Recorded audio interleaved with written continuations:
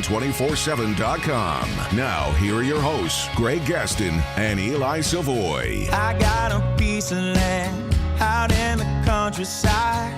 Lay back and smell the sun. Warm up the Georgia pie.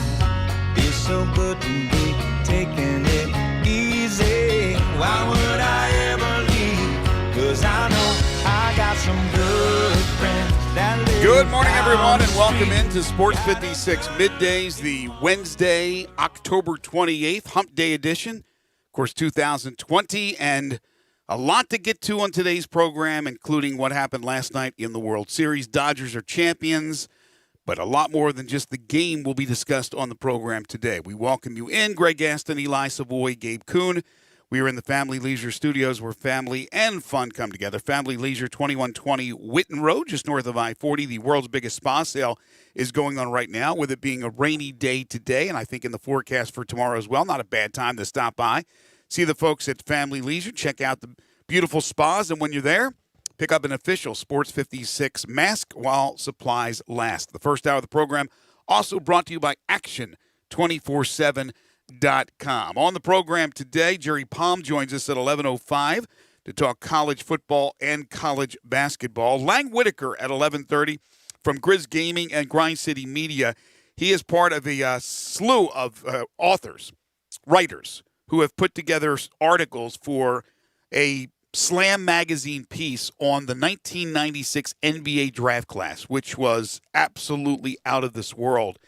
And Lang himself wrote about former Tiger Lorenzen Wright, but also went to high school with Sharif Abdur-Rahim, who was a first-round pick in that draft by the Vancouver Grizzlies. So a lot to talk about with Lang on that great class and all the great players that were drafted that year. That'll be at 11:30. Sigmund Bloom at 12:05. He'll answer all your NFL fantasy football questions. You could text those in. You could text those in right now if you'd like at 67129. You could also talk to Sigmund when he joins us via the First Bank phone lines at 360-8255. And then we'll do five favorite songs at 12:25, 12:30. And again, you could send in your list right now if you like. 67129 First Bank text line is always open. And also, if you're watching us live, you can message us with those lists at Sports56 WHBQ on Twitter, Facebook, YouTube, Periscope, and Instagram. If you missed it yesterday, the topic today is the word day, but you can't use any days of the week. We've already done that, or yesterday or today. We've done those. But let me tell you something. There are a lot of choices, and yesterday it just boggled my mind how many great songs there are with the word day. So we'll do that. That'll be a lot of fun coming up at 12:30.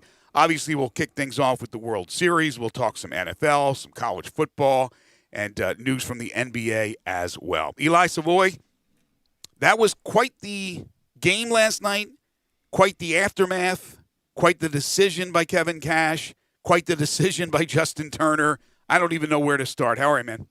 I'm good. Yeah, it was a fun game. This was a good World Series. It was a very, very fun World Series. I was watching the game last night with a group of Dodgers fans, so it was that made it a little more interesting. But yeah, it was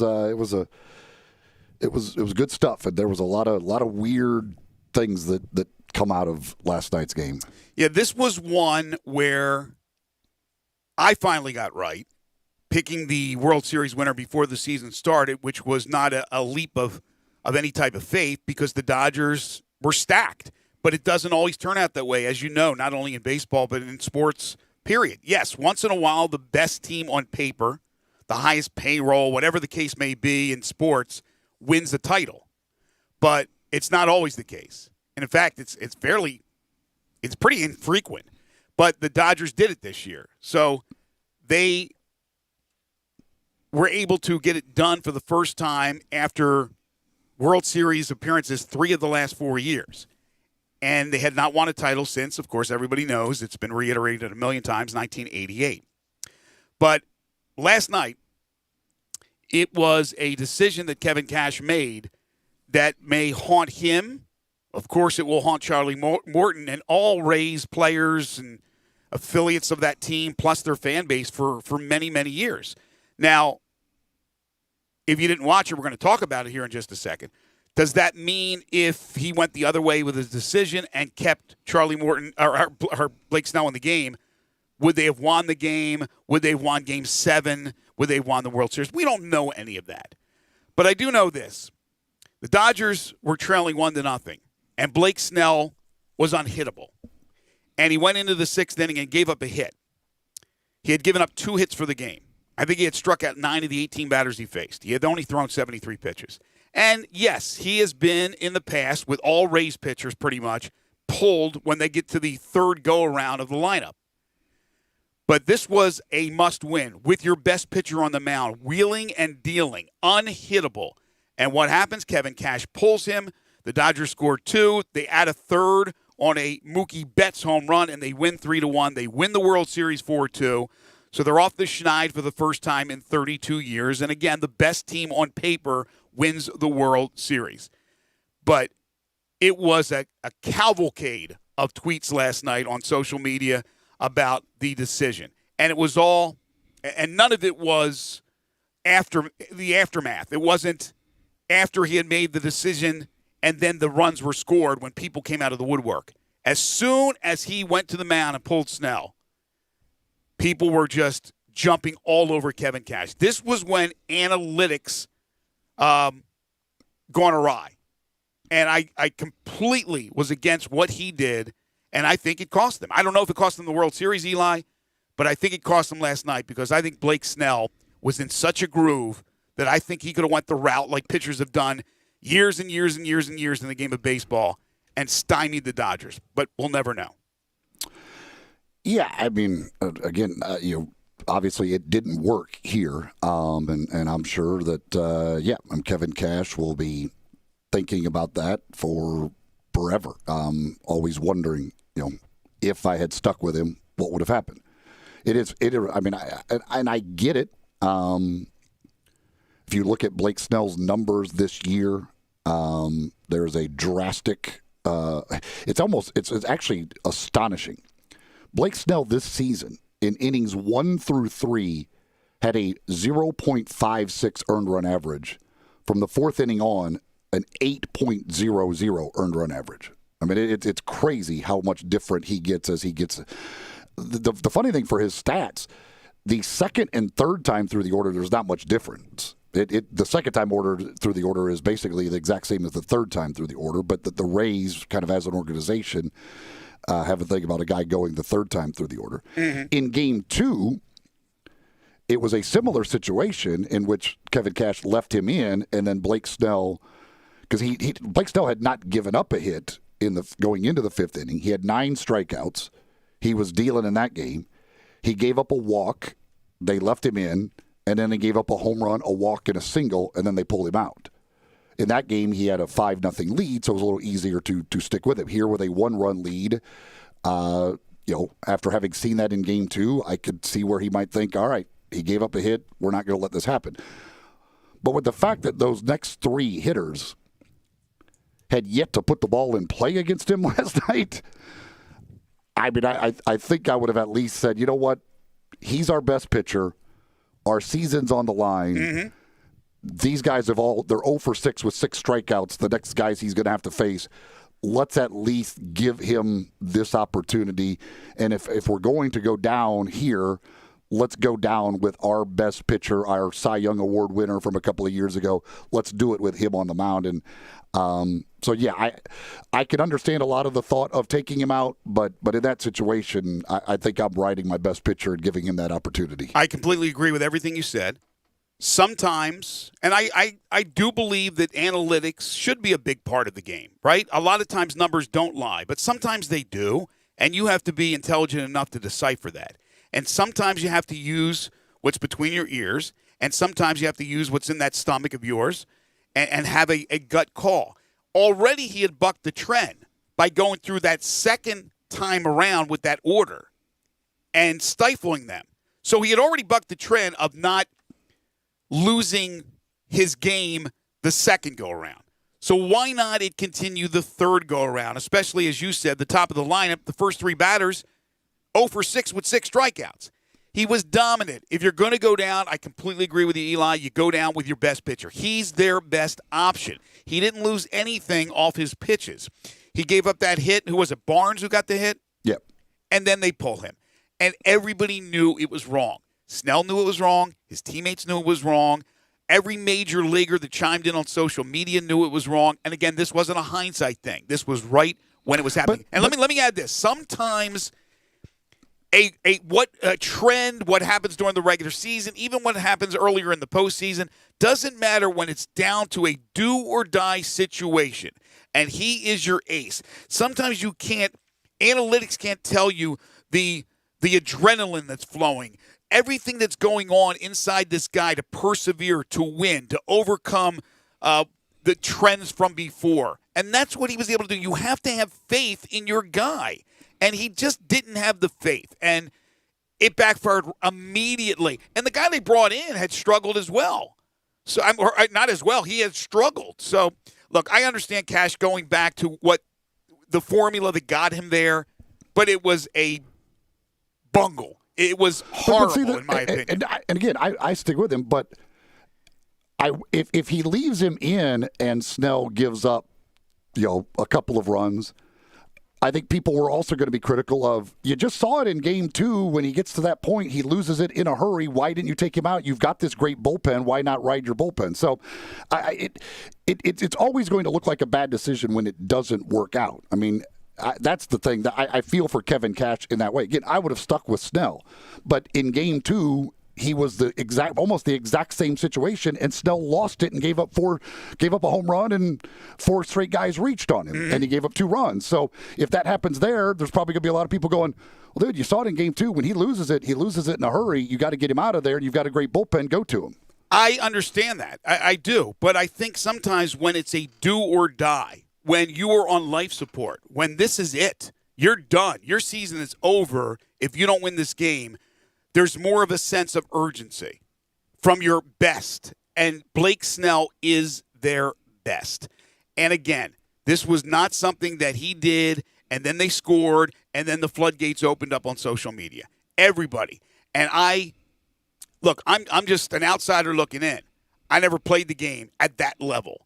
But when I saw and read the tweets of other pitchers and players from Major League Baseball, they knew it was wrong. Sometimes you just have to use that gut and go, he is unhittable right now. Did you hear what Bellinger said after the game? He goes, we looked at each other and laughed when they pulled Snell. They knew that they were going to be able to seize the moment. Mookie Betts comes up there and goes, oh, my gosh, I just struck out. I just whiffed against this guy. He's gone. I got a new lease on life. Boom, doubles down the left field line. All it takes is one move. Get that guy out that you can't hit. Give us a chance with somebody else. Dave Roberts said it. Bellinger said it. Everybody they interviewed said it. Everybody knew it. I understand the analytics of today, but sometimes they go too far. I think they went too far last night. Again, does it mean Tampa would have went on to win the World Series? No, it does not. I think the better team won the World Series. But that was botched, in my opinion, and it was a shame because I think we were headed to Game 7, and it would have been a lot of fun. But the game was still good. The series was still good. But then the aftermath. The thing on that, though, again, we have no idea how it would have worked out the other way. Right. My guess is this. If Tampa's only going to score 1 run in a game against the Dodgers, they're probably not going to win it. Hard to win. Dodgers, you're probably not. I don't care what they did there. They probably weren't shutting the Dodgers out in that game. Remember when we were talking yesterday about the game? We were previewing the game, and then I said, yeah, Randy Arozarena, get a couple on base, 3-run home run. And then you made the remark, nah, nobody else is going to get on base. He's going to hit a solo home run. And he hits a solo home run. And then they got 2 on base after he hit the home run in the first inning. And you thought maybe the Rays would have their hitting shoes on in this game because they got off to a great start. But that was once again Randy Arozarena, who hit his record 10th home run of the postseason, the former Memphis Redbird, who was sensational. Other than the Dodgers winning it, and now, of course, the Turner thing we're going to get to in a second and COVID-19, Arozarena was the story. Arozarena was the story. And you thought with the start they got out to, maybe they would put a lot of runs on the board. And you got to give credit to the Dodgers. because it was a bullpen session, basically. And I had a problem with that. But who were they going to throw yesterday? And those guys out of the pen, they did their job and then some. They were unhittable. I mean, it was an old-fashioned pitcher's duel. That's what we have. We don't have that much anymore in baseball. We have home runs. We have a lot of scoring. We do have a lot of strikeouts, though. And last night we had a lot of strikeouts, but limited scoring. And again, a decision made by a manager that I think changed the entire game and obviously gave the Dodgers the World Series title because all they needed was to win that game. If it came down to a seventh game, I thought all the pressure in the world would have been on the Dodgers because the Rays could have went out there and played loose. The Dodgers were the team expected to win. And Cash took that pressure right off their back by pulling a guy who was unhittable and bringing in his relievers. All right. So after the game, there was a lot of odd stuff. But then again, what do you expect, right, in this year? You have Rob Manfred up there on the mic, and he introduces the owner of the team and the GM and Roberts, the manager, and everything's fine. And the owner gets up there with like an 8-page speech. I thought it was never going to end. I never thought we were going to win. Let me pull out these notes here. They're thanking everybody in the world. And then the commercial break, and they come back, and they're presenting Corey Seager with the MVP award and his new truck. And Rob Manfred all of a sudden is stumbling, and I'm like, what happened? I was joking on Twitter that, did he get drunk in between? What was going on? And then I think it was Chris Vanini, of all people, who said something about like he has an ear, what do you call it? Earplug or whatever. I mean, they're talking to him in his ear, so he's like discombobulated. I don't know what was going on, but he was stumbling, and all of a sudden he sounded incoherent. So we had that happening. Okay, and that's fine and dandy, whatever. The celebration is on. And then we get the news, we get the bomb drop of Justin Turner, that he had tested positive for COVID-19 in the middle of the game. He's pulled from the game. We don't know what happened. I remember when Buck said that Turner's out, and I thought, well, okay, whatever. And then after the game, when they went to the who's the guy that is the host of the show, the Round Table with A-Rod and all those guys? Kevin Burkhardt. And Burkhardt, like, just, hey, by the way, Justin Turner tested positive, so they pulled him. What? So I don't even understand that. Like, a test result comes in, it's in the middle of the game.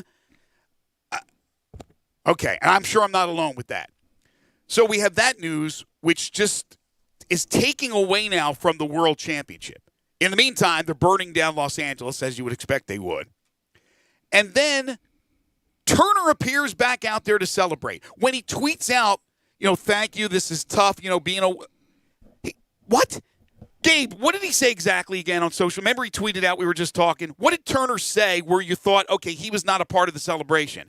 And then you get the shots of him with his teammates on the field without a mask, sitting next to, by the way, Dave Roberts, who has had cancer in his lifetime, who also is not wearing a mask, taking a team photo with the World Series trophy right in front of Justin Turner. What did he say? He said, thanks to everyone reaching out. I feel great, no symptoms at all. Just experience every emotion you can possibly imagine. Can't believe I couldn't be out there to celebrate with my guys. Unless it's a look-alike for Justin Turner, the photo you have behind you, Mr. Savoy, I believe that it's either Justin Turner or a leprechaun. I mean, he came out there for a part. I think he meant like the right when the game ended and the big celebration, and you get to all that. I mean, he wasn't out there for most of the celebration. But he was out. But he was out there at some time. I don't care if it was at the beginning. I don't care if it was in the middle or the end. He's right there behind you. That could be a person from Game of Thrones. I don't know.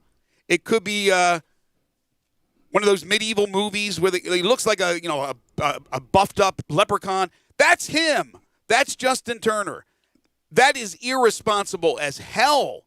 I don't know if he just did this on his own, if his teammates said, hey, come on out here. You're part of the team.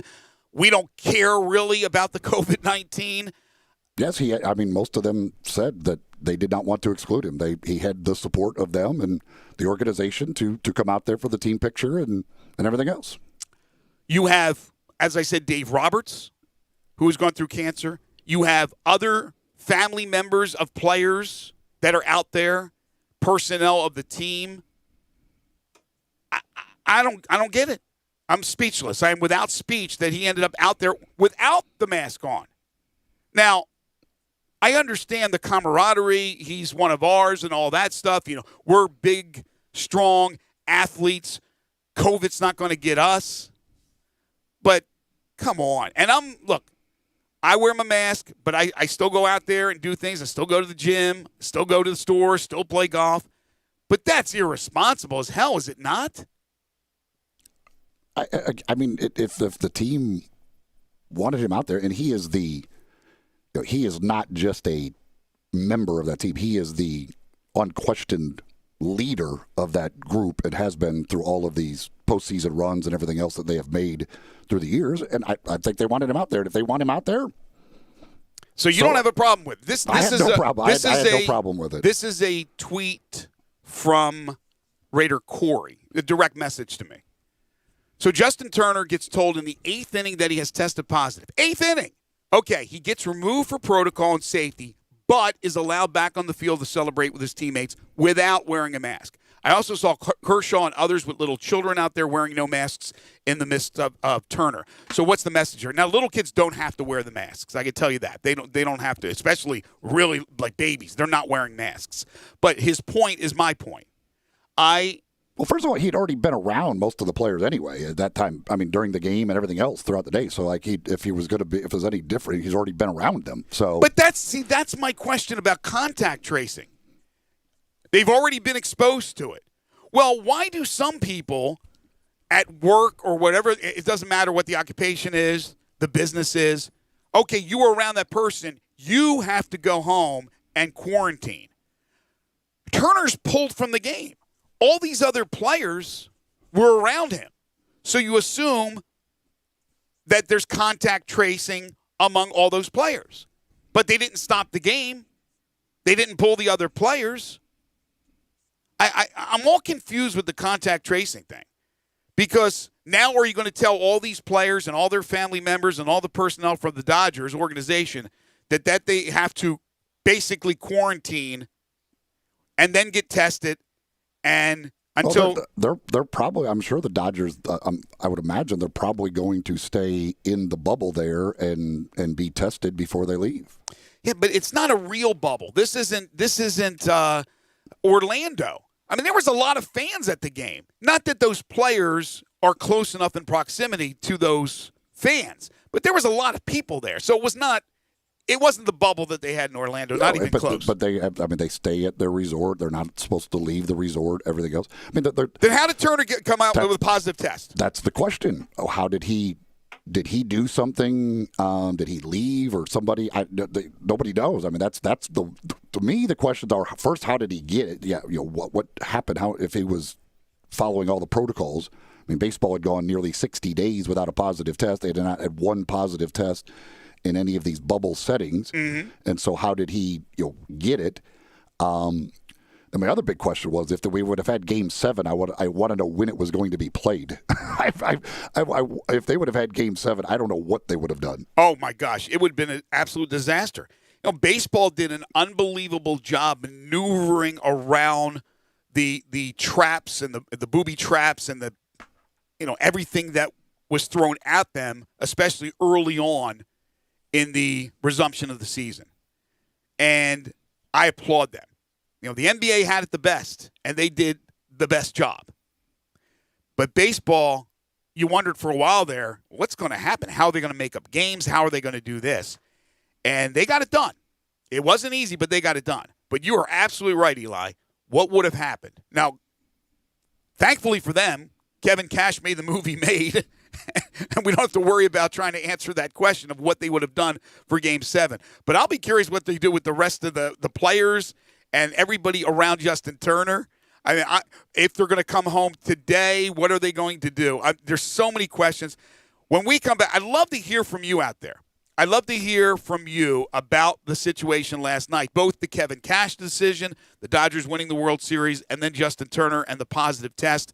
We do have plenty of time to take your calls on the First Bank phone lines at 360-8255, First Bank text line 67129.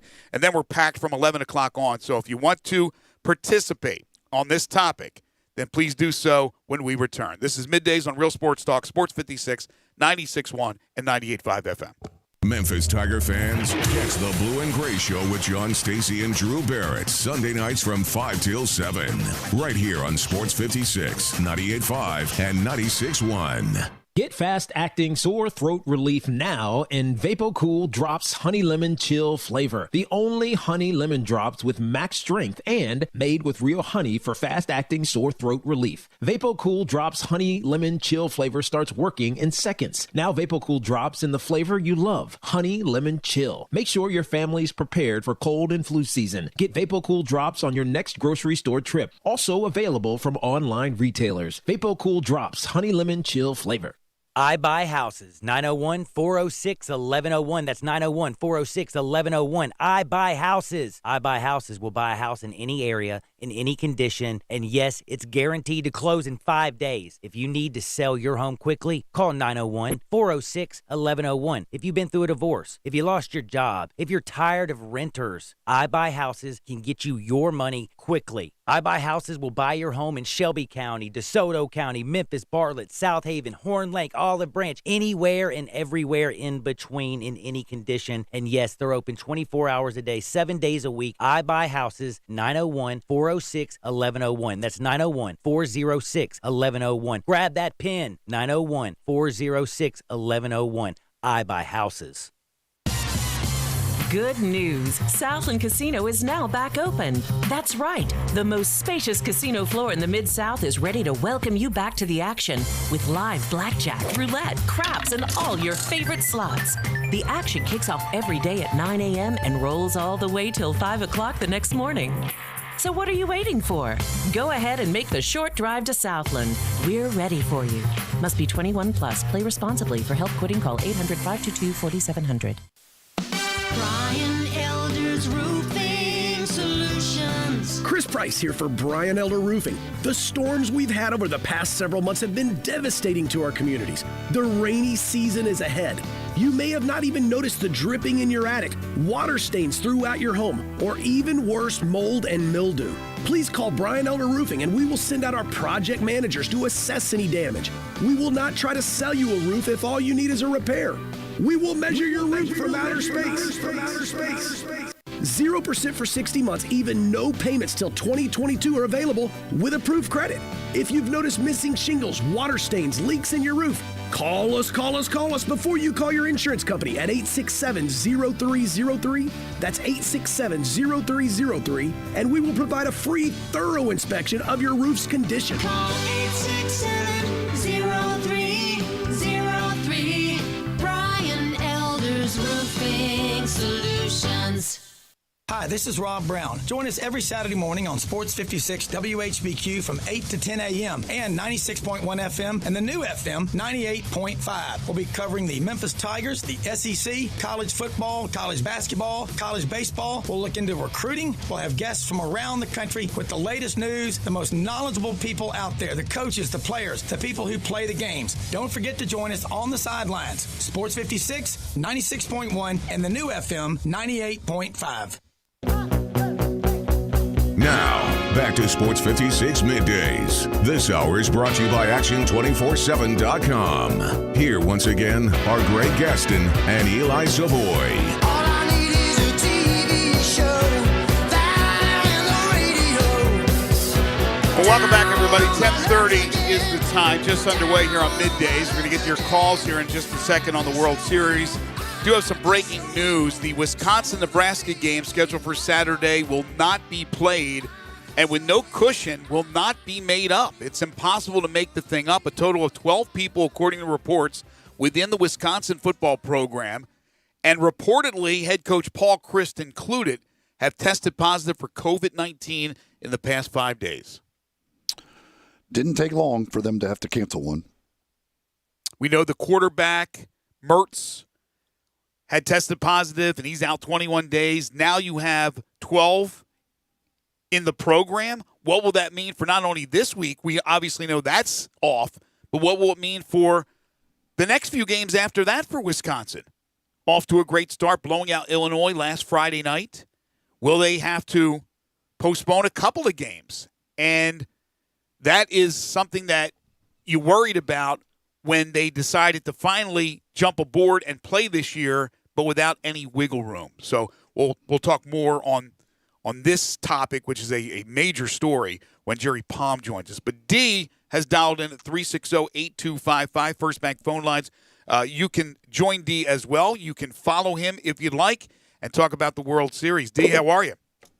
Hey, good morning, guys. And I'll add a trim where I trim a little more fat off of the Big Ten news you just broke. That's actually for all Big Ten games. There are no makeup games. So if they miss it, boom, it's gone. Isn't that tough? That is really, really tough to have no cushion, but it is what it is.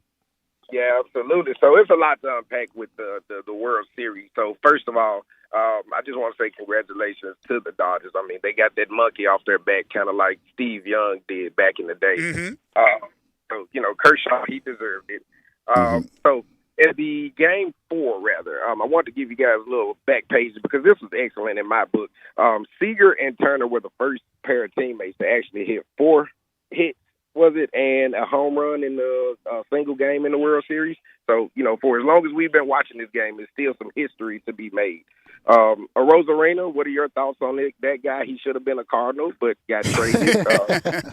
He spent a lot of time right here at AutoZone Park, which I'm looking at. I'm right here downtown.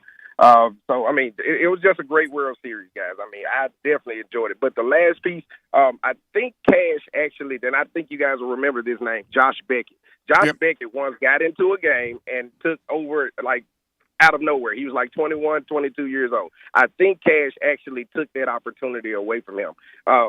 He had a great platform. All he had to do was just continue to keep dealing, guys. But great World Series. Good job, Dodgers, and go Lakers, Tigers, all that good stuff. Thank you, D. Appreciate the phone call.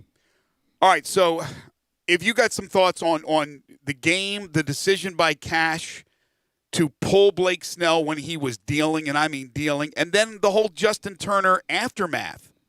If there was going to be a Game 7, if the Rays had come back and won that game, what would have happened?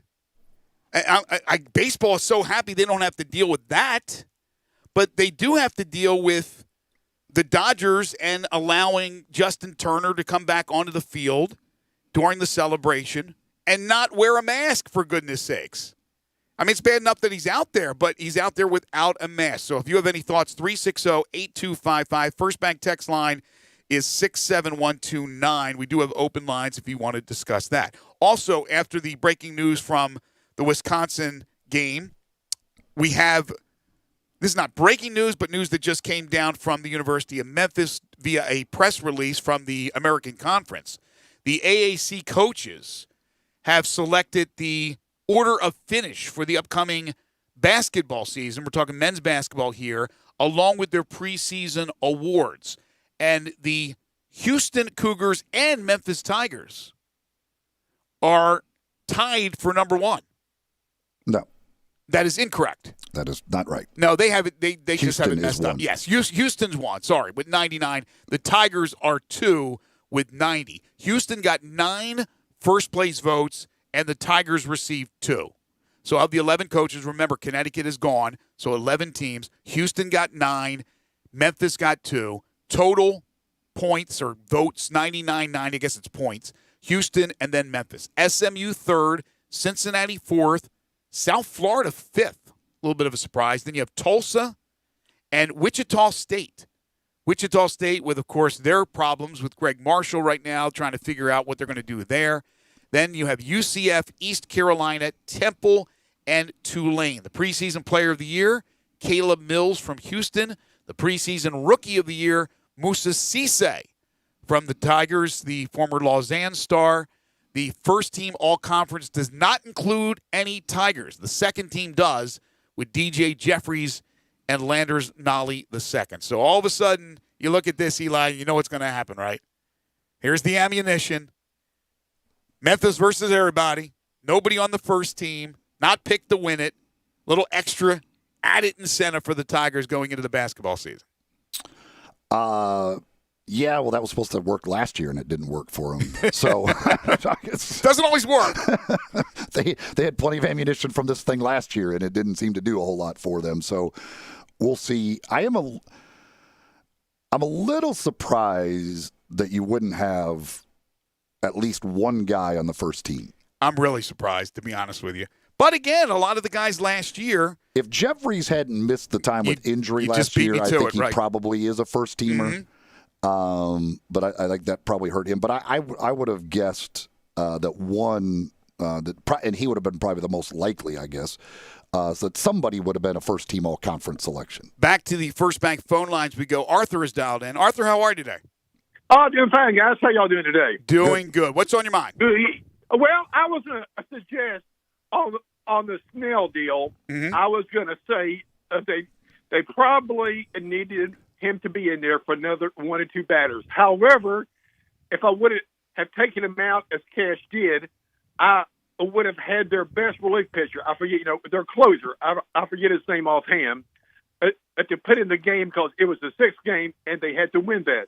But Nick Anderson had been hit around a few times before, and he was not their best option to put in when they had to shut him down. If he was going to take him out, he should have put in their best relief pitcher, their closer. I forget his name. Diego Castillo is that route. You're talking about Diego Castillo, I would imagine. Yes, I am, right. Yeah, he's been great. Right, he's their best pitcher, and they should have put him in there at that time if he was going to take him out and go with him. That's interesting. Thank you, Arthur. Appreciate the phone call. So instead of going to Nick Anderson right there to stymie this possible rally by the Dodgers with their leadoff runner on base, let's bring in him, get out, put out the fire, and then we'll work with the other relievers the rest of the way instead of bringing in a guy who has struggled in Nick Anderson.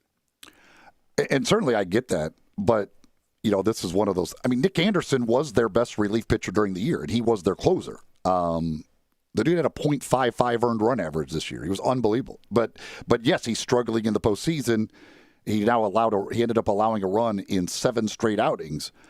So it's one of those things. If you're Kevin Cash, do you go by the current postseason form, or you look at what the guys have done for you all year long? And Nick Anderson was unbelievable during the season. You can't look at what happened during the season. You have to look at what's happened recently. A guy is hot. A guy has found his stroke at the plate. You have to use common sense. And I think with analytics, you get away from common sense. I'm not saying you throw away analytics. I think it is very important to have the numbers, but the numbers don't always tell the full story. Sometimes just use your common sense. Anderson certainly was not used as the closer, so he did adjust with him. But that's the guy he thought would come in and put out the fire. He had struggled, just like our caller Arthur just said. I still think it was a boneheaded move to take out a guy who's wheeling and dealing, has only thrown 73 pitches, even though that's something they've used throughout the year, because this is a different situation. This is you win, you stay, and you play a Game 7. You lose, you leave, you go home. And I think that adrenaline is flowing. I think really good pitchers become exceptional pitchers, because they know it's all on them. And Snell was feeling it, man. Everybody knew that. But it is what it is. It's water under the bridge now. Unfortunately for the Rays, as I said earlier, they're going to be second-guessing this one for a long time. Blake Snell said afterwards, it's going to be a long time to get over this. And I guarantee you Rays fans were not happy. You even heard the chorus of boos from the limited amount of Rays fans that were there last night. It was mostly Dodgers fans. But you heard the boos when Kevin Cash came out and took out whoever it was later in the game, because they knew they had their opportunity. They had their chance. And Snell was absolutely unhittable. And to a man, Bellinger, Mookie, everybody said, man, we were smiling. Bellinger said we were laughing when they took out Snell. How do you take a guy out like that? And then the old-time pitchers, and unfortunately we lost a lot of them this year with Bob Gibson, Tom Seaver, Whitey Ford. Those guys would have went the distance more than likely, unless they got really rocked. And I'll tell you, giving up a hit is not getting rocked. Giving up 2 hits for the game and a hit in that inning is not getting rocked. All right, we have some more news from college football that's breaking. According to ESPN College Football, Florida's football program, which had just returned to practice, and it missed, the last couple of games? The last 2 weeks? Yeah, they've did all kinds of reshuffling with their schedule, yes. They have 6 new positive COVID tests in the past few days, according to this report. Brings the team's total for the month to 37. Yeah, that was yesterday. They came out yesterday? That was my one final thing yesterday was Dan Mullen had announced 6 new ones, and they were up to 37. Okay, yes, this is from 19 hours ago. My bad on that. But nevertheless, it doesn't change the story that Florida, with these new tests, the return to playing this weekend could be in jeopardy. Correct? Yeah, I would assume, yes. There's very much it could be in jeopardy. By the way, with the Paul Chryst reported positive test, that's 10 FBS head coaches that have tested positive, according to Chris Vanini from The Athletic. And that does not include the situation at Alabama with Nick Saban, who tested positive, and then all of a sudden he tested negative and was coaching that night against Georgia, or a couple of nights later on that Saturday game against the Georgia Bulldogs. John texted, he said, I assume he's talking about the Dodgers here with the Justin Turner thing. I think they should be penalized and pay a hefty fine for the incident. I would think there may be something from Major League Baseball. It's a little weird because they obviously took him out of the game and did what they were supposed to do at the time they found out that he had tested positive. Mm-hmm. And then when he comes back out there for the picture and all that stuff, the season is over and he's only. I don't know. I don't know how they will view that. I don't know what exactly how that will be viewed by baseball and what can be done there, because technically at that point the season had ended, and so what protocols while you're still in the stadium do you have to adhere to? I don't know. It's a weird situation. Yeah, when you were saying that, that's what popped into my head is the season's done. However, the celebration was part of the night. It was still being televised. Baseball did what they were supposed to do. I don't understand, again, why a test result is coming in mid-game. I don't know how that... They had gotten his test that he took Monday had come back on Tuesday morning or whatever, I guess, as inconclusive. Okay. So they said, you need to... They basically said fast track his Tuesday test. Well, what about the other players? What about the results of their Tuesday test? Did they get them? Basically, they're getting the test results a day later normally.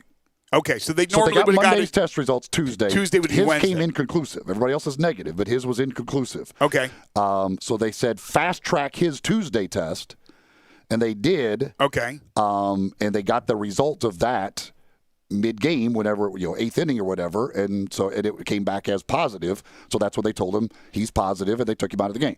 But I don't know why you don't fast track. When you have a game that night, what is the purpose of getting the Tuesday test and the results on Wednesday when the season could be over Tuesday? Well, they didn't know the season was going to be over Tuesday. No, but just follow me here. If you take a test on Tuesday and you have the ability to fast track it to get all the results in by game time. Now, in this case, it wasn't. It was mid-game. They couldn't. That's the whole point. But what happens today if all of a sudden, now these guys won't have to take tests. The season's done. I'll be curious to see how many of these guys end up testing positive because they're around Turner.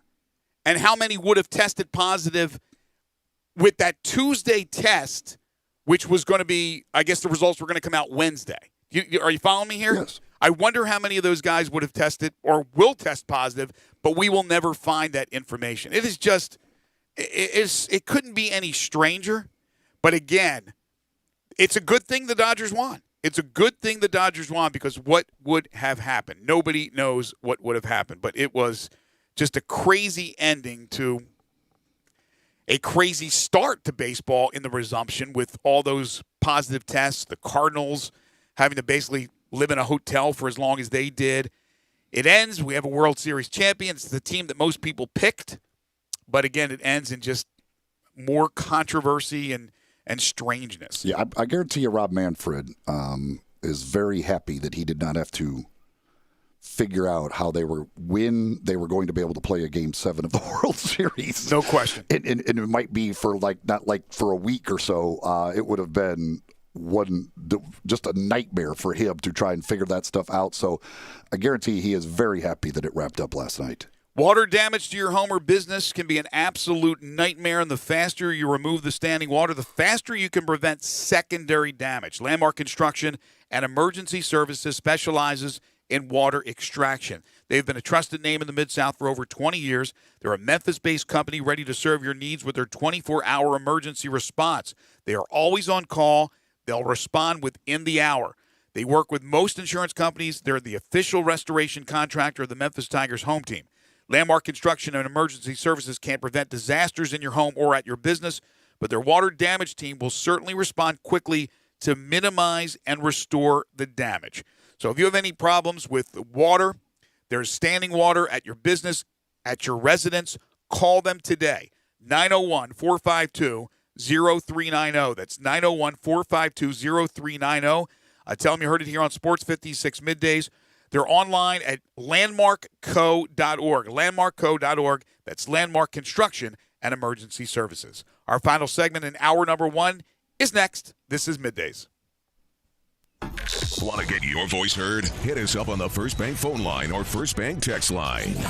Looking for some action on your favorite games? Action247.com is at your service. Action 24/7 free-to-play games are brought to you by Tennesseans for Tennesseans. Come play with us online at Action247.com. Our free-to-play games are fun and easy. Go to Action247.com and click Let's Play. And best of all, you can win cash prizes. That's right, cash prizes. Free to play online at Action247.com. You got action. Family Leisure's done it again. We're talking about the world's biggest spa sale. Up to 30% off on spas and swim spas. Choose from hundreds of different spas from multiple manufacturers. There is special financing available, and if you are in the market, special pricing now as summer starts to dwindle on chemicals and accessories. Always professional delivery available. The spas are going crazy at Family Leisure, I-40 and Whidden Road. Buy your next car or truck at Streamline Auto Smart. Your next smart decision. All credit welcome. Drive off in your new low-mileage pre-owned car or truck. From low-end cars to the most luxurious sports car. Ask about the 48-hour vehicle locator. Let Streamline Auto Smart do the looking for you. Close your deal within 1 hour. No waiting. It's quick and easy at Streamline Auto Smart. Your next smart decision. 2558 Mount Moriah. Call Streamline Auto Smart 901-235-8845. Your next smart decision. Hi, this is Troy Fiveash, owner of Fiveash Roof Services. You've heard me talk about how we offer the best products, the best warranties, and the best services for years. Now let's talk about pricing. Pricing should never be the only reason you hire a contractor, but in today's world, pricing is always a consideration. So we suggest you get 2 or 3 estimates for your roof replacement from a reputable, licensed, and insured company, and then give us a call. If we can't beat your best price for a comparable roof system by more than $100, we'll give you $100. It's that simple. We are so sure we can offer you the best price, beating all other qualified companies, we will hand you $100 if we can't, and thank you for the opportunity. So give us a call. What's the worst thing that's going to happen? Make $100? Fiveash Roof Services, a proud supporter of Tiger Athletics and the official roofer of the Tigers home team. Fiveash Roof Services, fair, honest, and ethical. 367-0050 or memphisroofer.com. Fiveash Roofing, it's what we do. We're here for you. 911, what's your emergency? There's a train that just hit a car. Sir, what is your location? Look around for a street sign, sir. It's 8th and Orchard. 8th and Orchard. Okay, very good. 8th and Orchard. Sir, help is on the way. Why would he do that? The train still doesn't stop. You have to get there now. At a railway crossing, even if the engineer sees you and hits the brakes, it can take a mile for the train to stop. And for you, that's too late. Stop. Trains can't. Paid for by NHTSA.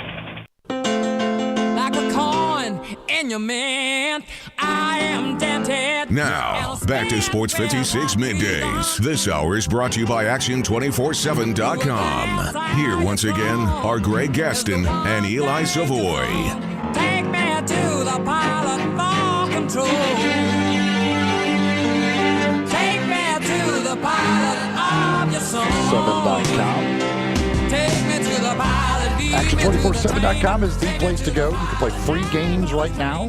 Costs you nothing to play. You can win real cash. if you can pick things correctly. They've got daily games. They do weekly games. And, again, we're just a few days away now from I guess we're still on that November 1st fast track for sports betting to be fully legal here in the state of Tennessee. And if you get signed up at action247.com, you'll be all ready to go. All you got to do is go to Action. The number is 247.com to get signed up. And again, you can start playing those free games right away. Another postponement. This was yesterday. If you missed it, North Texas and UTEP, they have postponed their game schedule for Saturday. Major COVID surge in El Paso. They have a stay-at-home order in that city, so North Texas UTEP is off. I think that's the third cancellation or postponement for this weekend. Of course, the big one happening just minutes ago, Wisconsin-Nebraska will not be played and will not be made up because there's no time to make it up. Eli, this is a tough one. I was reading this story during the break, and I want to share it with everybody. It's on ESPN.com, so I'm reading this verbatim. A stat correction that changed a sack to a tackle for loss in the Bears-Rams Monday night game cost a fantasy football guy or player $997,000. A 41-year-old insurance agent from Gabe's hometown of St. Louis. For 30 minutes after Monday's game ended, Rob Hunsey thought he had won the $1 million first prize in a DraftKings contest. Everything had worked out perfectly for Hunsey down the stretch of the Rams' 24-10 win. One of Hunsey's lineups that featured both the Bears and Rams defenses had scored 92.79 points, the most out of the 176,000-plus entries. His computer screen showed a $1 million first prize. He texted with friends, called his parents to share the exciting news, took his dog Achilles for a quick walk. When he returned, he wanted to refresh his computer screen again just to see myself on top, he said, and then boom. A sack that had been credited to the Bears defense late in the fourth quarter was changed to a running play, a 3-yard loss by Rams quarterback Jared Goff. That 3-yard loss dropped Hunsey into a tie for 6th place with 18 other entries, and his prize money dropped from $1 million to $3,078.94. That's rough. That's tough. That one would be. That's suicidal tough. I mean, God bless it. That one's tough to handle. You're winning $1 million. You end up winning what did I say? $3,000-$4,000 because of a change in the scoring, and even your DraftKings site says you won the $1 million. Oh my gosh! Oh, you talk about heartbreak. Yeah, but there's somebody else out there that loved that scoring change, and I'm sure. My gosh! So it's but yeah, that would be a brutal way to lose in that situation. The Houston Texans have closed their facility after a positive COVID-19 test, but they are on a bye week, so I guess that's somewhat good news. Yesterday, Shams reporting about the NBA that the league had sent its 30 teams the game presentation protocols for the 2021 season in conditions of limited or no fans. Because they're not going back to a bubble. They're not going back to Orlando. So some of the things included were enhanced theatrical lighting, crowd from arena noises, NBA 2K. I don't know how you use that, but I'm sure they could find a way. Pre-recorded chants, and the possibility of team arena entertainers. So they're getting ready, thinking out loud, how are we going to enhance the product other than what's on the court? Yeah, I mean, you got a lot of stuff to figure out, and what's allowed, what's not allowed, especially when you're talking about artificial crowd noise and things like that. How you're going to handle that when you only have probably a couple 2,000-3,000 people in arenas, and some arenas I'm sure will be completely empty because there will be some locations probably that will not allow fans at games. Absolutely. Corky's Ribs and Barbecue, a Memphis staple for over 30 years, voted the #1 barbecue joint in Memphis 22 times. Delectable barbecue fired up in Corky's hickory and charcoal pits. Incredible ribs, beef, pork, and chicken, amazing sides, and their world-famous onion loaf. 4 Mid-South locations on Poplar Avenue in East Memphis, Poplar Avenue in Collierville, Germantown Parkway in Cordova, and Goodman Road in Olive Branch. And how about this? Order the ultimate taste of Corky's and get a free rack of ribs. When you place your order via mail order, You got to put Sidelines in the promo code to get the free rack of ribs. You get the ribs, you get the meat, barbecued baked beans, Corky sauce, dry rub seasoning, and a pie for dessert, all for just $99.99. Whether it's carry out, dine in, Corky's can cater an event. It's fabulous barbecue. Shop online, have Corky's deliver their delicious barbecue anywhere in the U.S. of A. Corky's gift card makes a great gift as well. Corky's Ribs and Barbecue, open for lunch and dinner 7 days a week. When we come back, hour 2, we'll kick things off with JP, Jerry Palm, talk some college football and college basketball. Then Lang Whitaker from Grind City Media at 11:30. Sigmund Bloom will answer all your NFL fantasy football questions at 12:05. You could do so when he's on. Call in, talk to him live, or you could text in your questions. You can do that right now at 67129. First Bank text line always open. And then we'll have our 5 favorite songs segment at 12:30. And the topic today is the word day. The word day. But you can't use days of the week. We've already done that. Nor can you use today or yesterday. We've done that as well. But there are a lot of great choices, at least in my opinion. Hour 1 of the books. This is Middays on Real Sports Talk, Sports 56, 96.1 and 98.5 FM.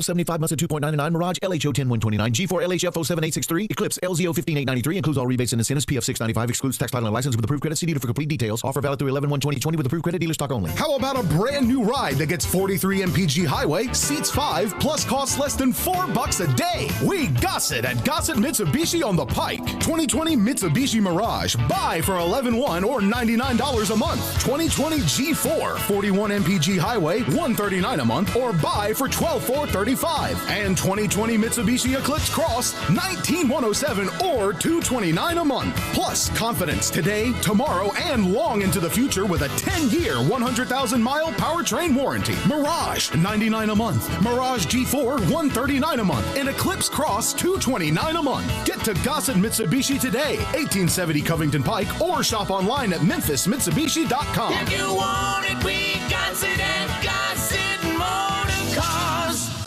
Looking for a high-efficiency planting solution? The Case IH 2150 Early Riser Planter combines the industry's most accurate planter technologies with a rugged row unit for a fast and uniform emergence. The Case IH 2150 Early Riser operates at your speed and adapts to unique field conditions so that you can maximize your yield potential. Stop in or call Mid-South Ag Equipment at 662-890-3141 to learn more. That's Mid-South Ag, your Case IH Equipment headquarters. Restrictions may apply. Plans and costs for coverage may vary. Call Protect My Car for details. These days, you've got to do whatever you can to save money. One of our biggest expenses can be our cars, especially when unexpected repair bills hit. Not anymore. If you own a car, truck, or SUV made from 1999 or higher, you could stop paying for car repairs. That's right, you might not have to pay a penny to have it repaired. Just dial *** 255 on your mobile phone now to see if you qualify. You must have an automobile made from 1999 or higher, and all repairs for your engine, transmission, and much more can become a thing of the past. Dial *** 255 on your mobile phone today and get your car protected before your next repair bill hits. That's right, total protection for your car and no more repair bills. Plus, dial *** 255 on your mobile phone right now and get free roadside assistance, free towing, free car rental, and free oil changes. Just dial *** 255 on your mobile phone now to see if your car qualifies. That's ** 255. Never pay for car repairs again. Just dial ** 255 on your mobile phone now. Dial ** 255. You get to choose at Gossett Kia on the Pike. Right now, take your pick from 2021 Kia Forte or 2020 Kia Soul. $149 a month lease, 36 months. Plus the all-new 2021 Kia K5 with more passenger cargo headroom and legroom volume than Toyota Camry. Plus a warranty that blows Toyota away with a 10-year, 100,000-mile powertrain limited warranty. Now $189 a month lease, 36 months. And get 2020 K900, $10,000 off MSRP. So get your Kia on at Gossett Kia 1900 Covington Pike or shop 24/7 KiaCovingtonPike.com. Ask for Bobby J and he'll put you in a new Kia today. Leases $31.49 due at signing. 0 security deposit excludes ACQ fee $10,000 per year. 20 cents excess mileage. $650 acquisition fee. Forte ME $275,992 MSRP $20,510. Soul L706 $3372 MSRP $21,885. K5 MG 003,199 MSRP $25,725. K900 MSRP $65,610. L60 $26,907. L60 $21,220 Includes all rebates and incentives. PF 695 excludes tax filing license with approved credit. See dealer for complete details. Offer valid through 11/1/2020. Dealer stock only. Warranty is a limited powertrain warranty. See Kia.com or retailer for details. Brian Elder's Roofing Solutions. Chris Price here for Brian Elder Roofing. The storms we've had over the past several months have been devastating to our communities. The rainy season is ahead. You may have not even noticed the dripping in your attic, water stains throughout your home, or even worse, mold and mildew. Please call Brian Elder Roofing and we will send out our project managers to assess any damage. We will not try to sell you a roof if all you need is a repair. We will measure your roof from outer space. 0% for 60 months, even no payments till 2022 are available with approved credit. If you've noticed missing shingles, water stains, leaks in your roof, call us before you call your insurance company at 867-0303. That's 867-0303, and we will provide a free, thorough inspection of your roof's condition. Call 867-0303. Brian Elder's Roofing Solutions. We are Sports 56 WHBQ Memphis, W253DF Memphis, and WIVG Tunica Memphis. Flynn Broadcasting Stations.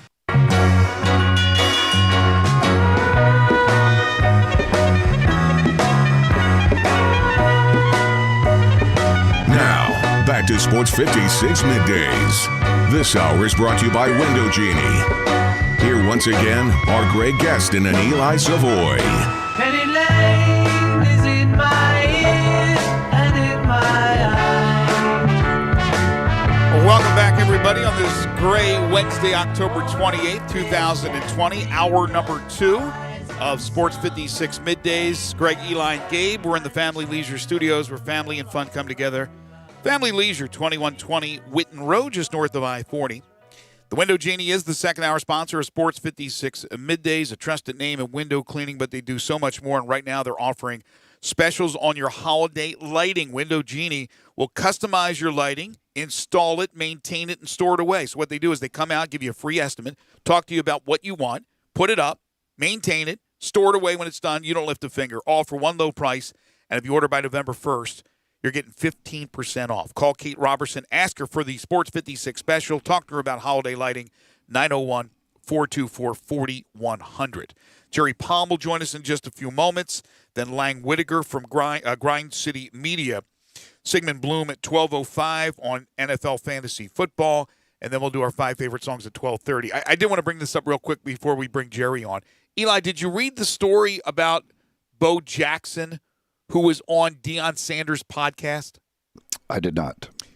He said that if he was playing today, because of the lack of physicality in the modern game, he would average 350 to 400 yards per game rushing. Let me say that one more time. 350 to 400 yards rushing. Gabe, did you hear that? I think that might be a slight exaggeration. Now, Bo Jackson, he's the man. Half man, half machine, Bo Jackson. But 350 to 400 yards, I know there's a lot of ball hawking going on, tackling technique not always the greatest. There is less physicality, but come on. There's still some guys out there that know what they're doing. You think Aaron Donald's going to get steamrolled by Bo Jackson? 350 to 400 yards, that's a little bit. That's a little bit much, I would say. Time now for Jerry Palm. It's time for Sports 56 Middays Weekly Chat with Jerry Palm, college football and basketball writer for CBSSports.com. Here are Greg, Eli, and Jerry. Somebody, can anybody find me? Somebody to know.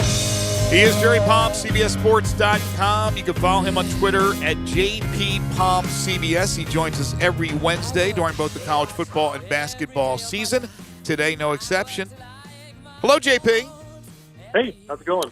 It's going better than the guy who plays Purdue, Pete. I'll tell you that. Did you read that story? I did. Yeah. For those one guy, by the way, that plays Purdue, Pete. Oh, there were a bunch of guys. There's at least 3. And in fact, there's 2 at every game. Because they switch at halftime. Oh, do they really? What they do? Yeah. They don't. That one guy doesn't usually do the whole game. Wow. See, the wussification of America. Even Purdue Pete can't go the full game. I did not know that Purdue Pete was such a tough job that it takes 3 guys to do it. In that costume, buddy. How heavy is that sledgehammer, man? So for those who don't, sledgehammer's not that heavy. For those who don't know, one of the guys who plays Purdue Pete, a guy by the name of Joseph Desmond, was arrested at 2 a.m. on October 11th at a local McDonald's in West Lafayette. He was drunk as hell. He got into an altercation in the parking lot and allegedly hit the other guy with his vehicle. So not a good representative of Purdue, Jerry. Come on. No, that you could refer to that guy as a former Purdue Pete. Yeah. Man. This is why they have 3 of them. But that was sledgehammered. Yeah, that's why they have 3 of them. They fall by the wayside. In case one gets drunk and tries to run somebody over, they've got somebody ready to step right up there and take that spot. That was well, you know. Were you ever in the running to be? Were you ever in the running to be Purdue Pete back in your days? Gosh, no. Hammer weighed more than I did back then. I was 6'1" and 125 pounds. Oh my gosh! It was all I could do to carry my saxophone. Wait, you were 125 pounds in college? Yep. Oh my! I gained 10 pounds while I was in college. I was 135 when I graduated, and I stayed there until my mid-30s when I finally started putting on some weight. My thyroid finally calmed down. Now I'm about 180. But 135 when you graduated from college. That's unbelievable. I'm 55 pounds heavier than I was in college. And, I mean, you've seen me. I'm basically a skinny guy. Yes. I can't even think of when... Was I ever under 135? I think I was born 135. I crossed the 135 plateau before I was a freshman in high school, I think. Yeah. No. Wow. Well, good for you, Jerry. Slim and picking up all the women. That's the way he rocked at Purdue. All right, so let's get serious now. We had the news that broke in the last hour. We knew something like this was bound to happen with no wiggle room. It looks like Wisconsin-Nebraska will not be made up. That is off. You wonder, with the 21-day deal, we know that their freshman quarterback, Wisconsin, the kid was unbelievable last Friday. He's out for 21 days, but how many more players? What is this going to do, especially with Wisconsin? Well, the current report, the press release from Wisconsin today, said that 6 players and 6 staff, including the head coach, Paul Chryst, tested positive. So those 6 players under Big Ten protocols have to sit out 21 days from the time of their first positive. So I don't know, I don't think they've said exactly when the first positive was, but it would be this week sometime, right? So 21 days, which means missing basically 3 games. And, the coaches, they don't, they have their rules are different because they're not, they're not athletes. But the reason that they have 21 days is because the athletes have to go extensive cardiac testing before they can return. And it just takes that long to do it. So, the coaches will be back sooner, week and a half. Jeff Brom, I think, quarantined 10 days. So he missed the Purdue's first game, but he'll be back for Illinois. But as a Purdue fan, so for Wisconsin, obviously they've got roster issues because 2 of those 6 guys are supposedly quarterbacks. The first-string quarterback is out with an injury. So they're down to their 4th-string guy, who has a fantastic name. Vandenboom. But it's, your 4th-string quarterback. So, most programs are more dependent on their quarterbacks than Wisconsin is, which largely asks them to hand off without fumbling. But occasionally they do have to make plays, and your 4th-string guy is, going to be called on to make some plays against some of the better teams in this league, and you wonder if he can do it for 3 weeks. Well, the kid threw 5 touchdown passes against Illinois, so it was a little more than just handing it off. Yeah, no, he was fantastic. But he only threw 21 passes. So he had 5 touchdowns, which was great, and he was terrific, but that's still a running team. Right, and they had the lead of the whole game, so they had a big lead, so you milk it too. But no, you're right. Wisconsin is known more for look at all the guys that have gone on to the NFL here recently. Well, and they built their offensive line with these bulldozers. Right. True. Yeah, true. Danny Vandenboom is my guy, the quarterback. Danny Vandenboom. He's gonna lower the boom on, which is like Pistol Pete or Purdue Pete does. He's gonna lower the boom on him. But he's lowering. So here's the the Purdue fan in me. We play at Illinois this week. They just played Wisconsin, so you wonder if they're compromised at all. And then our next game after that is at Wisconsin. We're Wisconsin's next opponent right now. And we don't know if that game is going to happen. But, we assume it will, but we don't know. Yeah, I mean, obviously. So if Wisconsin ends up having like 3 games canceled, how are they going to be deciding? Is it just going to be win percentage? The Big Ten announced last week that you have to play a minimum of 6 games to be eligible for the conference championship game. So if Wisconsin has 3 games canceled, they're out. Okay. That they won't play enough games. Wow. So you could theoretically have a team, but if they go whoever finished second would, assuming they played 6 games, would take on most likely Ohio State and get pummeled. Yeah, I guess. I mean, really, all you're doing is the right to get pummeled probably in the championship game. But yeah, that's so they. Okay, I didn't know that. I didn't realize they had made that the 6 games was the minimum as far as that's concerned. They just announced that last week. And if they, I guess you. But say they have 1 loss and a team they don't play has 1 loss. I don't know how they decided. Probably the college football playoff ranking. Okay. So if I don't know off the top of my head how they would do it otherwise. So if you're Michigan, you infiltrate. You know what? They might do it by division. If they don't play each other, they might do it by division record because there are cross-division games. They might start there. Yeah, that may happen. But if you're Michigan right now, you're thinking about infiltrating Columbus, Ohio, with some people that have tested positive, and you make sure that they gallivant a little bit with football players, and you get Ohio State into this situation, and that's the way Michigan could possibly be the Big Ten champion, because you get Ohio State out of there not qualifying for enough, having played enough games to be in the championship game. That's the way. If you can't beat them, poison them? Is that what you're saying? Exactly. I mean, they used to do it with popes and stuff way back when. Why not now in football? No, seriously, Michigan looked really, really good against Minnesota. Yeah. Was that just, a facade?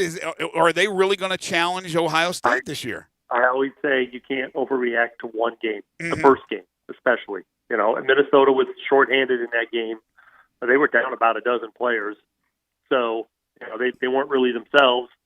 So we'll have to wait and see, when Michigan plays somebody, better, able to, test them. But Minnesota wasn't.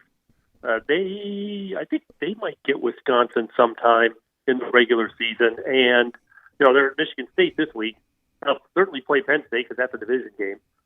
Michigan State is, I think that team's at Michigan. But Michigan State just got beat by Rutgers. So, yeah. Mel Tucker is off to a rough start. Right. There in East Texas. Jerry, what did you think that the Indiana quarterback got in on the 2-point conversion? I didn't think the replay was conclusive, but I would say probably not. I would say he probably did not get in. But you say because there wasn't enough evidence, you would have done what they did, just let it stand. Yeah. I think so. But here's the thing: Penn State deserved to lose because they totally botched the end of regulation. They did. Yes, they did. Very much. You're up 1 at the Indiana 14 with 1:45 to go. You take 3 knees, or your quarterback sneak. And Indiana actually on the running play was going to let them score. You got to be smarter than that. The coaches, Franklin said he supposedly told them don't score. Well, apparently that message didn't get across. It's just you can't score there. You can't give them the ball back. And then, but if you do score, go for 2. Try and make it a 2-possession game so that it doesn't matter that you scored. But they didn't do that either. So so in the end, for my money, they deserve to lose. There you go. There you go, James. Throw the players under the bus. They get now this week. Penn State and losing another running back now for the year as well, and now they get Ohio State as a reward. So that ought to go well. I feel better for Penn State's chances that they could have it as a whiteout like they usually do, but it'll be a complete bleachers out because nobody's there. I think they're in trouble. They'll probably show up with a little bit better effort, but and they're relatively deep at running back. But Journey Brown is out already. Kane is out after the injury this week. They had a guy transfer at the beginning of the season or in this offseason. So yeah, they're whatever depth they had is gone, and they're going to be working whoever's left pretty hard. They might be hoping that Ohio State will let them score at the end of a game. Well, because it might be the only time they get to. Yes. Show some mercy. That's one of the games that Jerry picks at CBSSports.com. You can check out all his picks there. He has Ohio State minus the 12 over Penn State. Some of the other games of interest for you, Arkansas and Texas A&M. That should be a pretty good one. Texas A&M is a 12.5-point favorite, which I think is a little bit too much. You like Arkansas and the points. You like Arkansas to win the game or just to cover? I picked them as my upset of the week, so that's a win. Did you? Okay. It's the very least like them to cover. I didn't really like a lot of my choices for the upset of the week this week, and I got to find somebody who's at least a 6-point underdog that I think is going to win. I didn't really have anybody. I thought about Memphis a little bit. I think I would have liked it better if the game was in Memphis, but it's, I give Memphis a shot at Cincinnati. But I like Arkansas. I like what they're doing under Pittman. I like their competitiveness. And, A&M is, they recovered nicely from their first two games, but I think Arkansas is going to give them a fight. So, Jerry, in your bowl projections right now, who do you have as? I assume you have. I haven't looked at. I assume you have Clemson, Alabama, Ohio State. Who is your fourth team right now? You have in the playoff? Oregon. Okay. That's what I have when you asked me about that. Yeah. The Pac-12, which they would have to undefeated in the Pac-12. If I'm not mistaken, the last time I looked, and you guys may have fixed that. I know that you don't control all this, but they had the Holiday Bowl up. The Holiday Bowl is off. Right? There's no Holiday Bowl. That got canceled. The Holiday Bowl got canceled last week, so I'm sure I took that out. I thought I saw the Holiday Bowl with teams in there, but what are we sitting at right now? There's a game that got canceled this week, too. The Fenway, right? I don't know if that's official yet. That's rumored. I'm pretty sure I took the Holiday out. Okay, so we got Fenway still in because I haven't seen an official announcement, but I know Brett McMurphy was reporting that. And he's usually pretty, it's not that I doubt Brett, but I want to see an official announcement before I take it out. So how many bowls right now, including the three new ones, which will probably end up not being played, Fenway, California, and Myrtle Beach, but right now, including them, how many bowls are there?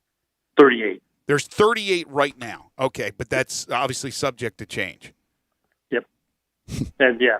There'll be more will change. The three that you mentioned are most likely going to get canceled, especially the Los Angeles one because California is kind of a hot mess, and it's not just COVID.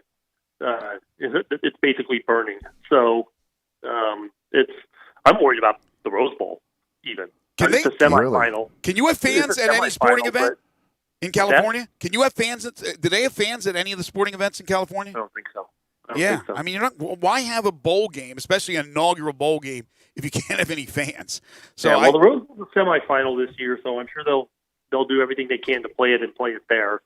But if I'm the College Football Playoff Committee, I am considering an alternate site for that game. I'm having a backup plan ready to go. Right. And I was referring to the inaugural one, obviously not the Rose Bowl. What about this, guys? You brought up Cincinnati and Memphis, and the Tigers are a 7-point underdog at Cincinnati, although they have played the Bearcats extremely well both here and at Cincinnati. How much do you think home field advantage matters now with the lack of fans? I know you still have to travel and stay in a hotel. Sure. What are we talking about now as far as home field advantage? I think it varies from place to place, right? Some stadiums are allowing fans in. The SEC stadiums are allowing, you're seeing about 20,000 fans or so at those games. And then the Big Ten, you got nothing. So, I think the home field advantage is less when you don't have fans there. I mean, that's really the advantage, right? Crowd noise and things like that, and just having somebody behind you. But the Big Ten has got no fans. But you're seeing both of those things in SEC stadiums, and so it's just a wide variety across the country. So I think the more that you can create a typical home game atmosphere, the more of a home field advantage you have. But nobody's having the full advantage like they normally would. Well, yeah, like you said, I mean, with Penn State, I mean, when they have that place rocking and do the white out, everything else, it's a little, at least, gives you a better chance of knocking off Ohio State in that situation. Because right now, I mean, when you look at what, obviously Wisconsin's going to get these guys back. We don't know for sure, but I mean, with Penn State this week, I mean, there's not a whole lot of teams even with a remote chance of challenging Ohio State in the conference. Well, Wisconsin and Michigan, if you're going to go by week one, looked like the best challengers. Yeah. Penn State was disappointing, although that was my upset last week. I picked IU. Nice. But Penn State was disappointing. I think they're better than they showed. But there's not a lot of challengers to Ohio State. We didn't really expect a lot of challengers to Ohio State either, because they're that much better than everybody else. It's not the same gap between them and the rest of the Big Ten that Clemson has in the ACC. That's the biggest gap between the number one team and the rest of the league in any league. But it's a gap between Ohio State and everybody else. All right, so we didn't have time to get to some college basketball talk, but we will discuss what's going on with college basketball as it's rapidly approaching the start of the college basketball season. We'll do that with Jerry next week, as well as recap everything that's happened in college football. Make sure to watch Jerry or listen to let me try that again. Read Jerry at CBSSports.com. He has his picks for the week. Also, follow him on Twitter at JPPalmCBS, and you can listen to him each and every week right here on Middays in this time slot throughout the college football and college basketball seasons. Stay well, my friend. We'll talk to you next week. Yep, take care. Thanks, Jerry. Today, not exactly golf weather. I can tell you that. It's not real good conditions for golf out there right now, but hey, we'll get back to some nice weather here in the near future, and you want to get out and play some golf and need some supplies to play golf, well, you go see the folks over at Edwin Watts. Jay and the gang over there can take good care of you, whatever you're looking for. Maybe it's some apparel. Maybe you need some rain gear. Maybe you need new shoes. Maybe you need just need some balls or gloves. All of that, they've got you. Maybe you're looking for new clubs. They can take care of that. They've got everything that you could imagine. There's going to be some new stuff coming here in the very near future. I know Titleist has some new stuff that's going to be coming, and as we get to start turning the year, everything else, all the new clubs for the next year start coming out, and you could go in there and you can hit the clubs right there in the store, in their hitting bays in the back of the store. They've got the launch monitor, gives you feedback. You find out which one you're hitting the best, which one works the best for you, and then you get fitted for those. If you're looking for new clubs, there's no better place to go than Edwin Watts. And then the big new store that they've got over there, it's in the Ridgeway Trace Shopping Center. That's between Ridgeway and 240 there on Poplar in the shopping center that also has Target and Best Buy. They are right next door to the PetSmart location. Go see them for all your golf needs. They've got you covered at Edwin Watts. Mentioned the cancellations for this weekend, and it is a cancellation in the case of Wisconsin and Nebraska because they're not going to be able to make up that game. I'm not sure what the attempt will be to make up North Texas and UTEP. And there was another game that was also postponed. Marshall and Florida International. FIU continues to have all types of problems with COVID-19. They're going to try to make that one up. That's an important game. Marshall is ranked. They're number 19 in the nation, and they are unbeaten. When we come back, we're going to shift gears, talk to Lang Whitaker about the greatest NBA draft class of all. In 1996, a class that produced so many studs. We will discuss that with Lang, who has written for Slam Magazine as they've put together this amazing look back at that class. So we'll do that next with Lang. This is Middays on Real Sports Talk, Sports 56, 96.1 and 98.5 FM. Same great shows. We welcome you back to Sports 56 Middays. What's up? It's Sports 56 Happy Hour. A new spot on the FM dial. Check out Sports 56 on our new FM home at 98.5. 36-month leases, $31.49 due at signing. 0 security deposit. Excludes ACQ fee, $10,000 per year. 20 cents excess mileage. $6.50 acquisition fee. Forte ME $275,992. MSRP $20,510. Sold L706 $3372. MSRP $21,885. K5 MG 003,199. MSRP $25,725. K900 MSRP $65,610. L60 $26,907. L60 $21,220. Includes all rebates and incentives. PF $695. Excludes tax title and license with approved credit. See dealer for complete details. Offer valid through 11/1/2020. Dealer stock only. Warranty is a limited powertrain warranty. See Kia.com or retailer for details. Where can you find best mass market branded initial quality 5 years running for Kia with J.D. Powers? We Gossett at Gossett Kia on Mount Moriah. Take your pick 2021 Kia Forte or 2020 Kia Soul. $149 a month lease, 36 months. 2021 Kia K5 beats Toyota Camry with more passenger cargo headroom and legroom volume, plus a 10-year, 100,000-mile powertrain limited warranty. $189 a month lease for 36 months, all just $3149 due at signing. Plus 2020 K900, $10,000 off MSRP. So come get happy at Gossett Kia, 2680 Mount Moriah or KiaMountMoriah.com. If you want it, we got it at Gossett Motor Cars. Family Leisure's done it again. We're talking about the world's biggest spa sale. Up to 30% off on spas and swim spas. Choose from hundreds of different spas from multiple manufacturers. There is special financing available, and if you are in the market, special pricing now as summer starts to dwindle on chemicals and accessories. Always professional delivery available. The spas are going crazy at Family Leisure, I-40 and Whidden Road. Water damage to your home or business can be an absolute nightmare.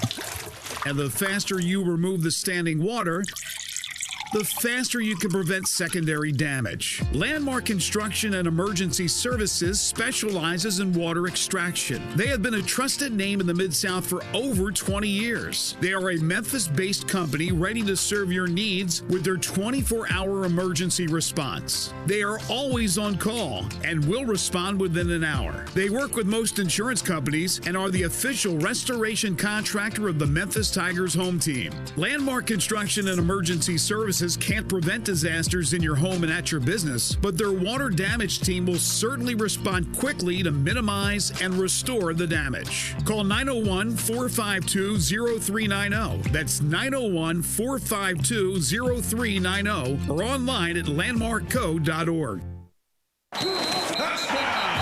3 touchdowns in 2 weekends. Wow. Sheldon Rosengarten with Mark's Bensdorf Realtors doesn't let the fall football season slow him down. People often say, when you want the job done, call Sheldon. Recently, he was about to put a home on the market in Germantown, but sold it the day before. The following weekend, he listed 2 on Friday, and the one in East Memphis had 3 offers by Saturday night, and the other one in Cordoba had 4 offers by Sunday evening. Is the real estate market that good? It can be. There's no seasonal slowdown during football season when Sheldon is your quarterback. If you or someone you know is thinking of selling their home, before you draft a quarterback, make sure and have tryouts with 2 to 3, and let Sheldon run his pass pattern for you. You can reach Sheldon at 682-1868 or MemphisRelocate.com. Do it now. That's Sheldon Rosengarten at 682-1868 or MemphisRelocate.com. You get to choose at Gossett Kia on the Pike. Right now, take your pick from 2021 Kia Forte or 2020 Kia Soul. $149 a month lease, 36 months. Plus the all-new 2021 Kia K5 with more passenger cargo headroom and legroom volume than Toyota Camry. Plus a warranty that blows Toyota away with a 10-year, 100,000-mile powertrain limited warranty. Now $189 a month lease, 36 months. And get 2020 K900, $10,000 off MSRP. So get your Kia on at Gossett Kia 1900 Covington Pike or shop 24/7 KiaCovingtonPike.com. Ask for Bobby J and he'll put you in a new Kia today. Leases $31.49 due at signing. 0 security deposit excludes ACQ fee $10,000 per year. 20 cents excess mileage. $6.50 acquisition fee. Forte ME $275,992 MSRP $20,510. Sold L706 $3372 MSRP $21,885. K5 MG 003199 MSRP $25,725. K900 MSRP $65,610. L60 $26,907. L60 $21,220. Includes all rebates and incentives. PF $695 excludes tax on license with approved credit. See dealer for complete details. Offer valid through 11/1/2020. Dealer stock only. Warranty is a limited powertrain warranty. See Kia.com or retailer for details. Now, back to Sports 56 Middays. This hour is brought to you by Window Genie. Here once again are Greg Gaston and Eli Savoy.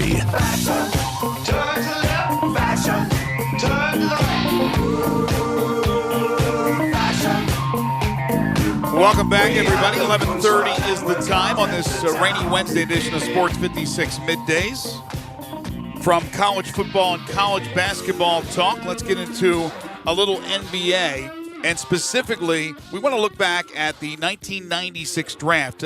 Slam Magazine has put together a great edition looking back at the greatest NBA draft class ever. And our friend Lang Whitaker, who you know as the Grizz gaming coach and general manager, also from Grind City Media, he's been a writer throughout his career as well. And he's written for this article a story about Lorenzen Wright, the former Tiger great, the late great Lorenzen Wright, and about his impact in the NBA and the draft, and we will discuss that. But we want to discuss all things with Lang from this class because, again, for those who don't know, go back and Google the 96 class.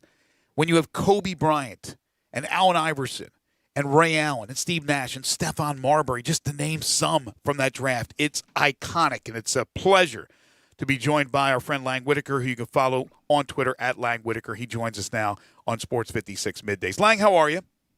I'm good. How you doing? Doing fantastic. So 96 draft, it's 2001. The next draft we have would be the 25-year anniversary. I assume that has something to do with putting this article together, this story, and this edition of the magazine. But when you think about that 96 draft, what first jumps out at you? To be honest, that Slam cover, jumps out at me. It was one of the first times they did a rookie photo shoot. They do it every year now, but they would have all the rookies go to New York, and they would do like a weekend seminar. They called it a rookie symposium, where they have them take classes on how to manage your money, how to handle your off-court business, all that stuff. And then they would spend one morning taking photos of the guys for their basketball cards, for their headshots, for media guides, for all that stuff. But they had that entire 96 class together in one place for one time, except for Allen Iverson, who, surprise, surprise, didn't make it to the rookie weekend that rookie year. But all the other guys are there, and there's that photo of all of them sitting there together in front of a brick wall, which is actually the Knicks practice facility in Tarrytown. And it kind of became an iconic photo and a memory of just how deep that 96 draft actually was. Yeah, I was just looking at it, man. It is amazing. There's no doubt about that. I mean, that's a very impressive list. So for this look back at it in the article you wrote on Lorenzen Wright, what kind of angle and how did you approach this? Well, the guys from Slam called me, and they were working on this issue, and they were saying, like, who would you write about? And the problem was I'd already kind of written about all these guys in Slam at the time, for the last 10, 15 years when I was at Slam magazine. The closest relationships I had were probably Sharif and Marbury. I played in high school with Sharif, and Steph and he was on the Nets when I was in New York, and I covered him a lot. So, but Lorenzen was a kind of interesting story because, he was a 7th pick overall in that draft, and now with me being here in Memphis, I just thought it was a good time to kind of remind people of his story. And we kind of just remember the tragedy, and we don't remember his personality and how much fun he was to be around, and, the way he was able to kind of persevere through his NBA career and make a career for himself. He drafted by the Clippers and then ends up on the Hawks and kind of got buried there on the bench, and then turned it around and ended up having a long career in the NBA. And so, I actually talked to Elliot Perry for the story because Elliot knew him, and they had the Tiger connection, and I kind of got to know him a little bit when I was in Atlanta before I was at Slam, and he was on the Hawks, and I'd be in the locker room, and even when he wasn't playing, he was out of the rotation and couldn't really figure out how to fit in with that team, and as a kind of a undersized center, I guess he was on the team with Dikembe Mutombo, which it's hard to get minutes there, right? But he always had such a good attitude, and he was always just willing to put in the work. And he was like, I know I'm going to get my chance. And eventually he did. If you look at it now, it's kind of interesting. Lorenzen was a center, but he was 6'11". He would probably be a stretch 4 in today's NBA, but, stretch 4s didn't exist when he played. And I think I tried to look it up. I couldn't. I think he attempted 3 3-pointers or something like that in his entire career. Now he'd be taking 3 or 4 a game with the way the NBA is now. But I just wanted people to kind of remember Lorenzen, the player, and remember what a great person he was, and what a great career he had in the NBA. I came here in 1995, and one of the first stories I did was Lorenzen and his father, and their relationship, and throughout his career, and I got to see him the one year in Memphis, and they lost in the NCAA tournament at the Pit in New Mexico, in Albuquerque, and then he went on to the NBA, and then, of course, returning to play for the Grizzlies. So I've had a lot of chances to talk with the late, great Lorenzen Wright, and he always was willing to talk. He always had a smile on his face. And it was really just a beautiful smile. He and his family, just beautiful people. So I'm glad you're able to do that, and we can look back at what he was on the court, because he was a heck of a player. He was a back-to-the-basket guy, but you're right. Yeah. In this day and age, I think he was the type of athlete that would be able to step out and knock down threes, kind of like what Wiseman, I guess, is getting ready to do in the NBA as a 7-footer. But I think his time in Memphis, what did I'm curious to see, because I've read your story yet, read the story at Slam, but with what Elliot Perry had to say, what was I imagine that he was just so excited when he came back to Memphis. And I remember when I talked to him with the Grizzlies, he was always happy. But to be able to play for the hometown team where he grew up had to be incredible for any athlete. Yeah, I actually found an interview I had done with him back before I guess that second year he was on the Hawks for 2 years before he came to Memphis. The first year he couldn't really get off the bench, and he was only getting to play a couple minutes at a time. And the next year he kind of got a chance, and that was when he really kind of had a breakout year. He averaged career highs across the board, like points and rebounds, and I think he averaged like 12 points, 10 rebounds, something like that. But I found an interview I had done with him from back then. I'm terrible at like keeping things organized, but everything I've ever written, I have, and I have it. That's the one thing I'm pretty good at, like keeping in order. And I found this old interview I'd done with him, and he talks about just the value of work and keeping a positive attitude and just being willing to grind, even when he knew that he wasn't going to get to play that first year in Atlanta, and he just knew one day he was going to get his chance. And he said, I just keep waiting for that chance, waiting to have my turn, and he finally got that turn, and showed what he could do, and it made him valuable again all of a sudden in the NBA, and he was able to get traded back to Memphis and make something of it right there. So, Lane, you said you went to high school with Shareef Abdur-Rahim? Yeah, so it's a weird story. I grew up in Atlanta. I played high school basketball at North Fulton High School, and my junior year, Shareef Abdur-Rahim's sister was a senior on the women's team at our high school, and Shareef was in 8th grade. He went to a middle school a couple miles from our high school, and every day when school let out, he would take the bus to our high school, hang around there, and then when basketball practice was over, go home with his sister. But he was in 8th grade. He was only like 5'11", but apparently our coach knew something the rest of us didn't know, because he knew like Shareef was going to be something special. And so Shareef kind of became our manager. He was kind of the manager of our high school team. He would play with us every day and scrimmage with us. Like before practice actually started, we would just play 21 or play pickup ball, and he would come out and play with us and just get blocked. Everyone would block a shot and kind of dominate him. But I think he kind of was learning the ropes a little bit.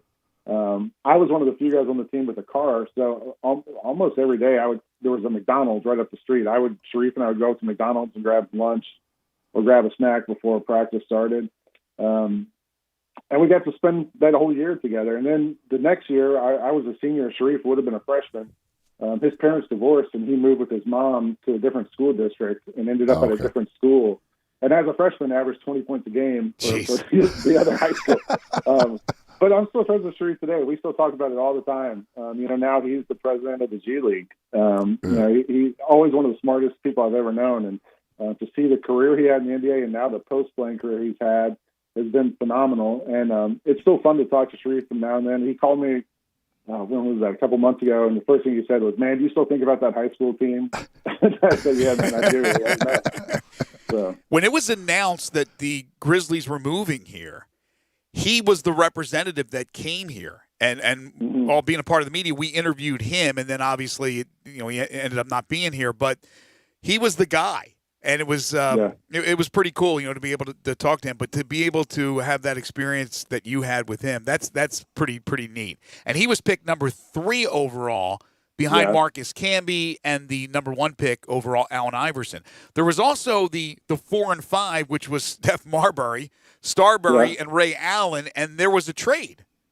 Yeah, they're traded for each other. And speaking of trades, I should have thrown this in there, just weirdly enough. Lorenzen Wright ended up traded to the Grizzlies with Pau Gasol and Brevin Knight for Shareef. Yeah. Right. Yeah, so it all kind of comes full circle. But like you guys said, there was a draft night trade. Stephon Marbury and Ray Allen get swapped for each other. Marbury ends up in Minnesota for a couple of years, ends up in Jersey, Phoenix, bounces around, and now in China, kind of changed the game over there. and has become like this sort of legendary figure in world basketball. And Ray Allen, of course, ended up playing 18 years in the NBA and made maybe one of the most famous shots of all time in NBA history. So, and the crazy thing about this draft is talking about all this stuff. Kobe wasn't even in the top 10. Right. Yeah. Kobe ended up drafted 13th. Nor was Steve Nash. He was 15th. Right, yeah. A two-time MVP, not even in the top 10. And it was such a deep draft. If you get like Derek Fisher, who had a long career, was like in the 20s, local guy, Othello Harrington, second-round pick, Moochie Norris, guys who had long careers, Randy Livingston out of OSU, a bunch of guys in the second round. So I just don't know if we'll ever see a draft again that had this many guys who are, Hall of Famers and guys who really, really sort of define that generation of the NBA. Well, that's when you're talking about the trade with Marbury and Allen. I mean, what if Kobe? What if Charlotte just keeps Kobe? What if they drafted? What if they just keep him? Like, it's just weird to think like how history would be different if Kobe Bryant wasn't traded to the Lakers. Yeah, I mean, I think people forget at the time, Kobe's agent was urging Charlotte not to draft him and other teams not to draft him. That's the reason he kind of fell down to 13. I think also at the time, there was a lot of guys who were coming straight from high school to the NBA who weren't becoming stars. We had seen some guys be able to make it. There was other players who were like Jermaine O'Neal was in that same draft who took a couple of years to develop. And then there was other players at the time who went straight from high school who were bust, essentially, who got to the NBA and just didn't make it once their rookie contract was over. So I think with Kobe, he wasn't a big man. He was kind of an undersized guard. He wasn't the most athletic player anyone had ever seen. He didn't lack for confidence. He was a star. You remember he went to his high school prom with Brandy, the pop singer. That's right. And he was the one who said, "I'm taking my talents to the NBA." At the press conference. So Kobe was, we kind of knew the star power was there, but no one really knew how it was going to translate to the NBA. And he struggled those first couple of years on the Lakers. You remember he came off the bench and had some games where he was just shooting up air balls left and right. It took him a little while to kind of find those footings, but like you said, it sort of all worked out perfectly with him in LA and Shaq there, and it becomes the perfect LA story. The Nets had the 8th pick, and John Calipari was the head coach. Now, if they took Kobe Bryant, now, like you said, he struggled the first couple of years. It may not have made a difference, and maybe John would have been fired and then moved on to the coach in college and been the success he is. But how about if they hung with him with Kobe and Kobe blossom basically in the New York market, even though they were in New Jersey? He may have never gone to the college ranks as a coach. So, I mean, it's just it's amazing when you look back at what could have been if this guy was picked here.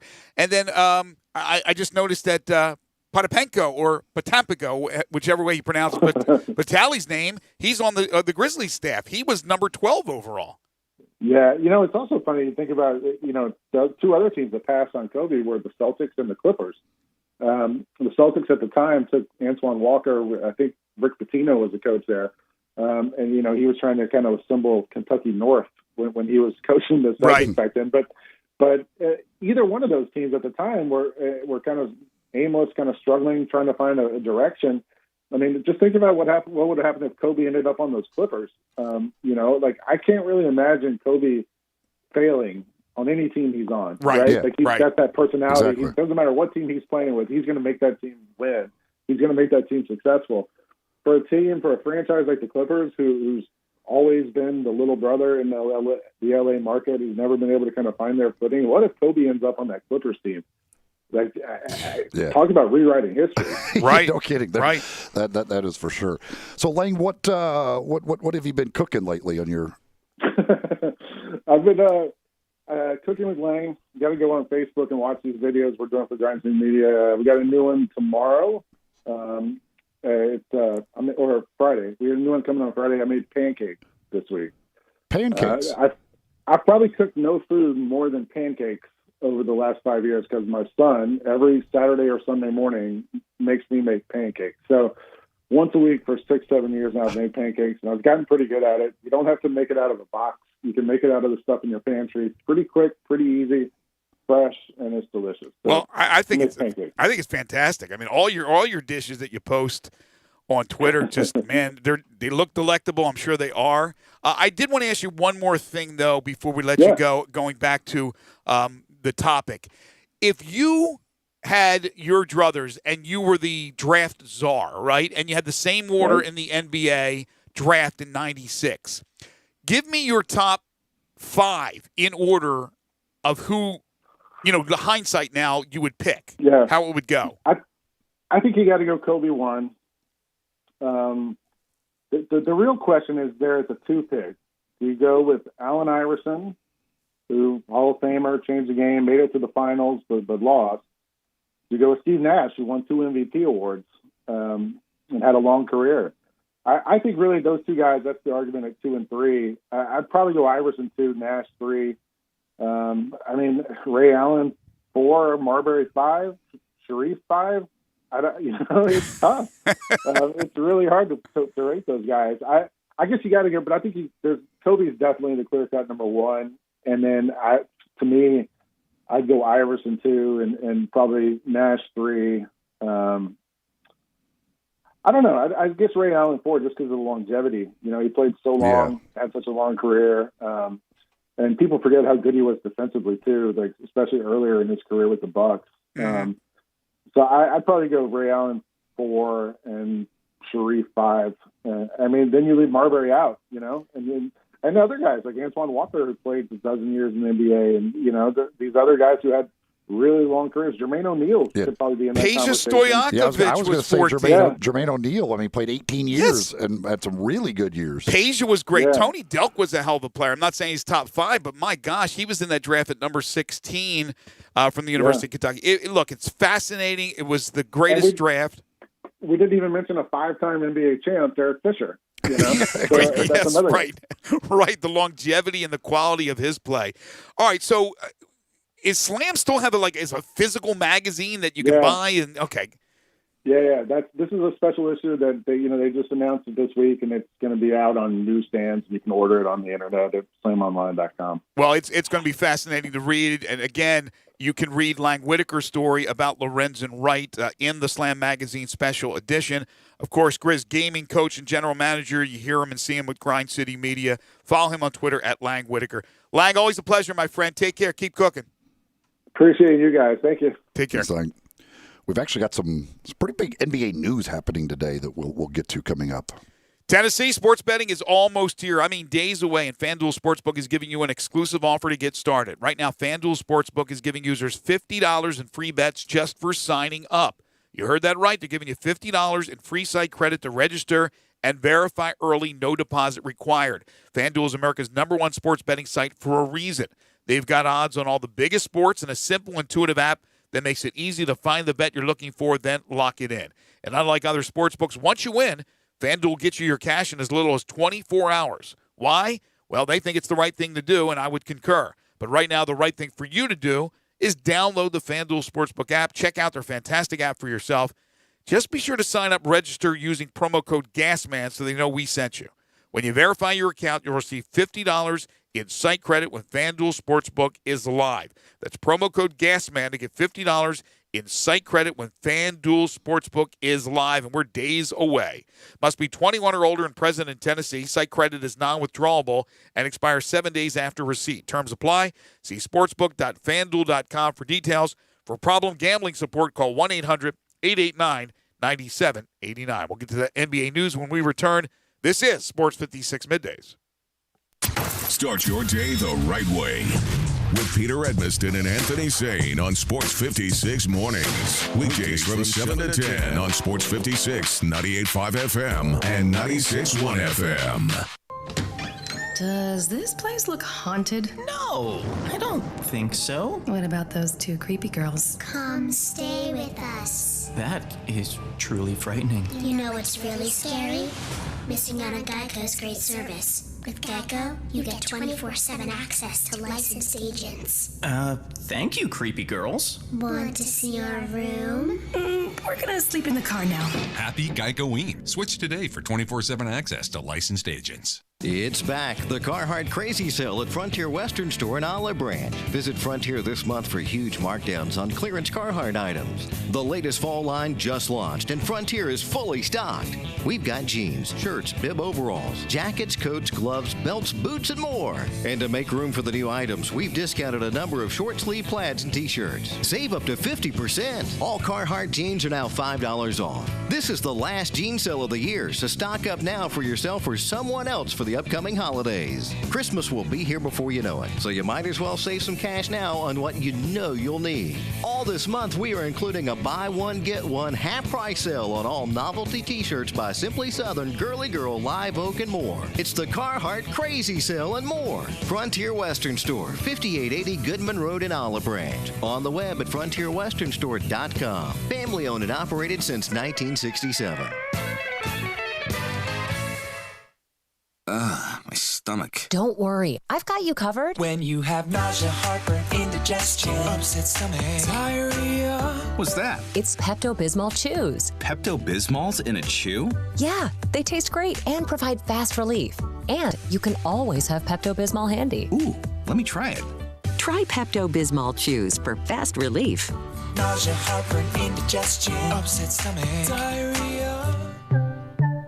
Use as directed. Keep out of reach of children. In today's world, a lot is going on, but one thing is always true. You need to take care of yourself. The skin clinics can help. Age, diet, genetics, and current events can conspire to make you look and feel much older than you are. It doesn't have to be that way. Call the skin clinics and let their expertly trained nurses, estheticians, and staff choose the treatment that best suits you and your pocket. There's so much you can do. Consider skin resurfacing and rejuvenation, lash extensions and specialty brows, injectables, medical grade chemical peels, laser hair reduction, waxing, facials, makeup applications, and even services just for men. The Skin Clinics has it all in a caring, safe environment, always observing current social distancing guidelines. Go to theskinclinic.com to find out more and call today for your appointment at 901-345-SKIN. That's 901-345-SKIN. Taking care of yourself is good for you and your loved ones. Come to the Skin Clinics, 1300 Wolf Park Drive in Germantown. Now, back to Sports 56 Middays. This hour is brought to you by Window Genie. Here once again are Greg Gaston and Eli Savoy. Living on a lighted stage approaches the unreal. Welcome back, everyone. 11:53 the time. Final few minutes here in hour two. We have Sigmund Bloom, the one and only, joining us at about 12:05. So if you have any fantasy football questions for Sigmund, you can talk to him live when he joins us on the First Bank phone lines at 360-8255, or text in any questions you have, any comments you have on NFL fantasy football on the First Bank text line at 67129. Then we'll do our 5 favorite songs. That'll be coming up at about 12:25, 12:30, thereabouts. The word is day. You need the word day in the title of your songs, but you can't use any days of the week or yesterday or today since we've done that before. Send in your lists, and we'll get to that at 12:30. All right, so Woj reports the Philadelphia 76ers are close to hiring Daryl Morey. Oh, wow. To oversee their basketball operations. So Daryl Morey not out of work very long, apparently. After leaving Houston, looks like he will take over in Philadelphia. So this is interesting because you got Doc Rivers now as the head coach. Wasn't there talk that Mike D'Antoni would join Doc Rivers in Philly? Now, I don't think it's happened yet, but D'Antoni coached under Daryl Morey in Houston. So I don't know if their relationship was good when it all ended or was bad. So I'm not sure which direction they go. But that's what I had heard, a rumor that D'Antoni was going to go with Doc to Philly. But Daryl Morey, I don't know about that. I like Daryl Morey a lot. So we'll see what he wants to do with that 76ers roster that has some big names, but so far has not necessarily lived up to what they have hoped. So we'll see. But it looks like he will be hired there. Also, the Utah Jazz are being sold. The Miller family is selling the Utah Jazz to Qualtrics founder and CEO Ryan Smith for a smooth $1.6 billion. 1.6 for Utah. That makes sense. They are going to keep a little, I guess, a minor interest in the team. Not selling the entire thing, but they're going to keep a little bit. But yeah, old 40-year-old Ryan Smith now has himself an NBA team, or will have an NBA team. What type of company is it that he owns? I don't. It's a tech company. I don't know what they do. He doesn't. He sold the company for $8 billion in 2018. Jeez. Not a bad sale. All these tech people, man. The geeks have taken over. They are controlling the world. That's not a bad day when you can sell a company for $8 billion. That kind of sets you up for the rest of your life. I don't know if you know that or not, but $8 billion I think will get you through for a while. Yeah, you can live on $8 billion. You could go spend $1.6 billion of it on a basketball team, and you're still going to be just fine. You're still going to have some pocket change left over. Yeah, so what is that? Not quite 25%. $2 billion would be 25%. So you could spend somewhere in the, 20% neighborhood of your total worth, and it's like nothing. Yeah, here's $1.66 billion. No big deal. I now own an NBA team, and I still have $6 and change billion left from what I just sold my company for. Not to mention if I still have stock in it, what else I had in my bank account before that. The rich get richer, right? It's these people that, Mark Cuban and all these guys. I mean, they come up with these tech companies and you sell them for a whole bunch of money. NFL Fantasy Football Talk is next with Sigmund Bloom. Jump on the phone lines right now. The First Bank phone lines are open at 360-8255. First Bank text line 67129. Text in your questions for Sigmund Bloom. Is he worth $8 billion, Sig? I don't think so. This is Middays on Real Sports Talk, Sports 56, 96.1 and 98.5 FM.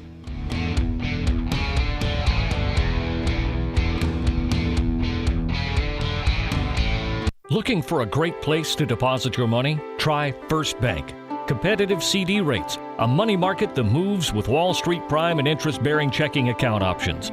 Not to mention their friendly bankers who make decisions locally. To find out more, stop by one of First Bank's 3 local branches. 6482 Poplar Avenue, just east of International Paper. 8398 Highway 64 across from Wolf Chase. And 6280 Highway 64 in Oakland.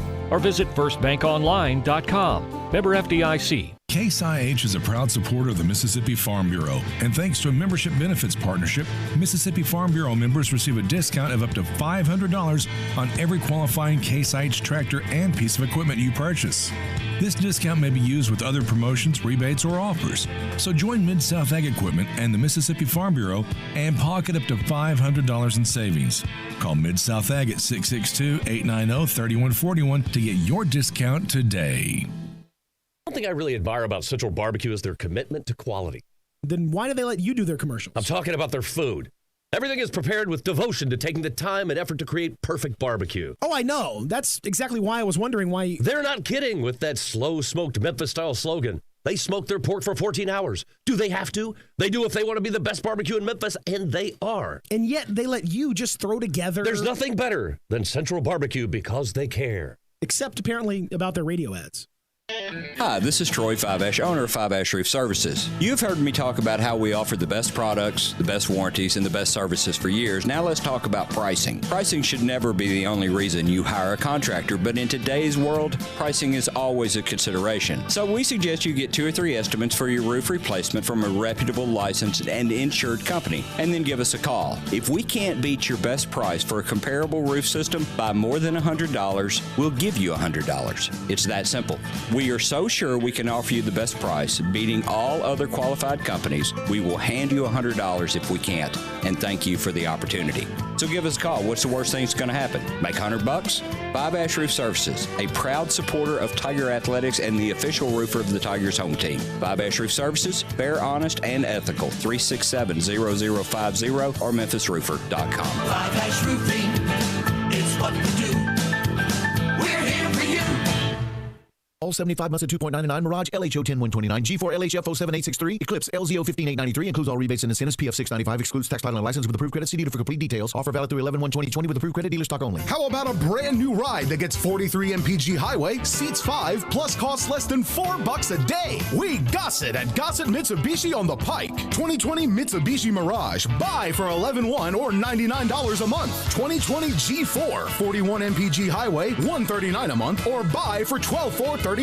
And 2020 Mitsubishi Eclipse Cross, $19,107 or $229 a month. Plus confidence today, tomorrow, and long into the future with a 10-year, 100,000-mile powertrain warranty. Mirage, $99 a month. Mirage G4, $139 a month. And Eclipse Cross, $229 a month. Get to Gossett Mitsubishi today, 1870 Covington Pike, or shop online at memphismitsubishi.com. If you want it, we got it at Gossett Motor Cars. Allstate has new lower auto rates. Nope. Allstate has new lower auto rates. Allstate has new lower auto rates. Allstate has new lower auto rates. Allstate has new lower auto rates. There we go. For new lower auto rates, visit allstate.com or call an agent for a quote today. Savings vary. Prices vary based on how you buy. Subject to terms, conditions, and availability. Not applicable in California. Allstate Fire and Casualty Insurance Company and affiliates, Northbrook, Illinois. We are Sports 56 WHBQ Memphis, W253DF Memphis, and WIVG Tunica Memphis. Flynn Broadcasting Stations. Now, back to Sports 56 Middays. This hour is brought to you by East Memphis Ace Hardware at Quince and White Station. Here once again are Greg Gaston and Eli Savoy. I was a highwayman. Along the coach roads I did ride. Welcome back. 12:02 the time. Final hour for us today here on Middays. Hope your Wednesday is going well despite a little gloom, a little gray, a little rain today in the Mid-South. Greg Gaston, Eli Savoy, Gabe Kuhn. We are in the Family Leisure Studios where family and fun come together. Family Leisure, 2120 Witten Road, just north of I-40. They have the world's biggest spa sale going on right now. When you stop by to check out those beautiful spas, make sure to pick up an official Sports 56 mask while supplies last. Third hour of the program is brought to you by East Memphis Ace Hardware at 5143 Quince Road. It's right next door to Billy Hardwick's All-Star Lanes. You can't miss it. Convenience, service, knowledge, and price. That's what it's about at East Memphis Ace Hardware. AceHardware.com online, where they offer free shipping. 901-683-8688, the number to call if you have any questions, want to check on something, whether or not it's in stock. They're open Monday through Saturday, 8 to 7, Sunday 10 to 4. It's East Memphis Ace Hardware. Tyler Horka, who covers Mississippi State, said that Mike Leach has confirmed an earlier report that Tyrell Shavers, Jamari Stewart, and Trey Lawson have left the program. Leach also said that he has not talked to Kylan Hill.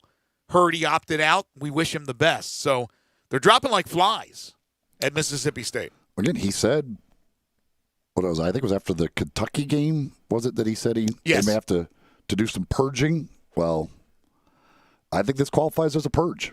I think we have a full-on purge here. Of players there. That the Kylan Hill thing is, man, that went. I called that though, didn't I? I called that south in a hurry. It did, and I said he hasn't even heard from Kylan Hill at this point. Right, and so you wonder if the relationship was strained and all that. But Kylan Hill, I said he will never play again at Mississippi State, and he'll put his thoughts towards the NFL draft. But here's the thing with Kylan Hill. Of course, he was the main person who started the whole transformation of the flag in Mississippi, and he was a main part of that. And then he starts the season, and you wonder, well, here's a guy who could probably play at the next level. He starts the season. He's catching passes like they're going out of style, but he's not getting any totes. He's not running the ball because they're playing in the air raid, but he's getting 12 catches in that first game. Everything was great. They destroy LSU, and everything's gone downhill since then. Downhill. Yeah, that relationship, again, it's obviously it's soured in a hurry. But there is some purging going on. You're absolutely right. I'm not sure what the technical definition of purge is, but I believe this is a purge. We need you to jump on the phone lines right now. If you'd like to talk to Sigmund Bloom, 360-8255. First Bank phone lines are open. And if you want to text in questions or comments, the First Bank text line is always available 24/7 at 67129. It is time for the aforementioned Sigmund Bloom. Time to get all your fantasy football questions answered. Joining Greg and Eli is fantasy football expert Sigmund Bloom of FootballGuys.com. Get your questions in by calling 360-8255 or texting 67129. Here are Greg, Eli, and Sigmund. He is the man with the plan. He's Sigmund Bloom, FootballGuys.com, a terrific website. You can follow him on Twitter at Sigmund Bloom. He joins us every Wednesday during the NFL season. Today, no exception. Hey, Sig. Hey, guys. Hey, Eli, you're going to interview for the Cowboys head coaching job? Speaking of purges, they're doing a little bit of a purge over there at the Cowboys as well, which is a much-needed purge as far as that is concerned. Do you think it's one and done, Sig, for McCarthy? If they're rational, but this organization has not shown me that they're going to operate irrationally. The organization that is smart enough to not keep Mike McCarthy doesn't hire Mike McCarthy. Right. One of those puzzles like a Zen koan. Yeah. Right, yeah, that Jerry just keeps talking about how he got his guy. He somehow is, I guess, happy with what Mike McCarthy's done. That should be a sitcom, that crazy Jerry coming to the CW. And they also have, I guess they're also somehow still happy with Mike Nolan, which is beyond belief. But speaking of some Mikes, what is the deal with Mike Evans, man? Now we got Antonio Brown coming in, and Mike Evans is what's happening there? I think he's hurt. I think that the ankle injury that he had at the beginning of the year is still affecting him.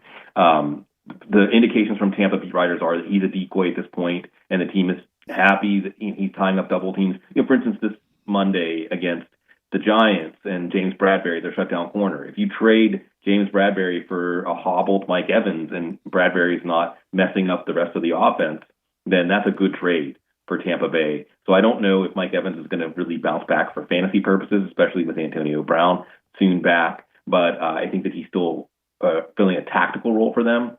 So I don't know what you can get for him in a trade. Maybe this week against the Giants, if they move him inside and do some things, he could do something. But I think it's still something good for Tampa, but not good for fantasy. And Godwin is out, correct? Godwin's out with a broken finger. He may be back in week 9. We shall see. What with Antonio Brown, if he does actually make it onto the field, what kind of value do you see with him? A lot. This is Tom Brady's guy. I mean, Brady personally basically brought him in. You have the chemistry there. You have an offense that, as we can see, this is going to be kind of back to the old Patriots days where they're not going to let up. 45 points might become a commonplace total for them. So the whole pie is going to get bigger. That's why, Rob Gronkowski, I wouldn't worry about him. I think both running backs can be viable plays. But yeah, I think that Antonio Brown's one of those players that you may spend most of what you have left in your free agent bidding to get him just because the match is good. Now, that being said, a week or two, he could be off of the team, like what's been happening recently. But at the same time, you can't doubt the chemistry and the track record. Meanwhile, if you've got some members of Tom Brady's former team's offense, what are you doing? Call an ambulance. I mean, I don't know. This is really bad. And I think that you can't trust anybody in your lineup this week against Buffalo. And then I don't know if we're going to see a quarterback change. I don't know really what there is to do because Cam Newton looks like he's out of tune with everything. Bill Belichick saying it's not COVID after effects because some people report having a foggy brain after they're infected with COVID, and it sort of looks like he's playing with a foggy brain right now. Belichick saying we put him on the injury report that was the case, but I'm not trusting Bill Belichick and reporting things accurately on the injury report. So it's a big problem, and I don't know that they have an answer. That Seattle game, I guess, was just a dream that we all woke up from, and I guess we should expect every offense to look the best they're going to look all year against Seattle. We'll kind of keep that in mind against San Francisco this week. Hey, Sigmund, Chase Edmonds, how much has his stock gone up with Kenyon Drake's injury? Oh, a lot. And I think what we saw at the end of the game is just how much better than Drake he is, at least in terms of burst, speed, elusiveness right now. So I would expect Drake's going to be out for at least a week or two after the bye, and Edmonds could put his stamp on that game after this. At the same time, Edmonds had his 3-touchdown game last year and then immediately got hurt. So remember the name Eno Benjamin, who was their 7th-round pick and a 3-down back, and maybe in this offense with Kyler Murray getting all the attention, it doesn't matter who the running back is. There'll be some production there, so file that name away. If you've got questions for Sigmund Bloom and your fantasy football team, you can text them in 67129, 67129, the First Bank text line. You can also call in, talk to him directly at 360-8255. You can also hit us up on Twitter with those questions. One other thing, the Saints wide receiver situation with Thomas and Emmanuel Sanders, what is their situation for this week? Well, for this week, Thomas had enough of a hamstring strain that he's not a sure thing to play this week. And Sanders on the COVID list, that is kind of an open-ended timeline. He could maybe be cleared to play this week, but it could also be something that sprawls. So I think that Marcus Callaway was the guy that was fantastic for them last week, but he left with an ankle injury. So now we're looking at potentially for this game against Chicago, who generally has a stingy defense, Traquan Smith, Deontay Harris, Jared Cook as your main passing game targets. And what that tells me, guys, is Alvin Kamara is going to have like 30 touches in this game and get everything he can handle. All right. Got a question here. It says, should I trade Hollywood Brown for David Montgomery straight up? Also, should I trade for DK Metcalf and give up a combination of Lockett, Hollywood Brown, and or Keenan Allen in a 12-team non-PPR? No way I'm trading Tyler Lockett. The fantasy football gods are telling you one thing after week 8 is do not trade Tyler Lockett. He can win your week for you. Brown for Montgomery, I think, comes down to your needs. If you've been just getting 3-5 points from your number 2 running back and Brown's been on your bench at times, or otherwise there's been an option on your bench equal or similar to him, then I think that's an easy trade to do, especially in a PPR. The other thing that I like here about this Brown for Montgomery trade is Chicago, whose offense did not look that inspiring against the Rams. They get Houston, Minnesota, and Jacksonville in the fantasy playoffs. And I know in the year 2020, we are not planning ahead more than a few days, but if he can stay healthy and get those defenses in the fantasy playoffs, he can be the difference between a championship and then going home. So I like that Brown for Montgomery trade. At quarterback, Herbert or Wentz? So difficult to put Justin Herbert on the bench right now, but it's the Dallas defense. So I'm going to go with Carson Wentz. It's the defense that is being purged right now. That's and they have been being purged by offenses all year long. So yeah, it's hard. Like I said, Herbert's been great, but yeah, I mean, right now, if anybody's going against the Cowboys, you kind of want them in your lineup, unless it's the Cowboys offense.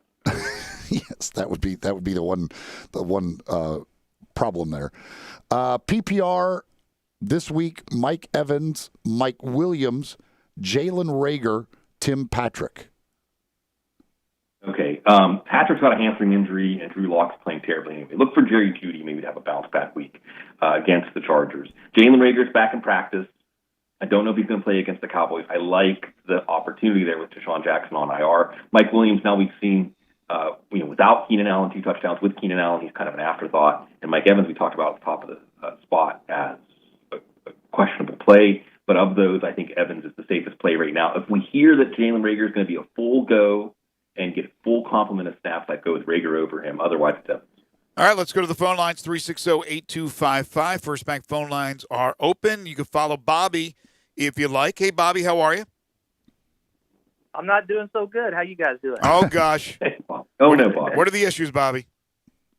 Well, I had a 48-point lead going into Sunday night, and I had Metcalf, and he had Lockett, so you know what happened there. Oh, man. That's tough. That's a tough one. That's a bad beat right there, Bobby. That's a bad beat. I went from 2-0 record to a 2-5 record real quick. But anyway, and I'm in 8th place. I've got the third most points scored in the league, but far and away giving up the most points. So that's 2020 for you. Hey, I got a tight end question. It's come to that. That's really the only hole in my lineup, believe it or not, for a 2-5 team. But I've got Henry, but he doesn't seem to have a connection with Herbert. This week, should I stick with Henry or go with Rodgers or Burton, or what about rest of the year? Should I look at Burton, Hooper? All right. Some of those guys. Thank you, Bobby. Appreciate it. Yeah, Bobby. I think this week. Now, I'm not dropping Hunter Henry just because Justin Herbert's playing so well. But yeah, it is so much dismaying to see Virgil Green and Donald Parham getting touchdowns, but not Henry. Virgil Green actually got hurt in that game, though. And I think that Henry's someone you want to keep for the rest of the year. And Denver's not great against the tight end. But for this week, I got to go with Richard Rodgers. This is going to be an overriding theme. Because I was going to make a joke like Mike Nolan must be coaching his defense. But really the joke here is that Richard Rodgers is a good play. Now, Dallas Goedert is practicing. So if we hear that Dallas Goedert is back this week, now Rodgers is not such a good play. But if Goddard is not ready to play, and Philadelphia's bye is coming up next week, so they have an incentive in both Rager and Goddard's case to let them rest one more week. So Rodgers, if he's in, if Goddard is not in, otherwise I would give Henry a shot. But it certainly, we're watching that because Mike Williams and Hunter Henry, it's just Herbert, the market of the quarterback, is getting everyone involved. I got a question here from Periscope. Says, what happens with Scotty Miller with Antonio Brown and Godwin getting back in the mix? Well, at least for this week, Miller is a good play against the Giants. And we've seen Scotty Miller have some good games, like last week, with Evans and Godwin out there. So I certainly wouldn't, if you can afford to keep him on your bench, I would keep him, because I think this is going to be a good enough pass offense for 3 players to be consistent plays. Now, maybe that's just as simple as Godwin, Brown, and Gronkowski, but Brown, not known for staying on the team, Gronk not known for staying healthy, Godwin's already been banged up. So I think that Miller's one of those players that you can plug back in if he gets into a larger role, so I would try to keep him after this week if you can. Rank for the rest of the year, PPR, Cooks, Kirk, Landry. In the PPR league, I think Cooks is the guy you want because he's getting a lot of short targets. Houston's offense is going to struggle, and he's going to be probably a good 15-point-a-week play. Kirk has 4 touchdowns in the last 2 weeks. You like what Kyler Murray is doing. Landry is the least exciting, even without Odell Beckham. We saw Rashard Higgins and Donovan Peoples-Jones and the tight end step up, and I think Landry's been playing through a lot of injuries, so he just has a limited upside. So I would go in that order: Cooks, Kirk, Landry. All right, we go back to the phone lines, and Dan is next. Hey, Dan. Hey, guys. Should I play Baltimore's quarterback or Atlanta's? And should I play McCartney or wait? And should I dump out my Cowboys that I got on my fantasy league team? Okay, thanks, Dan. Right. Maybe Zeke and Amari Cooper. I'm assuming you mean McCaffrey, who may be back, and he's practicing without the non-contact jersey. We're just going to have to maybe wait for inactives tomorrow night to find out. But I would say that McCaffrey is an automatic play, and even Mike Davis. Atlanta versus Baltimore, Lamar Jackson versus Matt Ryan. This is a tough call. Because Lamar Jackson has the Steelers defense. Steelers actually handled it pretty well last year. So, I think Lamar Jackson has a lot higher ceiling than Matt Ryan, but especially if you're in a kind of league where you get 5 points or 6 points for a passing touchdown or bonuses for 300-yard passing and things like that, Matt Ryan becomes better. Gun to my head, I'm probably going to go ahead and say Matt Ryan. Let me ask you this. Is it like I heard a story, or I read a story yesterday, that it's not out of the question that the Cowboys could look to shop Amari Cooper. So if that happens, and the guy was just talking about dumping all his Cowboys, then if he did get traded to a team where he would be able to prosper, then you lose out on that deal. So what do you do when there's the possibility of a trade? Well, there's a lot of that. I think the good news is that because of coronavirus, it's going to, even though the trade deadline's next week, I think a lot of teams, we already saw this morning, Carlos Dunlop is traded. So, I think you just hold on tight. There's definitely, like with Le'Veon Bell, the opportunity, it wasn't a trade, but the chance for player movement to really help someone's value. Some of the players, I think, Golden Tate could be on the move. A.J. Green is a name that could be on the move with Bengals as sellers. Jordan Howard's an interesting name, especially if you go somewhere like Seattle with all their running back injuries. So you just wait, but I think that the NFL has shown to be so unpredictable with trades that it's really difficult to get out ahead of any of these. The one that would interest me the most, and I think it's impossible, but you can dream, is if Ryan Fitzpatrick went to the Cowboys.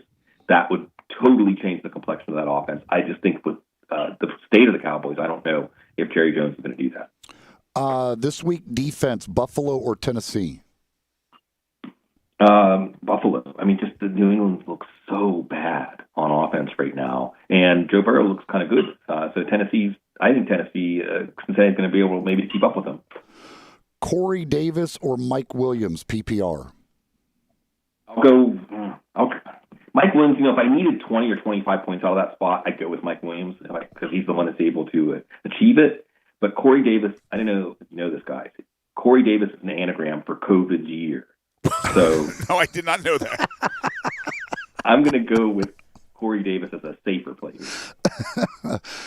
So it's going to be a positive day for Corey Davis? That's just great information right there. That is great information. So he says, my gosh, I roster 4 running backs, McCaffrey, Drake, and Mostert, along with Mike Davis. Who can I pick up? Well, I mean, I don't know how deep your league is as far as the waiver wire goes. Obviously, there are guys like Boston Scott that should be out there, again, facing the Dallas defense. Giovanni Bernard could get another start this week. Jamal Williams is going to be a good play, even if Aaron Jones is back against Minnesota. If you have to go a little deeper, maybe Wayne Gallman. It's a Tampa run defense, which is really rough, but Gallman caught 5 passes last week, so he can help you out in a PPR league. Devontae Freeman did not practice yet this week, so there's a good chance Gallman can get that start Monday night. We'll have to check back in. So I think Gallman would be a good desperation play this week. Let's see. PPR running back, pick 1 out of Bell, Dobbins, Edwards, Moss, and Gallman. Yeah, and Moss is another one to look for in the waiver wire. This one's easy, guys. How many touchdowns is Le'Veon Bell going to score against Adam Gase? Is it going to be 2? Is it 3? Is it going to be 4? You know that they're going to give him a chance to score a touchdown, right? I mean, you just have to be Le'Veon Bell's turn when they get down at the goal line. So it's got to be Le'Veon Bell. And Josh Kelly or DJ Dallas as a waiver ad. So interesting thing here is, Josh Kelly's going to continue to get work while Austin Eckler is out. And Josh Kelly is probably the better play this week. But I think that DJ Dallas is a good name to bring up as someone to add if you have an extra spot, going through bye weeks, maybe you just have an extra spot you're not sure who to throw in.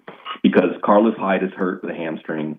Travis Homer has a knee issue. Chris Carson's not going to play this week with his foot issue. Hopefully he'll be back soon. So DJ Dallas could end up being one of the top running backs for them this week. And this is an offense where it's plug and play. The scoring opportunities will be there. Again, that's why I'm interested in Jordan Howard maybe getting traded there. And so I think Kelly's the pickup because he has more value this week. And Justin Jackson could also get hurt and increase Kelly's value. But DJ Dallas is a name that people need to learn. Sig, what do you expect from Tua? Gets his first start. Yeah, he's highly polished. And I think that you're going to see him. What's interesting here is it's a left-handed offense. So I don't know how much that's going to change the priority. And Miami just signed Adam Shaheen, the Bears cast off, to a 2-year extension today. So they like Shaheen, or I would say Mike Gesicki, because Gesicki gets to play with Tua on the scout team, and they run full-speed plays.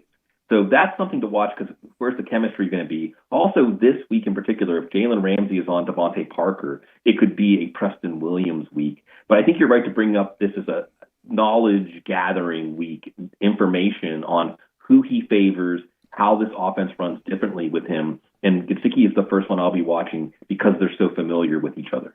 It's funny you're talking about with the Chiefs-Jets game. Now, obviously, the Chiefs probably, a lot of people have already used them earlier in the year, but maybe the most popular survivor pool pick in the history of survivor pools. Yes, if you're in a survivor pool, look and see if a team has the Jets left. If they do, don't use them this week. I've been going against the Jets quite often, just trying to, just whoever's playing them. But, man, the Chiefs versus the Jets, that game, like if that was like 52-0, it would not be surprising.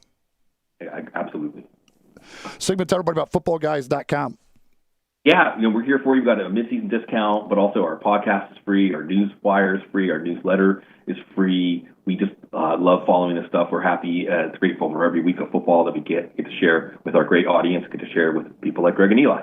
He is Sigmund Bloom. Again, footballguys.com, the website. You can follow Sigmund on Twitter at Sigmund Bloom. Catch him every Wednesday right here on Middays, talking NFL fantasy football during this time slot. Sig, have a great week. Enjoy the games. We'll talk to you next Wednesday.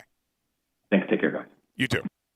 Yeah, the Chiefs-Jets. It's kind of like West Side Story, except it's it should be the Jets and the Sharks, with the Chiefs playing the role of the Sharks. I don't know who ended up winning that on West Side Story, but we know who's going to win this NFL game. That is going to be that's going to be brutal. That's a rough one. That's a rough one for the Jets. I mean, as bad as that is going to be a name your number situation for the Chiefs. Just how bad do you want to beat the Jets will be the only question as far as that is concerned. Fleet Feet, You're looking for shoes just right for you as you're out there running, walking, or just for everyday use. The folks at Fleet Feet can get you in shoes right for you based on the way you run or walk. All you got to do is go see them. Either one of the two locations are in East Memphis in the Laurelwood Shopping Center. Out in Collierville, they're at Poplar and Houston Levy next door to the Hueys. You go in, they take a look at the way you run or walk, and they fit you with shoes just right for you. Plus, anything else that you need for your running and working out, well, they've got that for you as well. Go see them at either location of Fleet Feet. One of the toughest topics we've ever had for 5 favorite songs, in my opinion, is coming up after the timeout. We'll hear from yours truly, Eli Savoy, Gabe Kuhn, and you guys on your 5 favorite songs with the word today being day. But you can't use today. You can't use yesterday. You can't use any days of the week. Yet, I still think there are so many quality songs that use the word day. So make sure to text in at 67129, First Bank text line. Send in your lists. If you are watching us live, you can message us with those lists at Sports56 WHBQ on Twitter, Facebook, YouTube, Periscope, and Instagram. 5 favorite songs is next. This is Sports 56 Middays. Grab a seat for a happy hour with John Harden. Passengers will please fasten their seatbelts. On Sports 56 Happy Hour. Weekdays from 1 to 3 on Sports 56, 98.5 FM and 96.1 FM.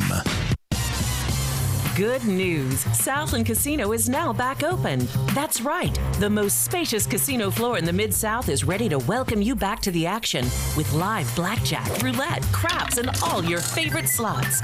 The action kicks off every day at 9 a.m. and rolls all the way till 5 o'clock the next morning.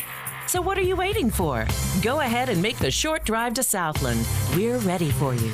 Must be 21 plus. Play responsibly. For help quitting, call 800-522-4700. Back to work at that job? The one you realized isn't for you? Well, that's if you're lucky, right? Make your move. You can start a new life as an IT pro in as little as 4 months from the comfort of your own home, even if you have zero computer experience. Take control of your future now. Go to mycomputercareer.edu and take the free career evaluation today. Live online classes meet just twice a week. It's not rocket science. It's mycomputercareer.edu. All 75 months at 2.99, Mirage LHO 10129, G4 LHF 07863, Eclipse LZO 15893, includes all rebates and incentives, PF 695, excludes tax title and license with approved credit. See dealer for complete details. Offer valid through 11/1/2020 with approved credit, dealer stock only. How about a brand new ride that gets 43 mpg highway, seats 5, plus costs less than $4 a day? We Gossett at Gossett Mitsubishi on the Pike. 2020 Mitsubishi Mirage, buy for $11,100 or $99 a month. 2020 G4, 41 mpg highway, $139 a month, or buy for $12,435. And 2020 Mitsubishi Eclipse Cross, $19,107 or $229 a month. Plus, confidence today, tomorrow, and long into the future with a 10-year, 100,000-mile powertrain warranty. Mirage, $99 a month. Mirage G4, $139 a month. And Eclipse Cross, $229 a month. Get to Gossett Mitsubishi today, 1870 Covington Pike, or shop online at memphismitsubishi.com. If you want it, we Gossett at Gossett Motor Cars.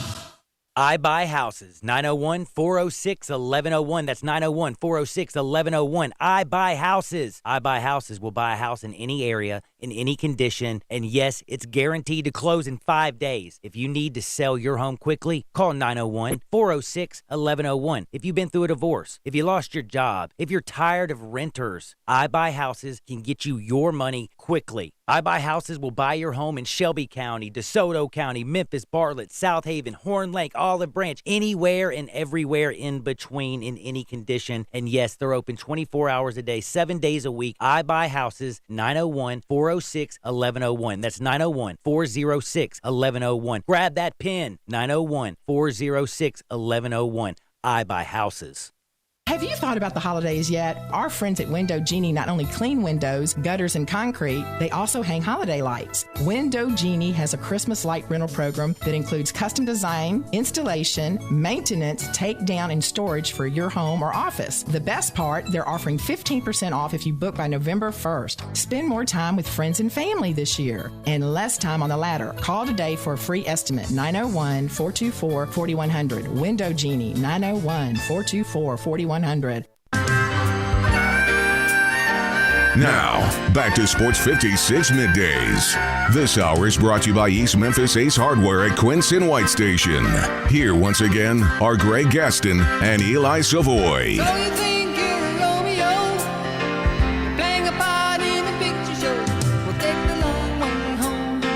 Well, welcome back, everybody. Final half hour for us today here on this Wednesday edition of Middays. Big shout out to all our great sponsors. You just heard Mr. Announcer Man say East Memphis Ace Hardware is the third hour sponsor of Middays, and it is 5143 Quince Road, right next door to Billy Hardwick's All-Star Lanes. For convenience, service, knowledge, and price, it's East Memphis Ace Hardware. Eli, I saw this tweet from Sigmund, and this was, I guess, right before we went on or maybe even during it, but Allen Robinson is in concussion protocol. So Sigmund Bloom says could be an Anthony Miller week. We were talking about that earlier this week, why he's not being utilized more by Matt Nagy. Yeah, again, he didn't get on the field a whole lot these days. So but Allen Robinson gets a ton of targets, so that will make a lot of targets available for somebody else if Allen Robinson does miss the game. And one other quick thing before we get to the 5 favorite songs. There's it's become a big story on ESPN. Of course, they're going to balloon anything that's out there. But do you really believe in your heart of hearts Trevor Lawrence could return next year? And I mean, I know he has the option, but that he would return next year. He said right now he's non-committal. I don't know if this would be something like to avoid the Jets, but then again, you can't guarantee that the Jets wouldn't be the worst team again next year. I don't know what's going on there, but I can't imagine, especially in this day and age, that a guy like Trevor Lawrence, who will probably be the number 1 overall pick, would return for another year at Clemson. Yeah, I don't see any way that would possibly happen. Yeah, they're making such a big deal about it. I'm thinking to myself, there's just no way. All right, time now for our 5 favorite songs. Five favorite songs. Once again, today's topic is day.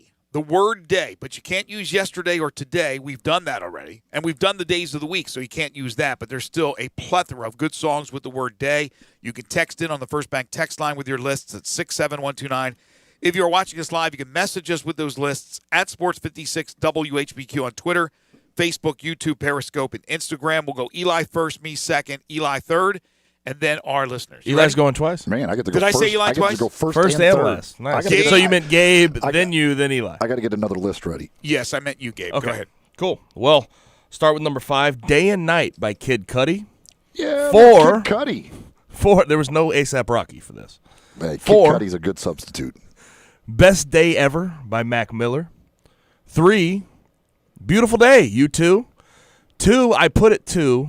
2 and 1 were very, very, very close. I've had number 2 as my number 1 song for another category, I think, when we did Love, but it's Lovely Day by Bill Withers. And then number 1. Hooked it up for later as I hit the dope, thinking, will I live another 24? I gotta go, cause I got me a drop top, and if I hit the switch, I can make that drop. Had to stop at a red light, looking in my mirror, not a jacker in sight, and everything is alright. I got a beat from Kim, and she could do it all night. Called up the homies and I'm asking y'all, which part are y'all playing basketball? Get me on the court and I'm troubled. Last week messed around and got a triple-double. Freaking brothers every way like MJ. I can't believe today was a good day. It was a good day. Ice Cube. Good choice. Good choice. I like Ice Cube, man. That's a good song. All right, so I got flustered last night. I got to be honest with you. Just the day after we had the topic of air, which was so hard to even come up with 5 good songs, I had tons of songs, like 40, 50 songs. So I decided, you know what? I haven't done it. I know some of our listeners do it. I'm going to do a theme. So I just threw out all these great songs. Now, these are 5 great songs in my opinion, but they all come. We do a theme every day. What? We do a theme every day. Today's theme was day. Yeah. Okay. But I did one group who have come up with millions of great songs. And so I couldn't come down to just 5. Can I guess the group? Yes, you know the group. It's the Beatles. Number 5, Good Day Sunshine. Number 4, Happy Birthday. Number 3, A Hard Day's Night. Number 2, Day Tripper. And number 1, one of the greatest songs ever. He blew his mind out in a car. He didn't notice that the lights had changed. A crowd of people stood and stared. They'd seen his face before. Nobody was really sure if he was from the House of Lords.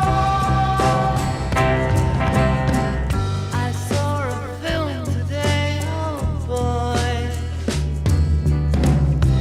The English army had just won the war. Day in the Life, the Beatles. Many people believe the greatest song the Beatles have ever written, and it's one of the great songs of all time. So I go Beatles theme today, all 5 songs, including Day in the Life as my number 1. There you go. All right. I do have an honorable mention just because here in recent days I've had a television show theme in my lists or an honorable mention. So honorable mention to Those Were the Days by Archie and Edith Bunker. Number 5, That'll Be the Day by Buddy Holly. Number 4, Beautiful Day, U2. Number 3, I got one of your Beatles songs, A Hard Day's Night. Number 2, Day Drinking by Little Big Town. And number 1, another one of your favorites, Greg.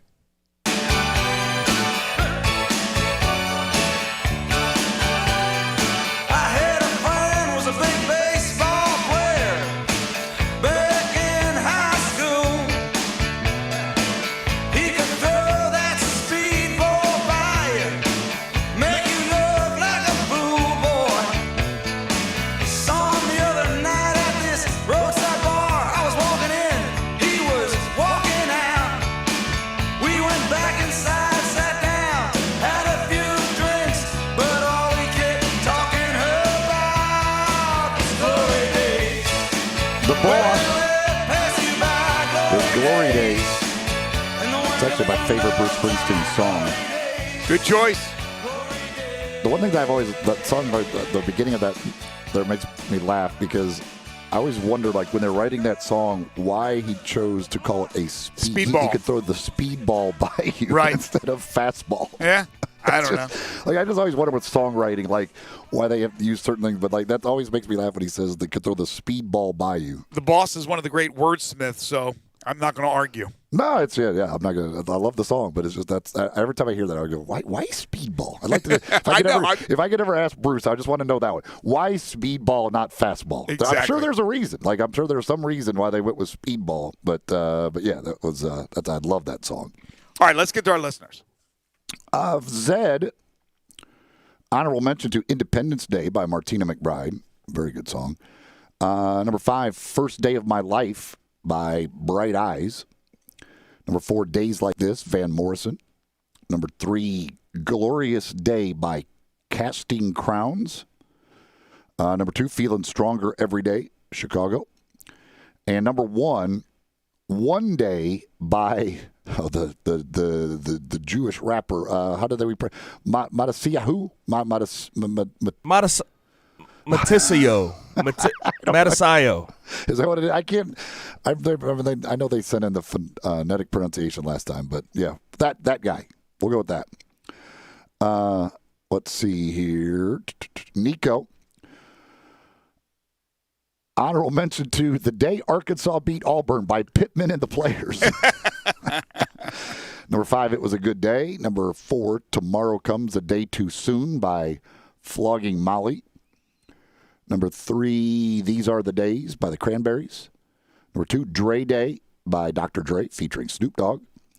And number 1, The Day I Tried to Live by Soundgarden. Ralph Furley, honorable mention to Wasted Days and Wasted Nights by Freddie Fender. Yeah, he has Fressy Fender. I'm going to assume he meant Freddie Fender. Unless Freddie's got a brother called Fressy. or sister. Number 5, If Today Was Your Last Day by Nickelback. Number 4, One Sweet Day, Mariah Carey. Number 3, Bad Day by Daniel Powder. Number 2, Oh Happy Day by Edwin Hawkins Singers. And number 1, Someday Never Comes by CCR. Raider Corey, honorable mention to Bad Day, Daniel Powder. Shout out to American Idol. Number 5, Workin' Day and Night by Michael Jackson. Number 4, Glory Days. Number 3, One Sweet Day, Mariah Carey. Number 2, It Was a Good Day. And number 1, Lovely Day, Bill Withers. By the way, I've used that as my number 1 before. And if I did not go theme, that would have been my number 1. Just an outstanding song. Bill Withers song. Oh, okay. Lou and Casey. Number 5, I Won't Last a Day Without You by the Carpenters. Number 4, Dre Day.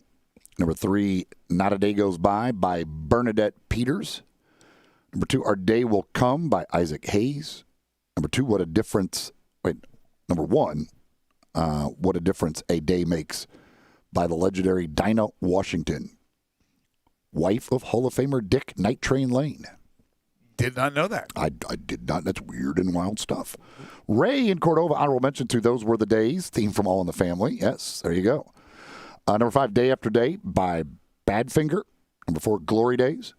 Number 3, That'll Be the Day. Number 2, All Day and All of the Night by the Kinks. Go on. And number 1, A Day in the Life by the Beatles. Paul from Liverpool checks in. Number 5, 8 Days a Week. Number 4, Good Day Sunshine. Number 3, A Hard Day's Night. Number 2, A Day in the Life. And number 1, Another Day. Yeah, I had 5, and I couldn't even fit in 8 days a week. Plus, Badfinger song. If you could have only done six songs on a list. Had ties, right? If we only had ties. Ray's list that included Badfinger. That song, I believe, was written by McCartney, if I'm not mistaken. Let's see here. Miles in Olive Branch. Number 5, Days of Gold by the Cadillac 3. Number 4, Lonely Day by System of a Down. Number 3, 18 Days by Saving Abel. Number 2, That'll Be the Day, Buddy Holly. And number 1, Seize the Day by Avenged Sevenfold. Okay. Let's see here. The Best Day by George Strait. Save It for a Rainy Day, Kenny Chesney. Blue Morning, Blue Day, Foreigner. Happy Birthday, Darling by Conway Twitty. And Who You'd Be Today by Kenny Chesney. Bobby in Midtown, honorable mention to Bang the Drum All Day by Todd Rundgren, your boy. Yep. Number 5, Day Tripper, Otis Redding version. Come on. Number 4, Day of the Eagle by Robin Trower. Number 3, Fell on Black Days by Soundgarden. Number 2, Good Day for the Blues by Storyville. And number 1, 30 Days in the Hole by Humble Pie. Danny, number 5, Good Day Sunshine. Number 4, Those Are the Days of Our Lives by Queen. Number 3, Daydream Believer, The Monkees. Number 2, A Hard Day's Night. And number 1, Day of the Eagle by Robin Trower. Let's see. Number 1, Beautiful Day by U2. Number 2, A New Day Has Come by Celine.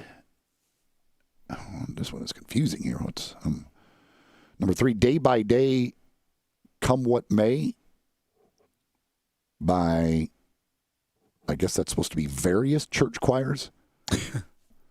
Number 4, Bang the Drum All Day. They only have 4.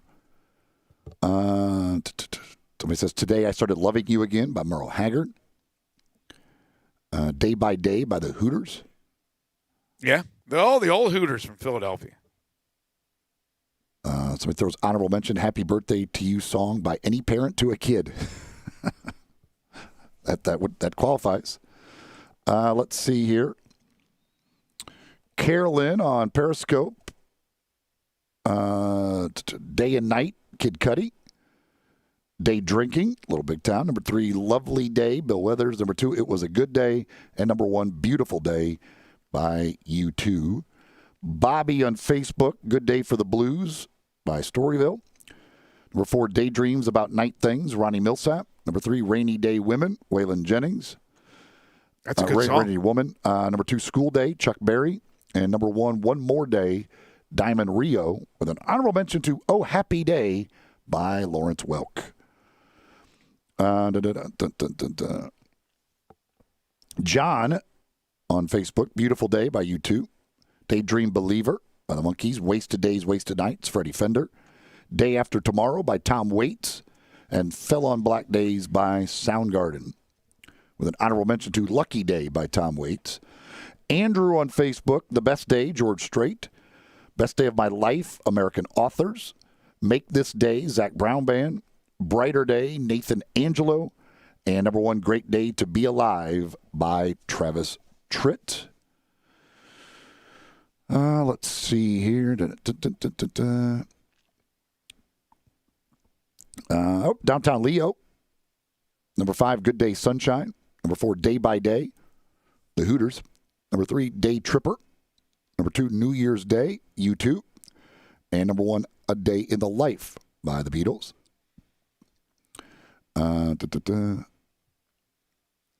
Nico says it was my number 6, but surprised New Year's Day didn't get as much love as Beautiful Day. I prefer Beautiful Day over New Year's. I like New Year's Day, but Beautiful Day I think is the better song. New Year's Day is the one I was looking at if I was going to go eclectic, but I went all Beatles, so that's a good one. I prefer Beautiful Day of the two U2 possibilities there. There's a couple. I'm sure there's a lot more than this, but I'll admit I like a good show tune every once in a while. Day by Day from the movie from the Broadway play Godspell was one I considered, and One Day More from Les Mis, another good show tune song, and I think everybody kind of, even if they don't admit it or not, likes a little show tune every once in a while. You should have went with a show tune theme. I could have done that, but I was very happy with my favorite group of all time, the Beatles. Is that it? I believe that is all of them. All I right. think I've gotten through all of these. Great topic that was, which was way better than Air of the day before. So let's see if you hit 2 or 3 or you go 1 for 3. What's the theme for tomorrow? Tomorrow, we are going to go with either Alone or Lonely. Something about being alone. Oh, gosh. There's going to be a lot of good songs for that. I think that'll be a good one.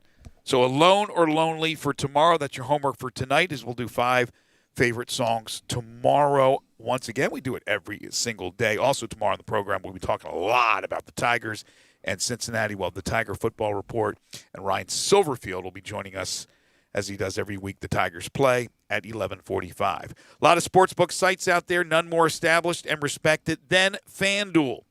Tennessee sports betting fans, it's almost here, and FanDuel Sportsbook is giving you an exclusive offer to get started. Right now, FanDuel Sportsbook is giving users $50 in free bets just for signing up. You heard that right. They're giving you $50 in free site credit to register and verify early. No deposit is required. FanDuel is America's #1 sports betting site for a reason.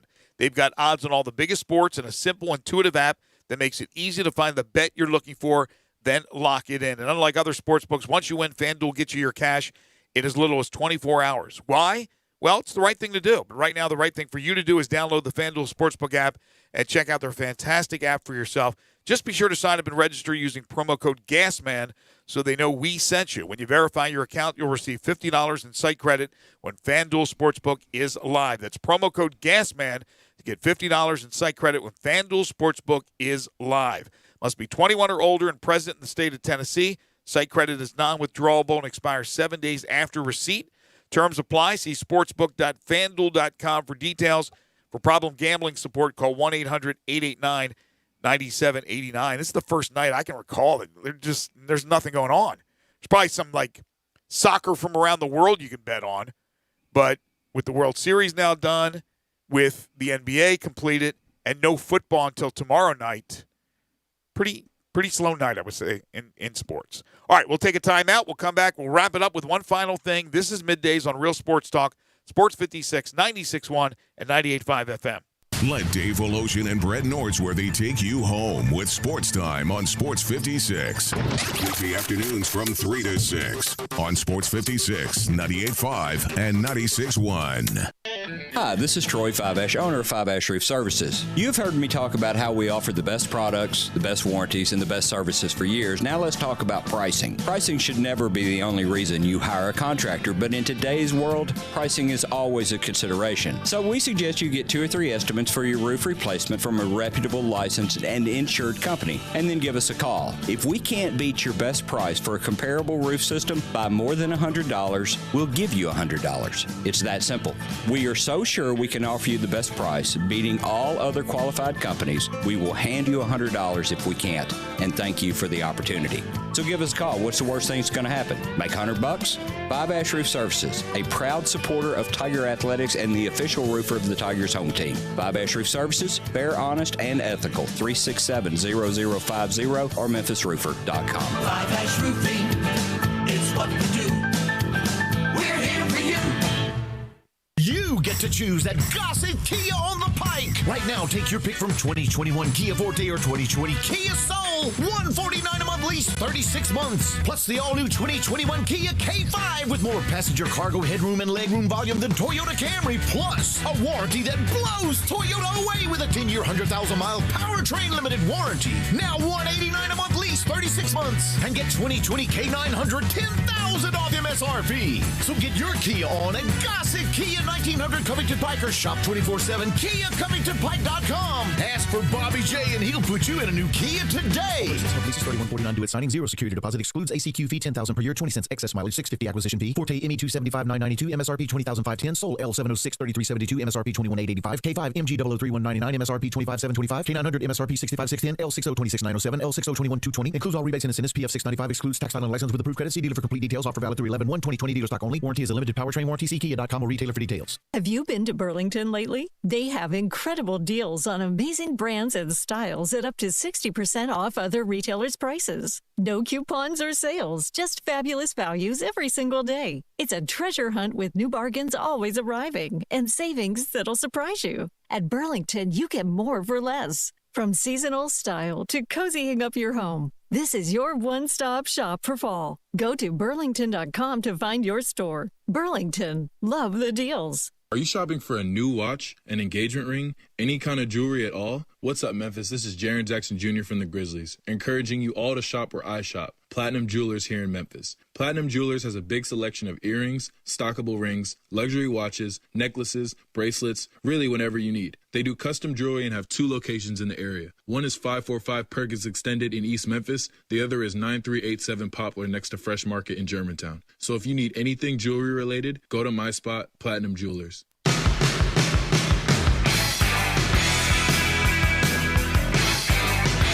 Now, back to Sports 56 Middays. This hour is brought to you by East Memphis Ace Hardware at Quincy White Station. Here once again are Greg Gaston and Eli Savoy. Middle of the road, he's trying to find me. Welcome back, everybody. Final segment here on Sports 56 Middays. Greg, Eli, and Gabe. Big story if you missed it earlier. Wisconsin, Nebraska, the game is off. There are 12 positive tests affecting the program. I think they said 6 players. And then the other 6 within the program include Paul Christ, the head coach, reportedly. He's tested positive. And that game, because there is no room, with no wiggle room put into the schedule, that game will not be made up. Tough one for Wisconsin. Of course, Nebraska loses the game, but is there going to be more down the road? We hope certainly not, but the guess is that there probably will be, Eli. Yep, I would guess that there probably will be quite a few. And that, with no leeway, that's one of the problems of the way their schedule is worked out, of not having the weeks in there to try and make up any games. Time now for one final thing.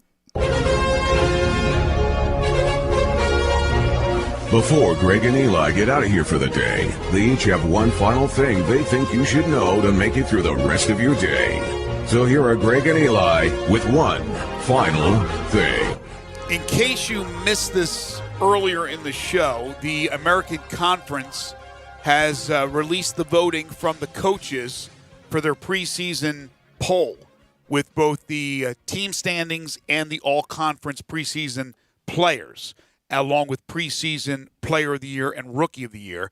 Just to reiterate, in case you missed it, Houston is the pick to win the American Conference. They received 9 of the 11 votes from the head coaches, first-place votes. And the Memphis Tigers finished second. They got the other 2 first-place votes. They finished 9 points behind Houston, or 9 votes. SMU is third, Cincinnati fourth, then South Florida, Tulsa, Wichita State seventh. Very interesting. UCF, East Carolina, Temple, and Tulane. Caleb Mills from Houston is the preseason player of the year selection, the preseason rookie of the year.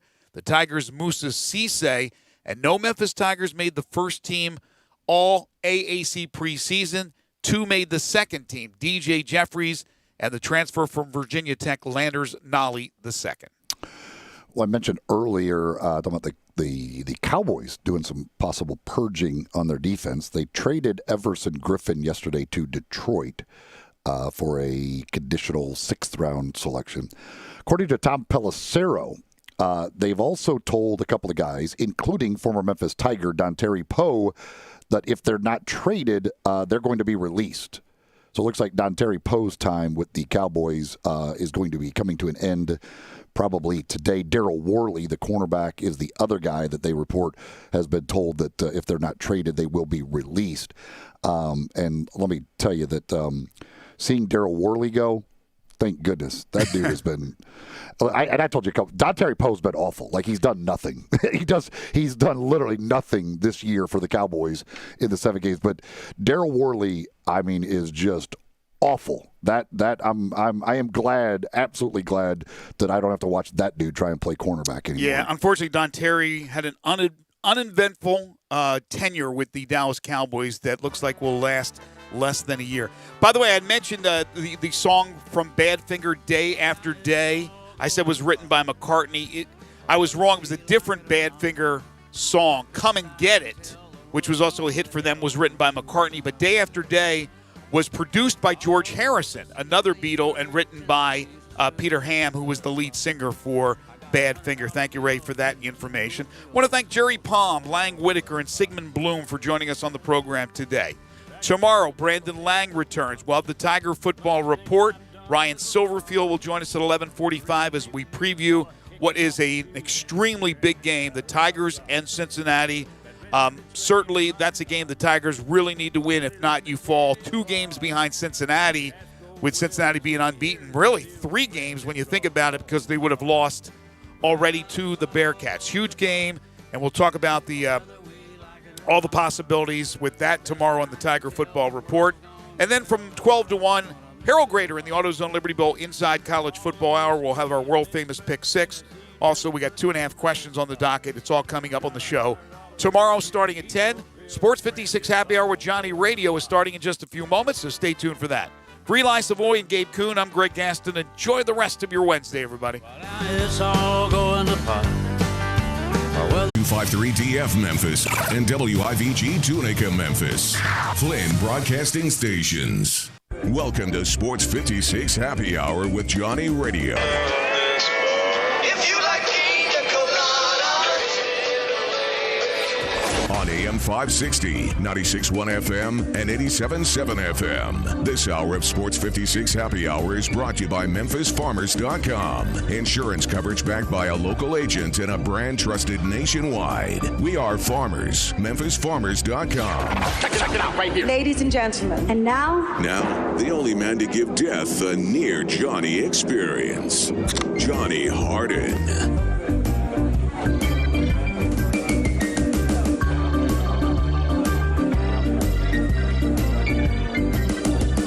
What is up? What is up? We got a new World Series winner. 16 days after LA was celebrating the Lakers, they're celebrating the Dodgers. Welcome into Johnny Radio's Happy Hour. You know I got Gabe Kuhn with me at G_Kuhn71. You know me at Johnny_Radio. We got Cope. That's right, Russell Copeland talking Memphis, Cincinnati, 2 o'clock. 1:30, we got a little something special. Dustin 5-star. That's right. A champion was crowned. I'm going to bring on a champion. Since last night there was a champion, today I got to have a champion. We got Dustin 5-star. There's a wrestling event going on. I'll explain more about that to you at 1:30. We have the leadoff. we have Hardenwood.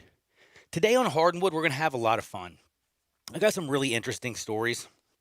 By the way, I found out a way that, I've found a very dangerous way.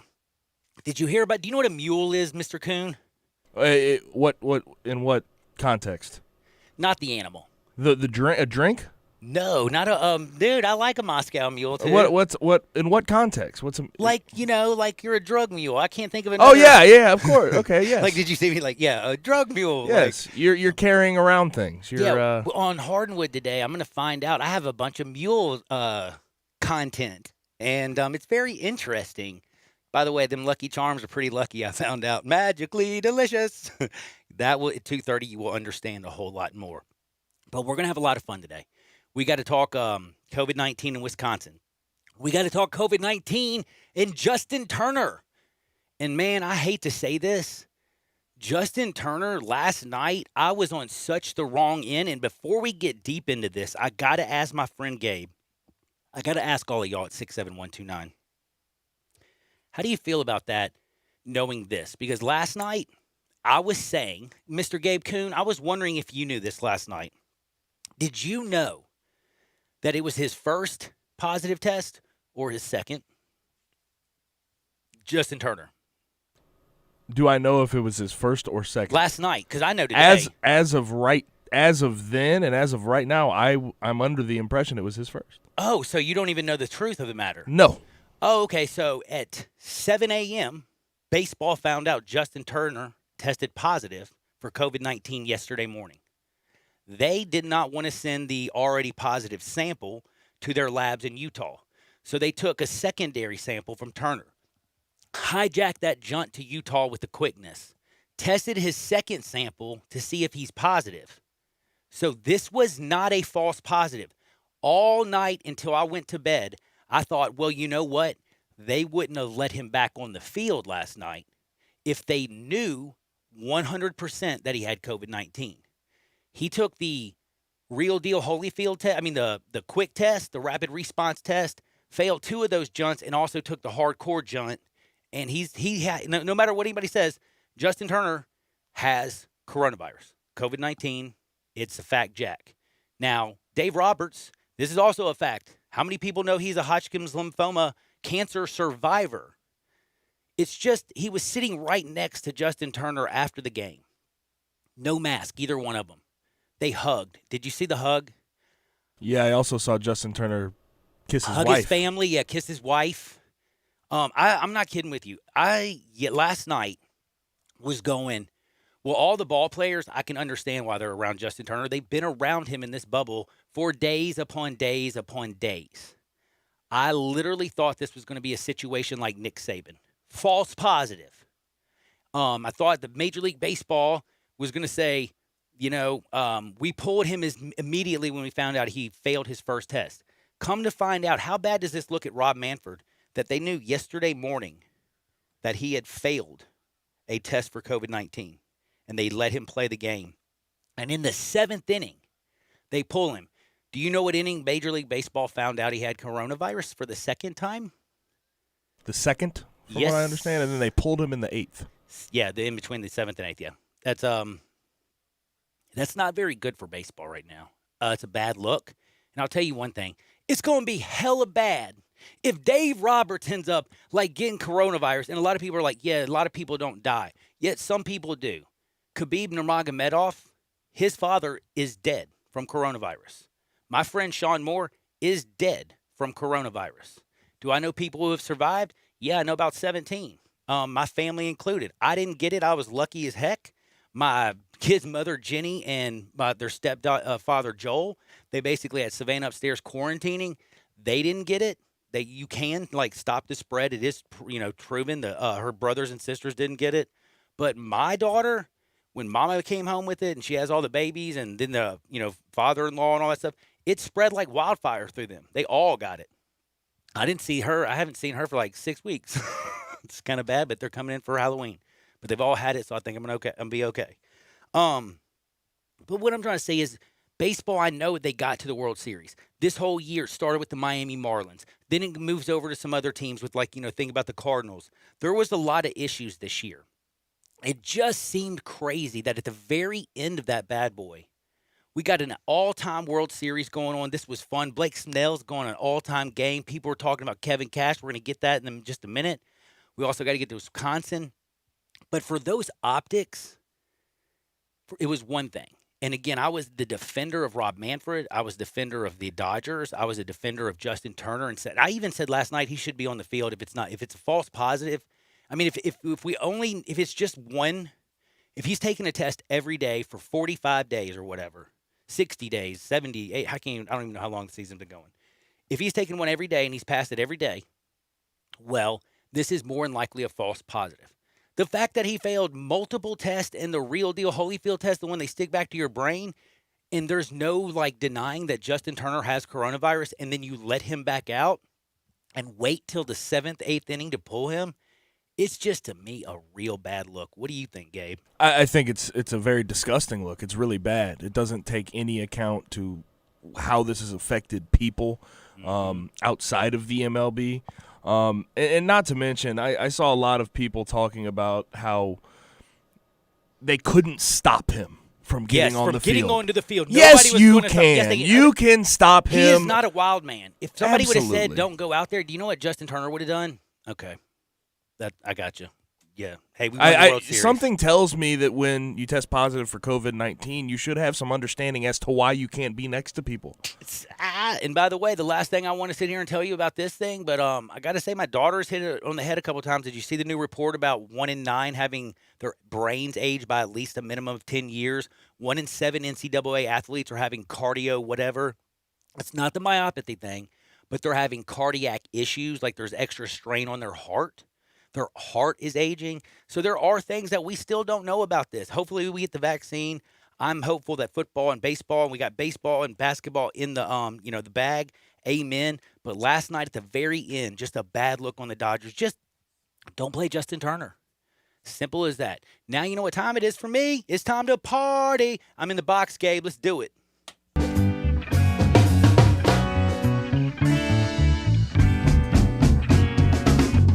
So let's start right there. Obviously, Justin Turner testing positive. They figured out in the second inning. He left in the 8th, and then he came out to celebrate with his team on the field, taking pictures, hugging and kissing his wife, hugging all of his teammates. So I just ask you, what should be done? What should be done for the lack of response to Turner's positive test? The thing is, sadly, Gabe, I'm being honest when I say this. I don't have an answer for you. I don't know. I don't know what's going to come of this. This is I'm trying to imagine, if it's a weird situation because the season just ended. And that's what I'm saying is we got through it. That was the goal, but it's also not the goal to give the whole World Series, the 2 teams in the World Series and all the media members down on the field and the umpiring crew and everybody who worked the World Series or went to the World Series. Hey, guess what? Not only did you see a great World Series, but you got COVID-19, baby. You know what I'm saying? If you're taking I know you're like baseball's thinking to himself, do we want to stop Justin Turner for a positive test? Yes. What if it's a false positive? It looked bad. What if they lose game 6? Bro, it looks bad. Honestly, the fact we found out that you knew at 7 a.m. yesterday morning that his first test failed. The fact that you knew in the second inning that he failed a second test in the whatever test, the Big Daddy up your nose test. And it's unequivocally indisputable. Justin Turner has COVID-19, and you let him just commiserate with all the people who just became World Series champs. And I know they've been together, but not their wives, not their children, not the media members that were working for MLB and other major networks like Jeff Passan or whatever for ESPN. I just think what he did was a horrible look, but I'm not going to lie to you. I don't have an answer. I don't know what you do to a person like this. How do you tell Justin Turner, okay, Justin, you're going to get fined? Or the Dodgers organization, Andrew Friedman. By the way, we should be celebrating Andrew Friedman. He's the one who basically built Tampa Bay. They were a middling team. He got them to 5 winning seasons and took them to a World Series. No, they didn't win it. Andrew Friedman comes over to the Dodgers. He gets them to 2 World Series. They lose it. They closed the deal last night. Andrew Friedman should be absolutely beloved right now, but a lot of people are talking about Andrew Friedman. Did he screw up last night? Well, what about Dave Roberts as well? I know he's the manager of the year right now, and he's the manager in everybody's eyes that you love. And, man, did he have a good job with the pitching lineup last night? Absolutely. But he was sitting right next to Justin Turner, hugging him after the game when he unequivocally knew he had coronavirus. And if Dave Roberts did not know that he failed 2 tests, then that's also, again, that goes back on the Dodgers organization. I don't even know what to say. I'm a loss for words. It angers the hell out of me that we can't just celebrate the Dodgers, Clayton Kershaw, getting their first World Series title since 1988. Corey right, yeah, of course. But we can't celebrate that. We have to think about the fact that they let Justin Turner on the field with COVID-19. He was hugging, he was kissing people, and that is the story. Instead of the Dodgers won their first World Series title since 1988. I get disappointed when it's basically peak 2020. It is. It's peak 2020. I mean, it's... Hey, Arozarena hits a home run. Blake Snell's having the game of his life. Kevin Cash, at the one time of the year they need to go with their gut, he goes with his analytics, which kind of got them there. So, let's get into that. Let's get into it. You got let's a question get into for that. Me on that one. Okay. Now, Blake Snell got pulled.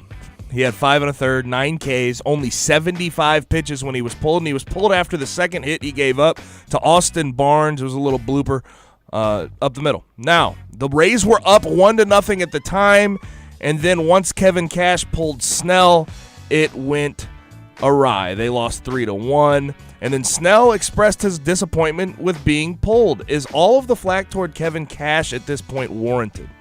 Yes and no. Why is it yes and why is it no? Yes, because Kevin Cash played catcher. Kevin Cash knows what his eyeballs are telling him. Listen to Dave Roberts and Mookie Betts talk about how they were so glad that Blake Snell was out of the game, and they got a little smile once they pulled him and they knew they could get to somebody else. Cody Bellinger said they laughed. They could not hit him. I want you to think about this. This is the best hitting lineup in baseball this year. By the way, they're not just the best, they're an all-time historic. And what I'm trying to say, did you know that the only 3 teams that had a better run differential in the history of the game were the 1939 Yankees, the 1927 Yankees, and the 1936 Yankees. Next is the Dodgers 2020 Yankees with a 2.19 run differential. Best hitting team in baseball, period. And Blake Snell, I mean, he was dealing. And do you know how much he was dealing? He's only the second pitcher over the last 20 postseasons to be pulled with 9 strikeouts before reaching 75 pitches. I want you to also think about this. Sandy Koufax had 9 strikeouts through 4 innings, finished a complete game with only 15 strikeouts, yet he was allowed to complete the game and throw a shutout. Sometimes guys got to go out there and dominate. And when he went through Mookie Betts in the top 3 of the lineup, first time, 3 strikeouts. Second time, 3 strikeouts. So he is they're 0 for 6 with 6 Ks. And they're about to come back up. And he gives up the second hit of a game on a little Barnes, an Austin Barnes slap. Just like he had a Chris Taylor little slap up the middle. He gave 2 slap hits and was striking people out. Had Justin Turner swinging at 1. Did you see the curveball that broke 3 feet before the plate and he was still swinging at it? That means you're not picking the ball up.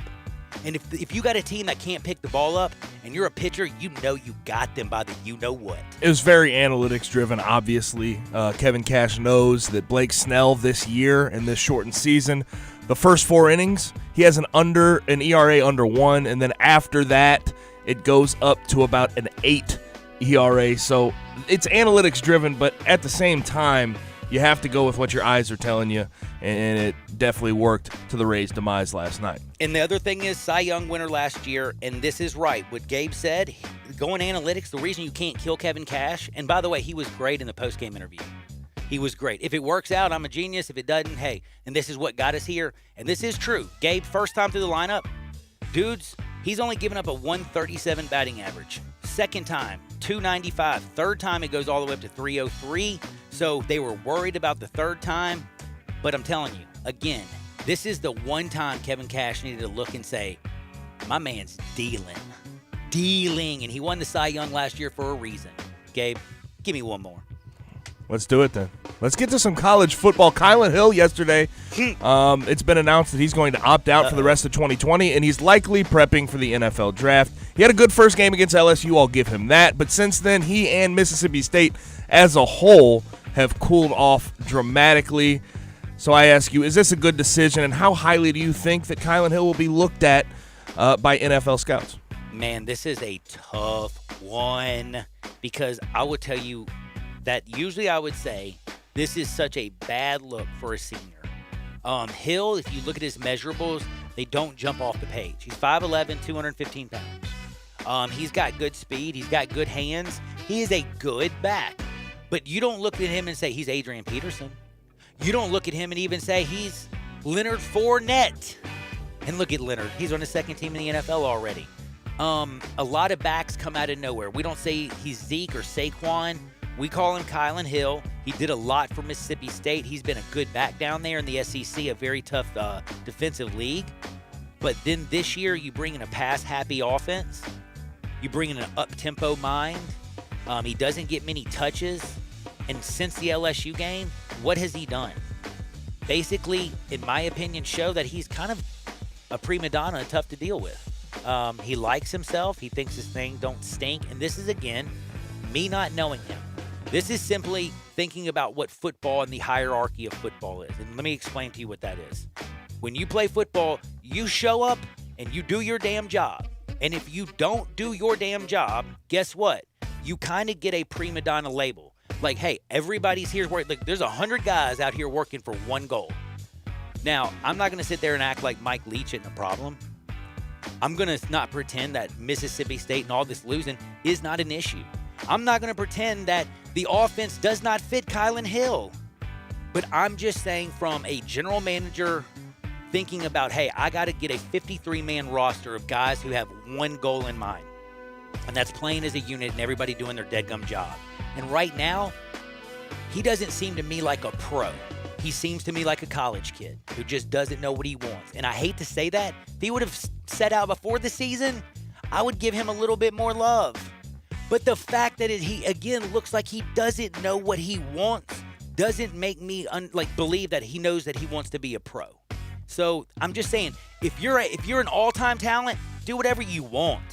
But if you're a middling draft pick, you better show you got heart. You better show that you love football, that you want to do this for a living, because it's tough in the NFL, and you know that. Absolutely. He's a draft pick. I'll say that. Now, how high, I don't know at this point. I think he dropped down in the 5th round. He had decent production with the last staff. This staff, it wasn't there. I mean, the first game, he caught for a lot, didn't get many carries. That's just sort of Mike Leach's offense.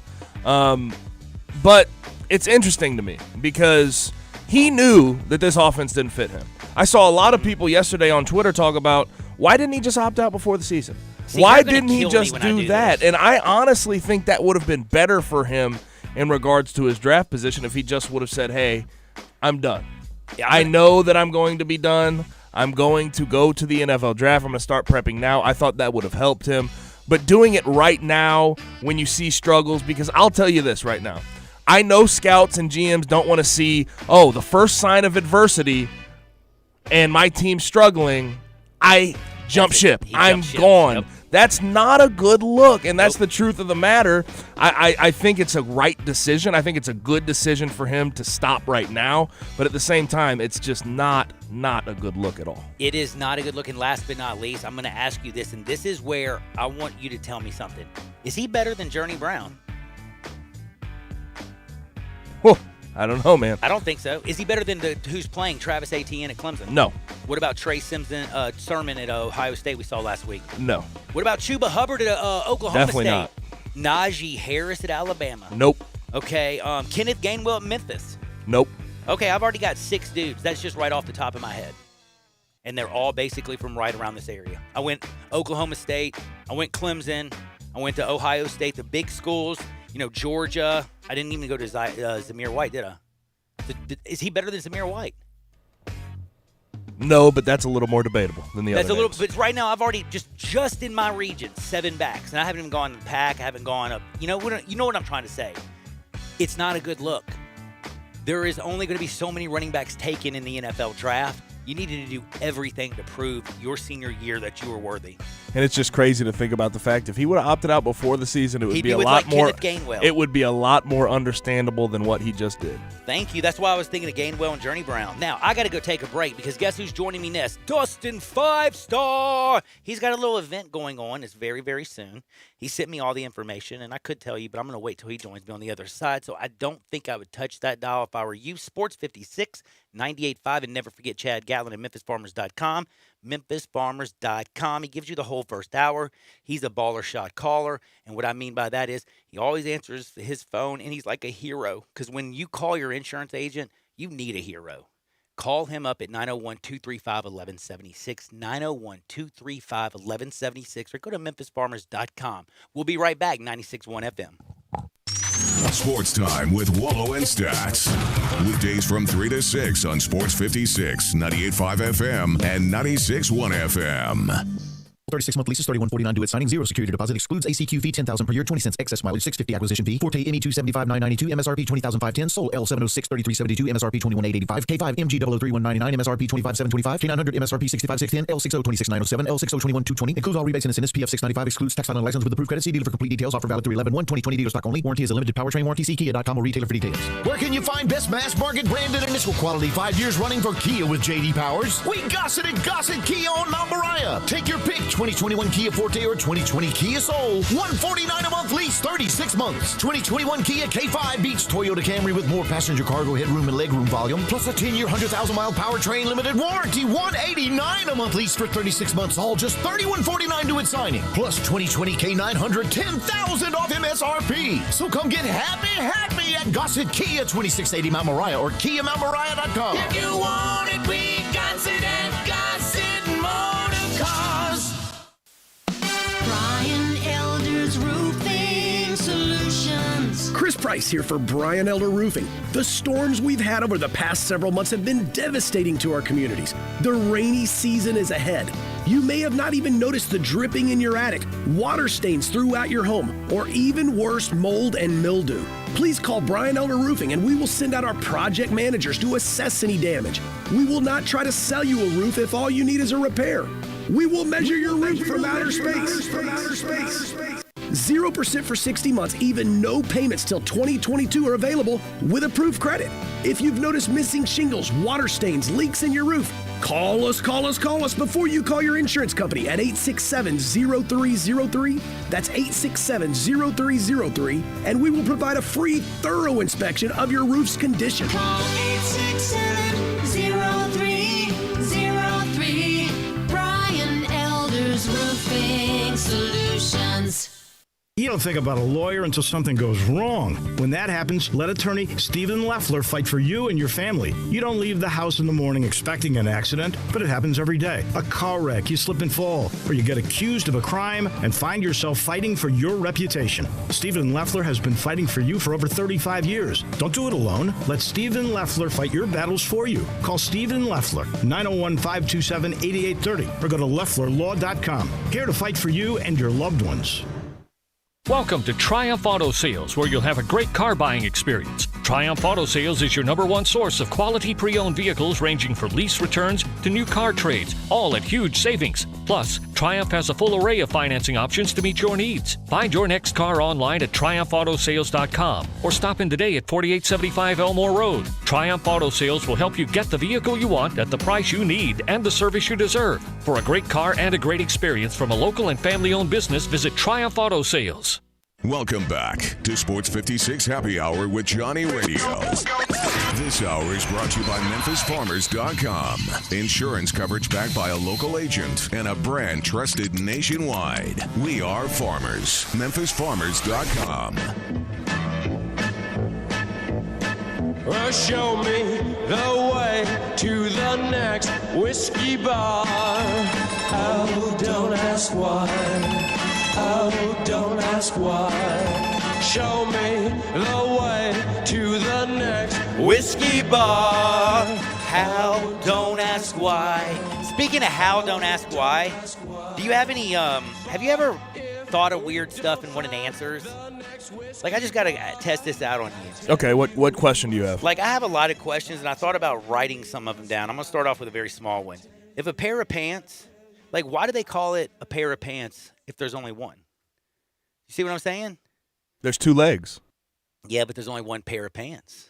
There's only one pants. Like, why can't it be pants? Why is it a pair? And if somebody says, hey, I'm going to bring a pair of pants, I want two pair of pants, dadgummit. The other thing is, I'm going to ask you this. If an adult film star is getting undressed, isn't she technically getting ready for work? Or dressed for work? These things mess me up.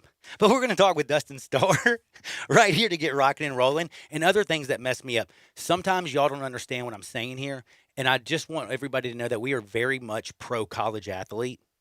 What I'm trying to explain to you is, and I think Gabe said it best. I'm just going to let you say it. You know I am pro-college athlete. Yes, and I do. I'm cool with opting out. You can opt out before bowl games. You can opt out before the season if you don't want to play and risk injury.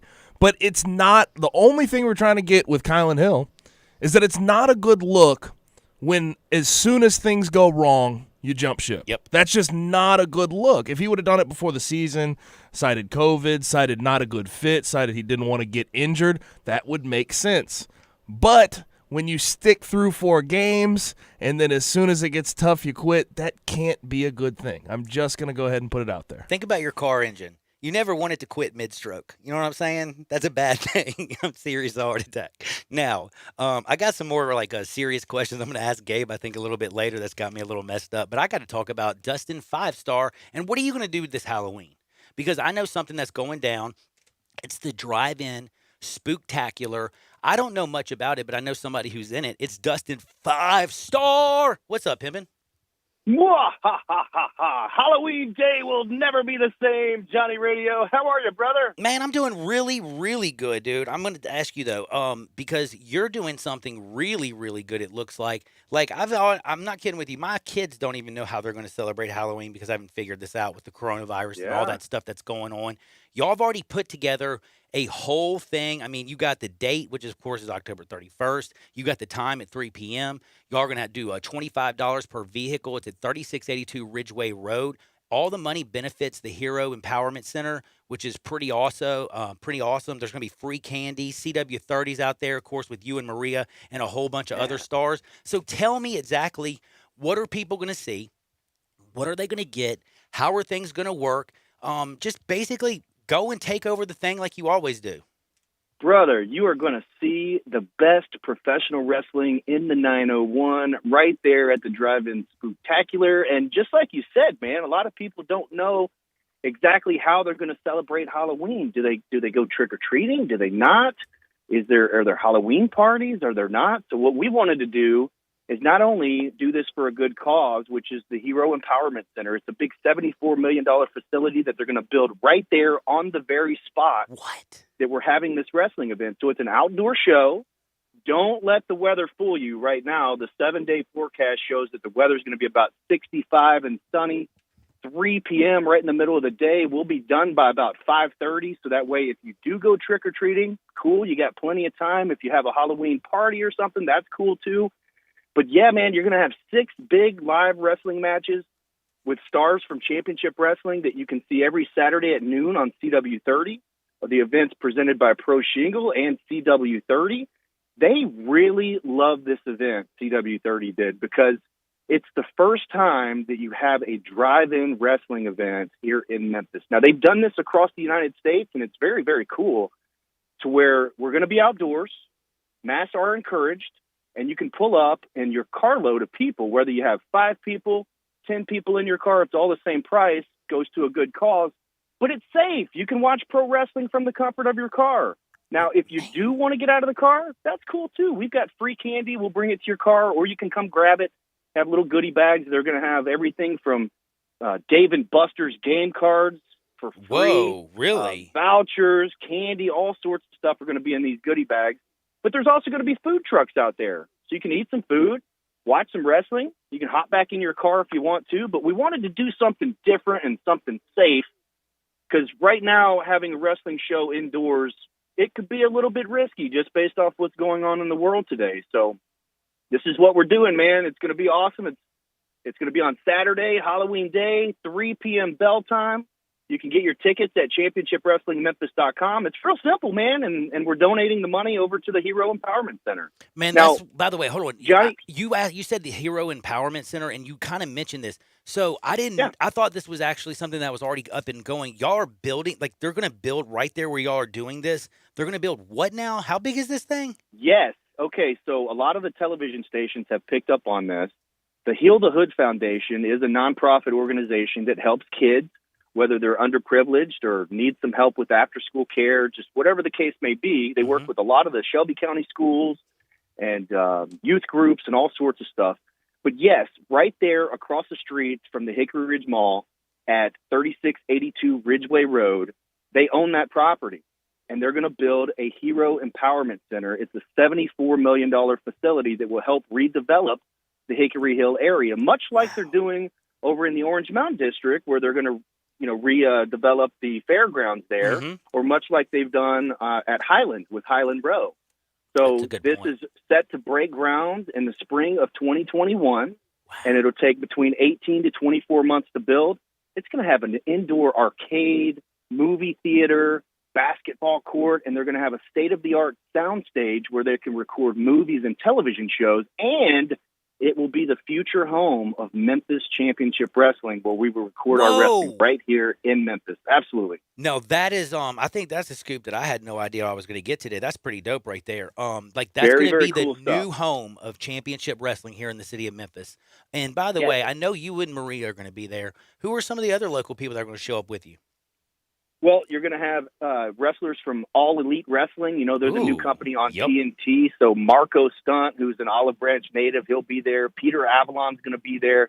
Our most dominant heritage champion ever on our television program, Watts, will be there. Whoa. CC Chanel, who is an exciting female wrestler, she's going to be in action. And then also, along with the wrestlers, you know, you'll have some of your Memphis wrestling favorites, your championship wrestling favorites, and AEW favorites. But also, Bluff City Batman's going to be there. Whoa. Spider-Man will be there, and Jason Voorhees from Friday the 13th. That's He's what I was going to be say. there too. Isn't that right? Isn't that Jason? It's. Oh, that's right. Which one am I thinking of? That's Michael Myers, but he might be there too. You never know. I was thinking of Michael Myers. Man, dude, that's going to be so much fun. And again, I just want to remind everybody, it's just $25 a vehicle. You bring it out there. It sounds like you're going to have loads of fun. They're going to have wrestling. You're going to be watching. People are going to bring candy. It's going to be a party. But again, think about this. The cool thing about this is all your money is going to basically revitalize the area. It's going to be the home of championship wrestling here in the Mid-South in the 901. And it's going to do so much good for so many different families. I think it'll be basically felt throughout the Mid-South. It's going to be awesome, and I can't believe that this is going on. And I'm just shocked. This is the first I've heard about the Hero Empowerment Center. Oh, man. There's more information online, so you can go to championshipwrestlingmemphis.com and grab your tickets. But then also, if you follow you can get your tickets early? Yeah, absolutely. It's like a drive-in movie. You can get them early and just flash your phone when you pull up, or you can pay when you pull up, just like at a drive-in movie. But we want everybody to wear their costumes, too. Oh, because there will be a kids Halloween costume contest. Yeah, it's presented by Party Works. So if you're looking for a costume of some kind here, kind of, it's not the last minute, but it's the week getting up, close, man. This by is the a way. big Hold week. on. So Party Works is putting this bad boy on. I thought Party Works when I saw that there. I was like, yeah, dude, that's what I'm talking about. Party Works. This is working. Heck yeah, man. So that's where we get our costumes, huh? Now, we will not have the kids in the ring for the costume contest because we're being very, very socially, responsible with this. To where if you have a costume and we're going to do a socially distant costume contest. We've had some questions about that, but there will be prizes. We'll make sure that everybody has candy. And gosh, if I listed off everybody that's helped with this event, man, I would take up the remainder of your show because Memphis has really, really helped us out. A lot of local companies, a lot of national companies just helping us make this, because this year has been so crazy, Johnny. Dude, I'm not kidding with you. I still don't know what I'm doing. It looks like I finally found out what I'm doing because I'm going to do Come this. on. I can bring Corbin. I can bring MC Cali, Rio, Savannah, everybody. We can hop in the car, go down there. Yes. I don't have to worry about because I've been freaking out. I've been telling them, look, like I ain't knocking on somebody's door. Well, now we've had some people ask about some sort of party afterwards. So we're going to be at Kooky Canuck in Cordova on the patio after this thing. So if you do have something during the day, I know that the Tigers play at 11, so you got plenty of time to come out. I don't think Tennessee plays at all this weekend if you're looking for that game. So we feel like we've got a perfect time frame from 3 to about 5:30. And if you miss us there, then you can come hang out with us at Kooky. That party is free. I mean, you just buy your food and drinks or whatever. But we'll be on the patio with music. We'll be dressed up in our costumes, and we'll have our masks on, man. And don't forget, kids, there's a costume contest. It's going to be fun. Championship Wrestling. It's going to be in the very spot that the Heroes Empowerment Center is going to be. That's at 3682 Ridgeway Road. 3682 Ridgeway Road. Go to championshipwrestlingmemphis.com, championshipwrestlingmemphis.com. Get your tickets now, or just pay when you get there. But getting them now is pretty easy. You can just pull up, show the phone, and bounce. That's kind of cool, right? Man, I would recommend getting there at about 2:15 or so. That way you can get the spot that you want. If you want to grab a bite to eat from the food trucks or take some selfies with some of the Halloween characters that are out there. Bell time's going to be at 3 p.m. solid. The national anthem will be played by Holden Hastings on behalf of Melody Time Music. He's going to have a guitar out there, kind of Jimi Hendrix style, rocking out the national anthem. We'll do the costume contest, and then, man, we're rocking and rolling with 6 big matches. And I even heard that, I don't know if you remember classic Memphis wrestler, Humongous. He's going to be there. He's the one that wears the hockey mask. So there's going to be 2 hockey mask dudes out there, man. You got Jason Voorhees and him. Man, hey, we need to put these guys in the ring together. Maybe. That sounds like a good idea. I like that, Star. Listen, do you know who you're going to get to take on by any chance, or am I not allowed to tell that? Well, I'm actually hosting. No way. So I'll be hosting. I'll be decked out in my Halloween costume, but you know how that works, Johnny. Everybody always wants to pick a fight or something, so I might have to kick somebody's butt out there anyway. That is going to be awesome. One more time, everybody. I just got to explain this to you one more time. I hope you're listening, moms, dads, kids everywhere. October 31st, Halloween. I don't know what I'm doing. I've been freaking out, and I'm going to tell you right now, we got the answer for you.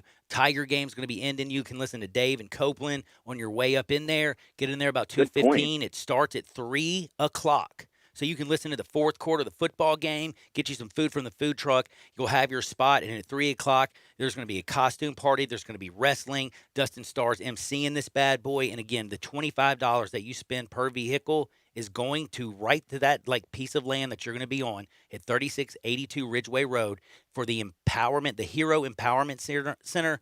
And I just can't think of a better cause.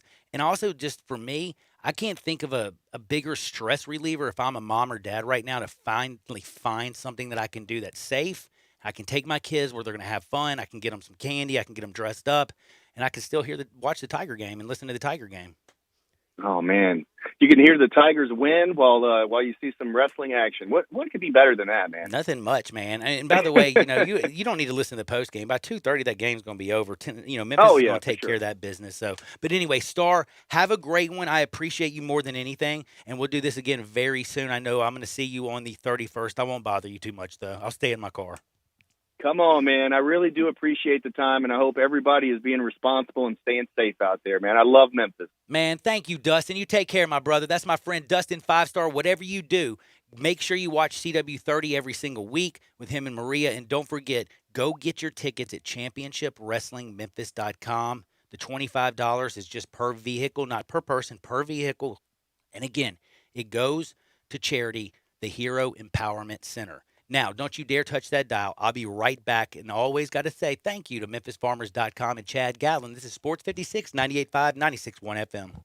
Listen online anywhere, anytime at sports56whbq.com. There's a new commissary in town in Collierville. Germantown Commissary is doubling. Yeah, they're still going to have the old Germantown Commissary by the tracks, but now there's a huge new Germantown Commissary in Collierville at Poplar and Houston Levee Road. It's huge, too. There's a drive-through. There's plenty of parking. No telephone pole to get in your way. A cool patio. It's right by the track, so the tradition continues. And this is a tradition that's been around forever. That commissary is famous for hickory-smoked, slow-cooked Memphis-style barbecue.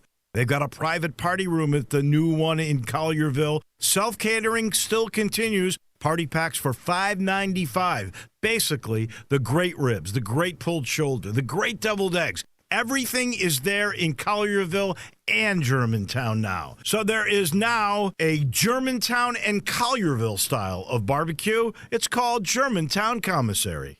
Jeep Adventure Days and Ram Power Days are rocking at Gossett Chrysler Jeep Dodge Ram Fiat on Covington Pike. And guess who's got #1 ranked brand in initial quality and driver appeal among mass market brands? We Gossett! 2020 Jeep Cherokee Latitude IIHS top safety pick. $21,560 or $275 a month. Or get muscle with 2020 Dodge Challenger XST with best in-class cargo volume. $24,348 or $314 a month. Plus get ramped up in a 2020 Ram 1500 Classic Crew Cab 4x2 We Gossett at $388 a month. Drive past the rest. Come to the best. Gossett Chrysler Jeep Dodge Ram Fiat 1901 Covington Pike. Online, GossettMotorCars.net. If you want it, we Gossett at Gossett Motor Cars. Ranked by J.D. Powers IQS and Appeal Studies, all 75 months at 4.11 APR, 3,500 down, must finance through Chrysler Cherokee, LD 643160, MSRP 28,190, Challenger LHS 214,740, MSRP 31,180, Ram LG 293,29, MSRP 37,855, includes all rebates and incentives. PF 695 excludes tax title and license. See dealer for complete details. Offer valid through 11/1/2020 with approved credit dealer stock only. In today's world, a lot is going on, but one thing is always true. You need to take care of yourself. The skin clinics can help. Age, diet, genetics, and current events can conspire to make you look and feel much older than you are. It doesn't have to be that way. Call the skin clinics and let their expertly trained nurses, estheticians, and staff choose the treatment that best suits you and your pocket. There's so much you can do. Consider skin resurfacing and rejuvenation, lash extensions and specialty brows, injectables, medical-grade chemical peels, laser hair reduction, waxing, facials, makeup applications, and even services just for men. The Skin Clinics has it all in a caring, safe environment, always observing current social distancing guidelines. Go to theskinclinic.com to find out more and call today for your appointment at 901-345-SKIN. That's 901-345-SKIN.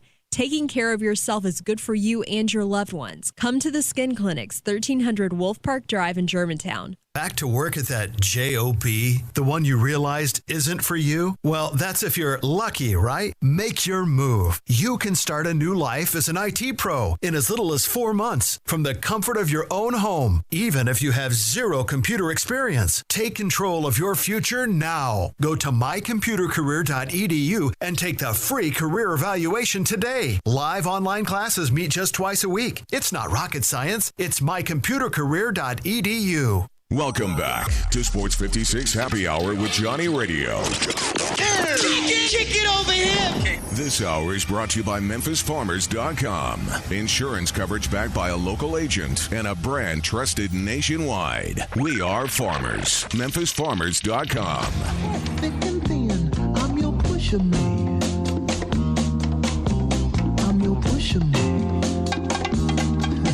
Yo, yo, yo, welcome to the little Sports 56 Happy Hour. I love L.A.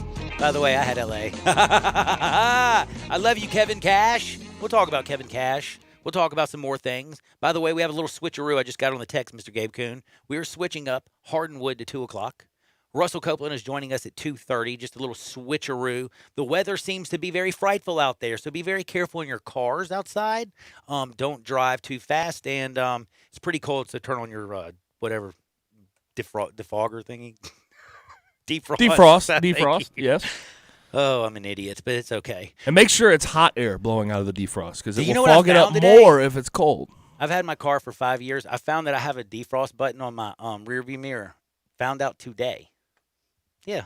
After 5 years, still finding new things on my car. Hey, that's a help, though. It really was a help because I couldn't Good see news. anything out of it. Now, speaking of good news, I got some great news and I got some horrible news. Great news if you had to play Wisconsin. Horrible news if you are Wisconsin or pretty much anybody in the Big Ten. If you don't know what I'm talking about, I guess you really don't like college football that much. Wisconsin has stopped all football activities. They are on pause for this week. Right now, they got 12 players that have come back positive. I don't know what the positivity rate is going to continue to climb, but each player who tests positive has a mandatory 21 days. And this is 12 people now, including the head coach of Wisconsin, Paul Chryst. Again, game against Nebraska is canceled. And by canceled, we mean canceled. This is not postponed. They did not leave any weeks open. Okay, this is 8 games and 8 weeks in the Big Ten Championship, so it will not be rescheduled. I repeat, it will not be rescheduled. No mas. And then it puts games down the road into question because when you look at the Big Ten's rules, the surrounding area, so they're in Madison, right? Madison, Wisconsin. If the positivity rate is 7.5 or over, they cannot play a game. And then also on their team, if the positivity rate is 5% or over, they cannot play a game. 12 is over the threshold for their team, and they're also over the threshold for the surrounding area. So this is going to be very interesting going forward. And it sucks for Wisconsin. It really does because they were looking like probably the second or third best team in the Big Ten this year. Absolutely, I agree with that. And I got to remind you, the Big Ten requires teams to play at least 6 games to qualify for the division championship. That's 6 games. How if you have 1, 2, and your third-string quarterback and your head coach who have a mandatory 21 days they must miss, you have to get your positivity rate below 5%. How do you get in 6 games to qualify for your conference championship? Because I don't see it. There is a slight bright spot. The team they played, Illinois, everybody was asking, okay, so what happens with them? Do they have any positive tests? They have tested, and they did not have enough positive results to go over their 5% threshold, so they will actually be okay come this week. Man, I just have so many questions right now. Speaking of questions, have you ever wondered what your dog named you? And if you really think about it, isn't your wife your ex-girlfriend? Whoa, this is heavy. This is heavy. And right now, where are you getting these questions? I don't think these are not. I'm sorry, these can't be Johnny Radio originals. No, these are not. These are straight up TikTok, brother. Have you not seen 420 Dogface? It's on. Oh, he asked those? No.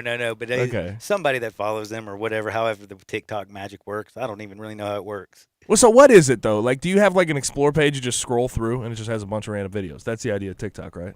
I think so. I started with 420 Dogface, and then my girlfriend sent me a bunch of lunatic stuff. But I will say, COVID-19, if you're not doing anything and you're waiting in between games, it's not bad to get on the TikTok. 420 Dogface is vibing, but speaking of the vibe in the Big Ten is really bad. And I'm just being honest here. It feels like right now, if the Big Ten wants to be honest with itself, my goal right now is to not let anybody with COVID-19 around Ohio State so I can make it to the championship and Final Four and at least get some type of check this year. And that's the main question becomes, and people can get mad at me all they want about this question, was it a smart move to reverse course? I think that's probably the question that you need to ask at this point. Kevin Warren is sitting there going, I need answers. You can't make everybody happy, man. And I think that's what the Big Ten and Kevin Warren tried to do, and it's not. I'm not saying this is a complete implosion. This is certainly not good, but you got to imagine this isn't going to be the only cancellation we see in the Big Ten. I don't think it will be, but I will tell you one thing: there is a person out there who's probably, and sadly, I know it. He will never say this publicly. He doesn't want it in his heart. I'm sure he doesn't want his athletes to get sick, but he is saying, "Told y'all, told you so." Feel bad for what's happening, but told you. It's kind of like, if you were the dude who's like a doomsday prepper and all of a sudden the world ends and you're like, yeah, here's me and my dead gum can underneath the ground with a can of tomato soup. Told you. I'd almost wish I was dead. You know what I mean? Like, by the way, I don't even By the way, there's a lot of told you so people out there nowadays. There are so many told you so. Oh my gosh. By the way, and they always preface it by being like, well, I don't wish harm on anybody, but told you so. And it's like, well, you defeated the purpose of saying the first part when you say "told you so," because it's clearly you'd rather be right. That is kind of the society that we have set up it for really ourselves. Is in all right honesty, now. It is. I mean, we went through the everybody deserves a trophy, and now we're like deadgummit. I'm right, you're wrong, woman. Mean Girls. I think this is the Mean Girls society we're in right now. And by the way, one more thing that I got to get off my head because this is something that's messed me up. If you toast bread, what are you doing? You're just cooking your bread twice. Have you ever thought about that? Yeah, that's a This good is one. Messing my one. head up. Speaking of things that mess my head up, well, have you ever had water damage in your house? I almost lost my mind this year. Gabe, did you have to deal with me during that 90-day stretch? I did. Was I a nightmare? You were not a happy person. You're not a happy person. I was You an tried to be alcoholic. nice. You tried to be nice, but you were a happy person. You weren't a happy person. I almost had to check into rehab, y'all. Okay, I was drinking way too much. Because you know what happens? If you lose your house and you have to live in a hotel during coronavirus, it is a nightmare. It ain't like you're getting room service up in that hotel. They'll drop something outside your door, knock and run like the wind when you go in and everybody's got masks on, you're scared. Well, this kind of stuff happened to me. Don't let it happen to you. I've made the switch. I've gone to MemphisFarmers.com. 90 days? That's 90 days. That's 60 days at least too long. I can see 30 days to rebuild everything out, take everything. 90 days is insanity. I'll just say I had one of those big box, insurance agents. Don't just go big box. Big box gives you comfort because they have power. Well, get the power of farmers, but get the localization of a Memphis agent, Chad Gatlin. Memphis born, Memphis bred. He's a Memphis man till he's dead. He knows the area. He knows you. He knows what you need and what you don't. Go to MemphisFarmers.com. Trust him. He will be there for you in your time of need. 901-235-1176. Check him out. He's the man, the myth. He's the living legend. He's Chad Gatlin. Holy cow, I'll be right back. We're going to Hardwood. Did you know that? We are. Then we're going to Copeland. We're going to talk a little Tigers in Cincinnati.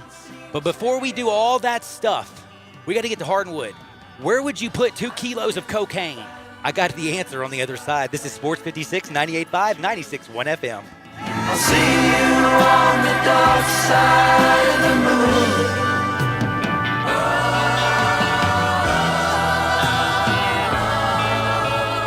Hi, this is Jay Farner, CEO of Rocket Mortgage. Making the right financial decisions has never been more important. We can help guide you to those right decisions now when they matter most. Mortgage rates are near historic lows, so when you call 8338-ROCKET or visit us at rocketmortgage.com to start your refinance, you'll be well on your way to saving money every month. The rate today on our 30-year fixed-rate mortgage is 3.125%, APR 3.43%.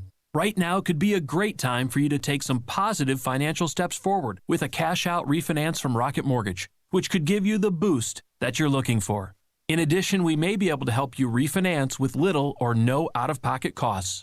At Rocket Mortgage, we're committed to every client, every time, no exceptions, no excuses, giving you the best mortgage experience. Call us today at 8338-ROCKET or go to rocketmortgage.com to learn more. Rates subject to change. Pay 2.875% fee to receive this discounted rate. Call for cost information and conditions. Equal housing lender. Licensed in all 50 states. NMLS number 3030. With so many new pet owners, Kezia's Grooming can't keep up. Kezia's Grooming. Sorry, we're booked solid through the weekend. I can give you a call back, though, if something opens up. It's time to hire. I need Indeed. Indeed you do. The moment you sponsor a job on Indeed, you get a short list of quality candidates from our resume database. Indeed delivers 2.5 times more hires than the other branded job sites combined, according to Breezy HR 2019. Visit Indeed.com/credit and get a $75 credit for your first job post. Terms and conditions apply. Hi, folks. Good news for bargain hunters and bandits from the Chevy Sheriff in Collierville. It's Western Trading Days at Sunrise Chevy. Over 500 Chevys and used cars in stock just in time for the Sunrise Low Price Rodeo. Factory rebates up to $7,500. Sunrise discounts high as $8,000. And don't forget, Sunrise specializes in secondary financing. Need a good body shop? Bring it to Sunrise. We work on all makes and models. Remember, you can bring your Chevy to Sunrise for service no matter where you bought it. Buy American and buy from Sunrise. Find new roads to the Sunrise Chevy Ranch. 385 in Houston, Levy, and Collierville. Chevy's cost less at Sunrise, partner. Bartlett Small Engine has been serving quality power equipment since 1970. They have a full line of power equipment, parts, and services for most makes and models. Bartlett Small Engines has the best brands in the power tool industry: Honda mowers, trimmers, and generators, Steel blowers, trimmers, and chainsaws, Echo trimmers, blowers, and chainsaws, plus quality products from Red Mat and Shindawa. And they're all American made. Bartlett Small Engine is your can-do store. 6780 Summer Avenue. Call 901-386-9779. Brian Elder's Roofing Solutions. Chris Price here for Brian Elder Roofing. The storms we've had over the past several months have been devastating to our communities. The rainy season is ahead. You may have not even noticed the dripping in your attic, water stains throughout your home, or even worse, mold and mildew. please call Brian Elder Roofing and we will send out our project managers to assess any damage. We will not try to sell you a roof if all you need is a repair. We will measure your roof from outer space. 0% for 60 months, even no payments till 2022 are available with approved credit. If you've noticed missing shingles, water stains, leaks in your roof, call us before you call your insurance company at 867-0303. That's 867-0303, and we will provide a free, thorough inspection of your roof's condition. Call 867-0303. Brian Elder's Roofing Solutions. Chad Gatlin is your Mid-South Farmers agent, and he's easy to find. Just go to memphisfarmers.com to get a fast quote or call his office at 901-237-1176. And during this wild time we're all facing, know Chad has you covered. Whether you need to file a claim, get a quote, or just talk about what he can do to give you the absolute best coverage at the best price. Chad is a Memphis man and knows the area and that everyone is different, and he will work to make sure you have everything you need and nothing you don't. Get a fast quote at memphisfarmers.com or call 901-235-1176. We are Sports 56 WHBQ Memphis, W253DF Memphis, and WIVG Tunica Memphis. Flynn Broadcasting Stations. Now back to Johnny Radio's Happy Hour. On Sports 56 and 87.7 FM.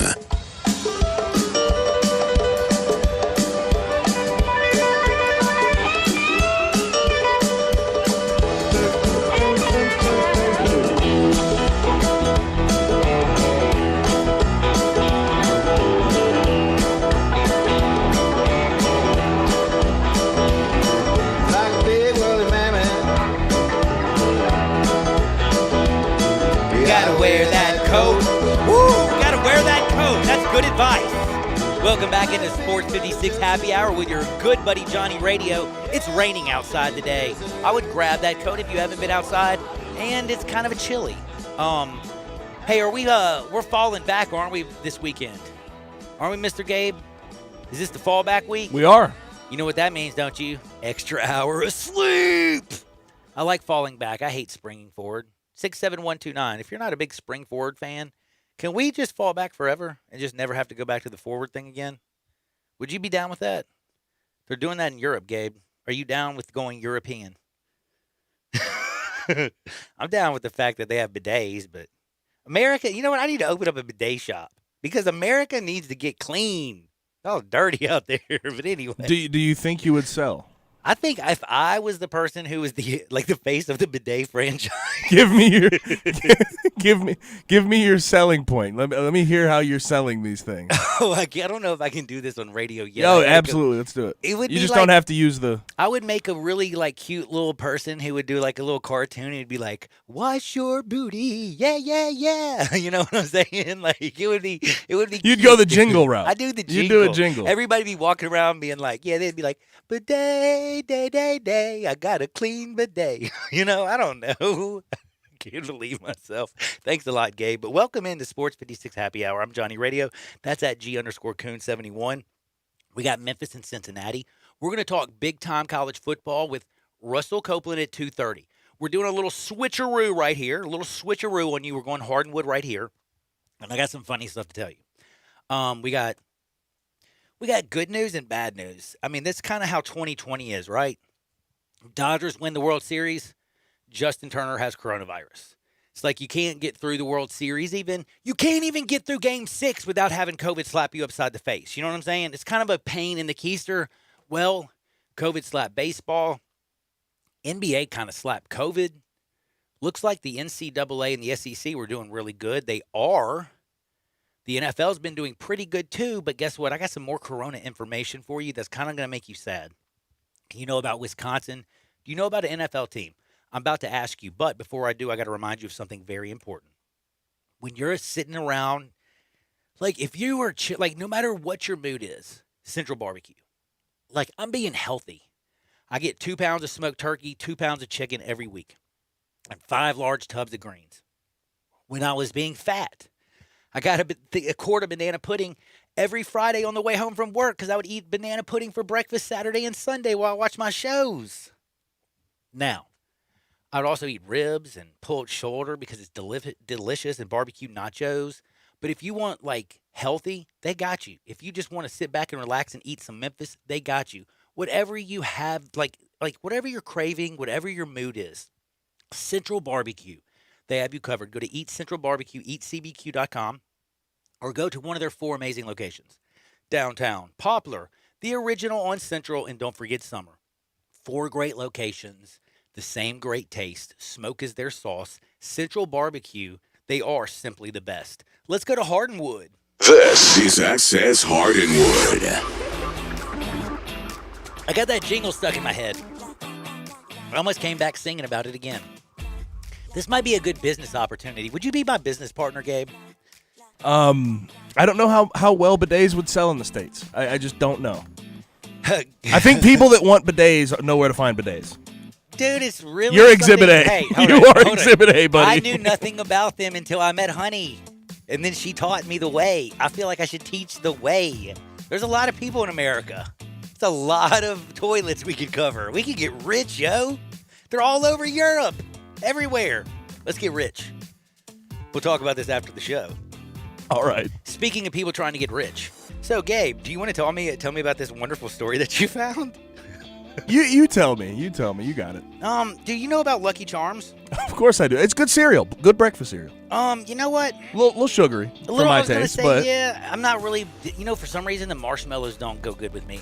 For some reason, I they want get my stuck in there. marshmallows. Oh, yeah, they get stuck. No, in but my when you tooth. get them mixed in the milk, they start to soften up. I know that's like, and I'm not But very patient. but the milk doesn't really seep into them well enough to make them fully soft. Make your marshmallows porous so the milk can seep in there, and I'll go Lucky Charms. Okay. But I will tell you, I wouldn't be very upset if I got this thing of Lucky Charms. I don't think I'd be too upset. But what do you think if you were New York State Police and you're sitting there and you see a young guy and he's tweaking, and you look in the back and he's got groceries, but he's only got one thing of groceries, 2 boxes of Lucky Charms, and he's tweaking out, bro? What do you do? What do you do? Well, proper police, what do? They ask him, "Sir, can you get out of the car?" He gets out of the car, and then they look in and they find some stuff, and unfortunately at 1:45 in the morning, tweaking, they're probably going to look in your car. Well, they finally said, "We got these 2 unopened boxes of Lucky Charms. They're not open, but who in the world has ever thought about gluing the box back together? Nobody. But these are some serious cops.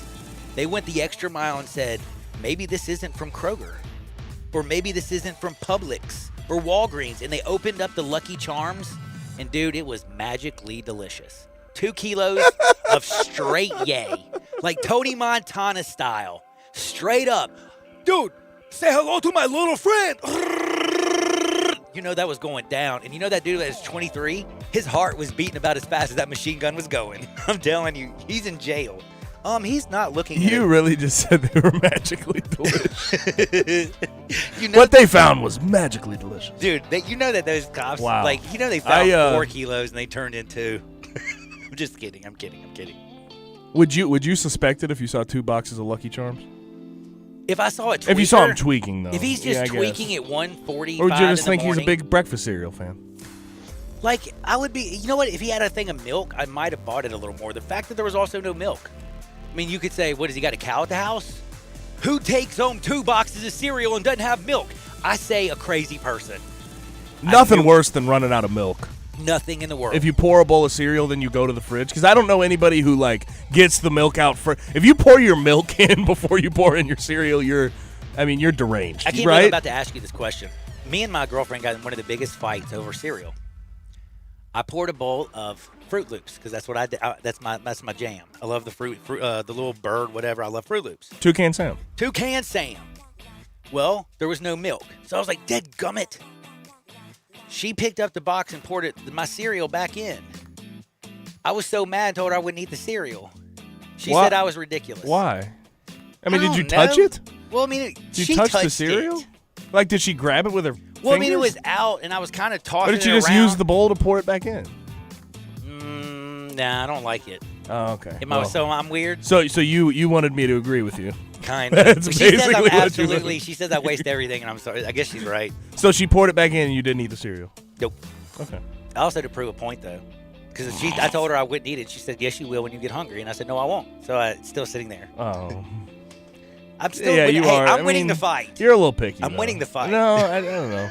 I don't know if you are. I think you're being maybe a tad bit petty on that one. A tad All right, bit I petty. lost that one. Yeah, maybe I am a tad. Did you hear about this guy who entered the DraftKings? He had a fantasy football deal, and a stat correction that changed a sack to a tackle for loss in the Bears-Rams game on Monday caused him to go from $997,000 in winnings for this fantasy football, I guess, a first prize.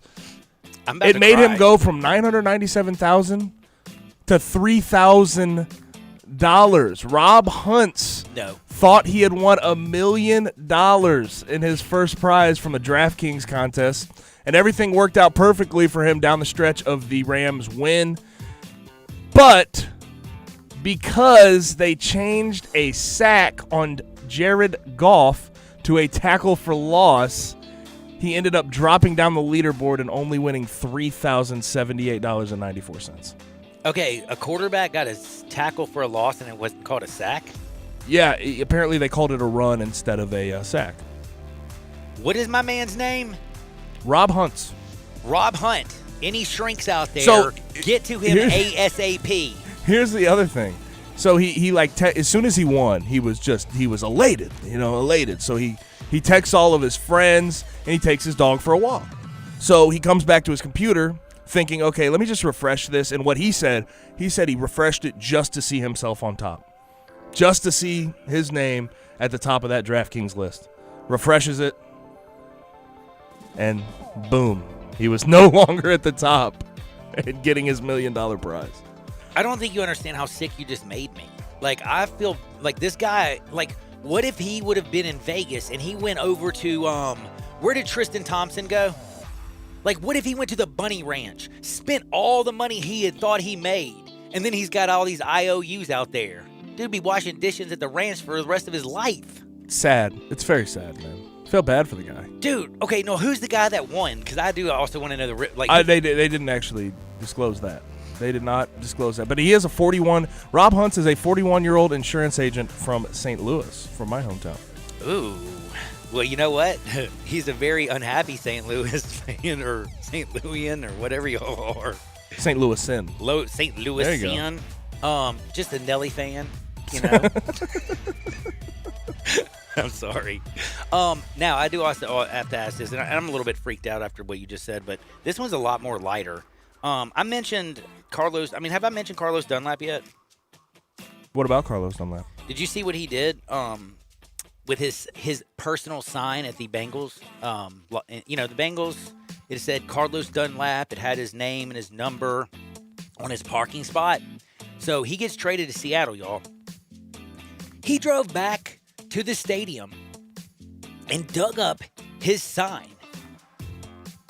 Like, there's video of it. New level of petty. Hold on, time out. No. This is the funniest part. He was right next to Joe Burrow, by the way, if you were just wondering. By the way, if you're Joe Burrow and you need a better spot, or you're like, hey, bro, this is a little bit closer. I want to scoot over one. Never mind. But he gets traded. He drives up there, and you haven't seen the video? So, like, there's a person who works, at the Bengals place, and there's a big guy out there, and he's, like, digging up a street sign. And they walk up to him, they're like, sir, he's like, I'm Carlos Dunlap. This is my sign. I'm taking it with me to Seattle. And you know what I would say? Yes, sir, you are. You have a great day, sir, and go get him. Like, oh my gosh. He is moving out, and he is mad about it. Is he mad, or is it just a level of petty that me and you... I think it's just a level of petty that I did not even know, because it is hilarious seeing this huge grown man digging up his deadgum sign and saying he's going out to Seattle and getting away from all these deadgum losers. So Carlos Dunlap got his sign, and he's moving out west. Moving on west. Man, that's pretty crazy. Now, we've talked about Corona-19, COVID-19, whatever. By the way, have you noticed Corona has done like a bunch of commercials to try to get the Corona thing changed? They got Snoop Dogg now. Now, who's the dude in Mexico? Do you know? Bad Bunny. Who is Bad Bunny? Good question. Does anybody 67129? He's okay. So he's like he's a Latin rapper, more or really? less. Yeah. Are you sure? Artist, rapper. Do you think deal? Snoop actually knew who he was? Before the commercial? Yes. I don't know. That's a good question. Like, because I got to think question. to myself, like, dude, if you're Bad Bunny, you got to be like, bro, I'm going to be in a commercial with Snoop Dogg. And if you're Snoop Dogg, they're like, who the heck's Bad Bunny? Like, why am I with Bad Bunny? You know what I mean? I think I'm a little bit mad. But anyway, coronavirus. Oh, this sucks. Y'all know Wisconsin. You think their sales are back up?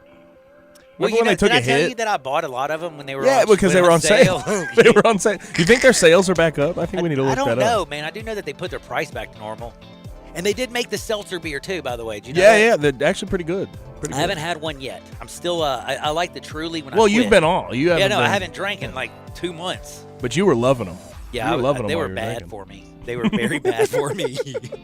They're not for breakfast, okay? Because it felt like a breakfast drink. Like, it's like, hey, let me get my raspberries or my blueberries or my kiwi water. I don't know if that gets you your percent daily value right there. Yeah. I don't know if that helps you with getting your fruit intake for the day. I don't think I was. I was getting my alcoholic one. Now, speaking of a COVID again, Wisconsin, I told y'all know that they've canceled their games. But did you know about the Houston Texans?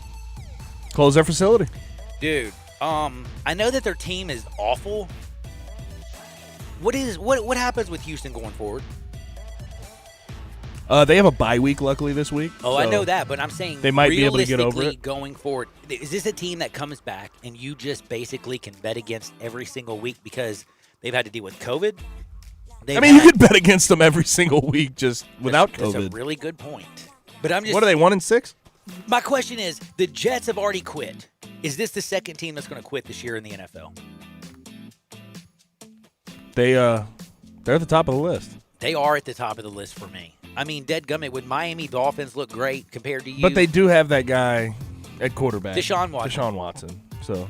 And watching my man Hopkins play in Arizona, well, just so you know, Bill, that's why you're probably sitting at home.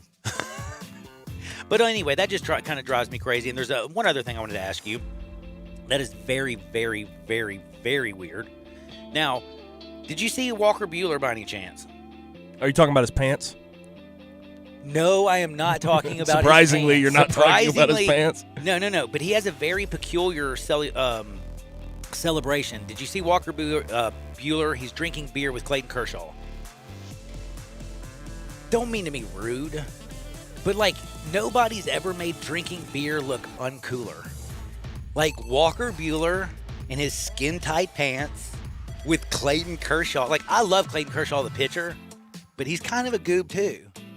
I've never seen anybody celebrate on the TikTok and me be like, yo, their vibe is really bad. They're not vibing. I didn't get their vibe at all. In fact, I wanted him to put the beer down and walk away. What triggered you? I mean, what made it weird? Bro, again, just watch them. And you tell me if Walker Buehler and Clayton Kershaw... It's a couple of dorks, basically. Baseball dorks to the extreme, yeah. If they weren't really good at baseball, I feel sorry for them. They wouldn't really be doing very much. Maybe Pee-wee's Playhouse, if it came back, they could get a job. But I don't know what else. I'm sorry to say. Amen for baseball. Did you not? You say you don't even know what I'm talking about. I can't wait for you to see this. You'll laugh so hard. Now, one other thing. Everybody knows that after you win a World Series, you're supposed to destroy your city, right? That's what it seems like. But they just destroyed their city 16 days, ago after the LA Lakers won. So did you think that last night was going to get a little crazy in LA for a baseball championship? You knew it would. Fires, looting, cops, and more. That's right. We had a person who was busting with assault with a deadly weapon. How about the guy who was doing donuts in the street right over the fireworks? Fireworks shoots up into his engine, and his car catches on fire. That was my grand finale. That was sorry, I ruined it. I'm sorry. I'm sorry. But you know what? Hey, it's okay. I couldn't help it. That was all over Twitter last night. Not funny, but Dude, it's very. What was it then? It's funny. It's hilarious. I'm on. sorry, but I'm it's sorry. unfortunate for the person, but they shouldn't have been an idiot. I should have known that there was going to be debauchery. But I did not know that everybody out there was watching David and Moira, and they were trying to take the debauchery in that show to another level. But LA fan, you are awesome. Now, we are lucky. Only 3 officers sustained minor injuries. There's a completely destroyed car. We lost a lot of fireworks. One victim got knocked out. And did you see the video of the poor dude on the bicycle on his GoPro? No. So you missed the GoPro? No, I missed it. I thought since you saw the fireworks and everything in the car. By the way, could you imagine How many flip cars were there? This is what I was going to ask you. There was 3. Speaking of which, this is random. 3 cars caught on fire last night. Yep, 3 cars. On my street over in East Memphis, I'm praying because I came outside last night out in front of my house and there was a turned over car. I pray for whoever that was last night. Was it because of the Dodgers? No, it was somebody. I heard. You mean it was a wreck? I heard the whole thing. Oh, it was an accident. I thought it was right out front of my house. It was right down the street. It was. Well, it's insane. That is very serious. It was insane. I rode my Cherokee, by the way, when I was like 16. Really? It was awful. Did you? How injured did you get? I didn't even have a scratch. It's crazy. I was very mad though. That turn. It was a came Cherokee up on me on nowhere. What kind? The Cherokee Sport. Okay. So annoying. Because in a Wrangler, you feel like I don't. My parents were a little bit mad, by the way. I mean, come on, man. A little bit? Just a little bit, Yeah, I lost that car. It wasn't my car to begin with. It was my dad's. Yeah. Hey, Dad, can I borrow your car? 30 minutes later, yo, I'm upside down. Can you come get me? With what? You're in my car. Oh, that's right. Well, it's not going to come get me anymore. It's not driving. Now, last thing I got to say. Speaking of the looting. So, if you're going to loot, would you go to high-end fashion, or would you just do like Target? You can get probably more bang for your buck at Target, like more items for your arms, or you can go like high-end. What is it? What's that, Rodeo Drive or something out there? Yeah. Would you go down to Rodeo Drive? If you're looting? Yeah. I mean, why would you go to Target? I mean, I don't know. That's what I'm asking. I mean, I wouldn't loot. I think that's what we need to explain first and foremost. I don't think either of us would loot, but if I was gonna loot, you would go for the higher end stuff, right? I would. This is what I thought. But can I tell you what was broken into? Nothing on Rodeo Drive. But they did break into a Target and a Foot Locker on 7th and Broadway. But hold up. I bet Rodeo has some pretty good security, right? I would think they probably got really good cameras. I wouldn't probably want to go. Well, cameras is one thing, okay? But, I bet they have some security systems. I just think you're probably too drunk to get all the way to Rodeo Drive. You just kind of go outside and destroy whatever's in front of your house, Oh, there's the Target and the Foot Locker across the street. I need new kicks. Hey, honey, you need some, you need some undershirts, or what you need? Swimming trunk? Got you. But anyway, last but not least, yes. LA was hit with some serious craziness. Now, you know how I love the Kardashians, right? Do you love them? No, not really. Okay. But okay. I get what you mean. Yes. I love making fun. I love talking about their crazy, loony lives. I mean, in all honesty, if Kim Kardashian sent me an invitation to get on her 777 to fly out to her private island for her 40th birthday, I'm going. And her tweet that she put out last night is actually going viral at this point. What did she tweet? She tweeted. Let me find this. Let me hold up real quick. Well, Kim I'm K. telling you that, I got to tell you about her brother. Did you not hear what he did? So Rob? Yes. We just talked about him. You thought he vanished off the face of the earth. Dude, well, he just came out and he pulled a rabbit out of his keister. His sisters might be rich, and he might live off his mommy and his sisters, but do you know what? He invested his money wisely. So he bought a pack of cards when he was still a kid. Guess who it happens to be? The one, the only, rarest Tom Brady card that's worth $250,000. And again, he did not buy it. He found it looking through his cards the other day. Now, that's what he says. He says, I had he bought the whole bullpen card shop in L.A. That's a hell of a coincidence, though. And he has 20 boxes to prove that he has them from when he was growing up, because he's kind of you can tell if you look in his closet. Dude's got 20 boxes of cards, and he has like 500 sneakers. He's got a little sneaker issue, I think. But you're like Rob Kardashian. You got a billionaire sister, and you find, just looking through some stuff, $250K in a box? Either they have done something so good in their past life, or I was Jack the Ripper, because I have no luck and I try to do good things for people. Can I get some of their money, please? Man, isn't that sad? That's a coincidence. That's a hell of a coincidence, man. Don't you think he could live off his sister long enough? And he has to, like, and by the way, you want to know what else he found? And no, I'm sorry, this is not found. But this is also something also so rare. He, because he is Rob Kardashian, reached out, and guess who's going to sign it? Tom Brady. Yes, which is going to make the value of the card go up exponentially, and estimates are that it'll go up an extra $50,000 to $200,000 for the signature on the card. Dude. The rich just get richer. That's what I'm talking about, yo. By the way, coming up next, Russell Copeland. My man played football for Memphis. Oh, he played for Buffalo and a few other teams in the National Football League, but I'll always think of him as a Tiger and a Bill. He joins me on the other side. What are we going to talk about? Oh, Memphis, Cincinnati. Trevor Lawrence. Should he go to the NFL?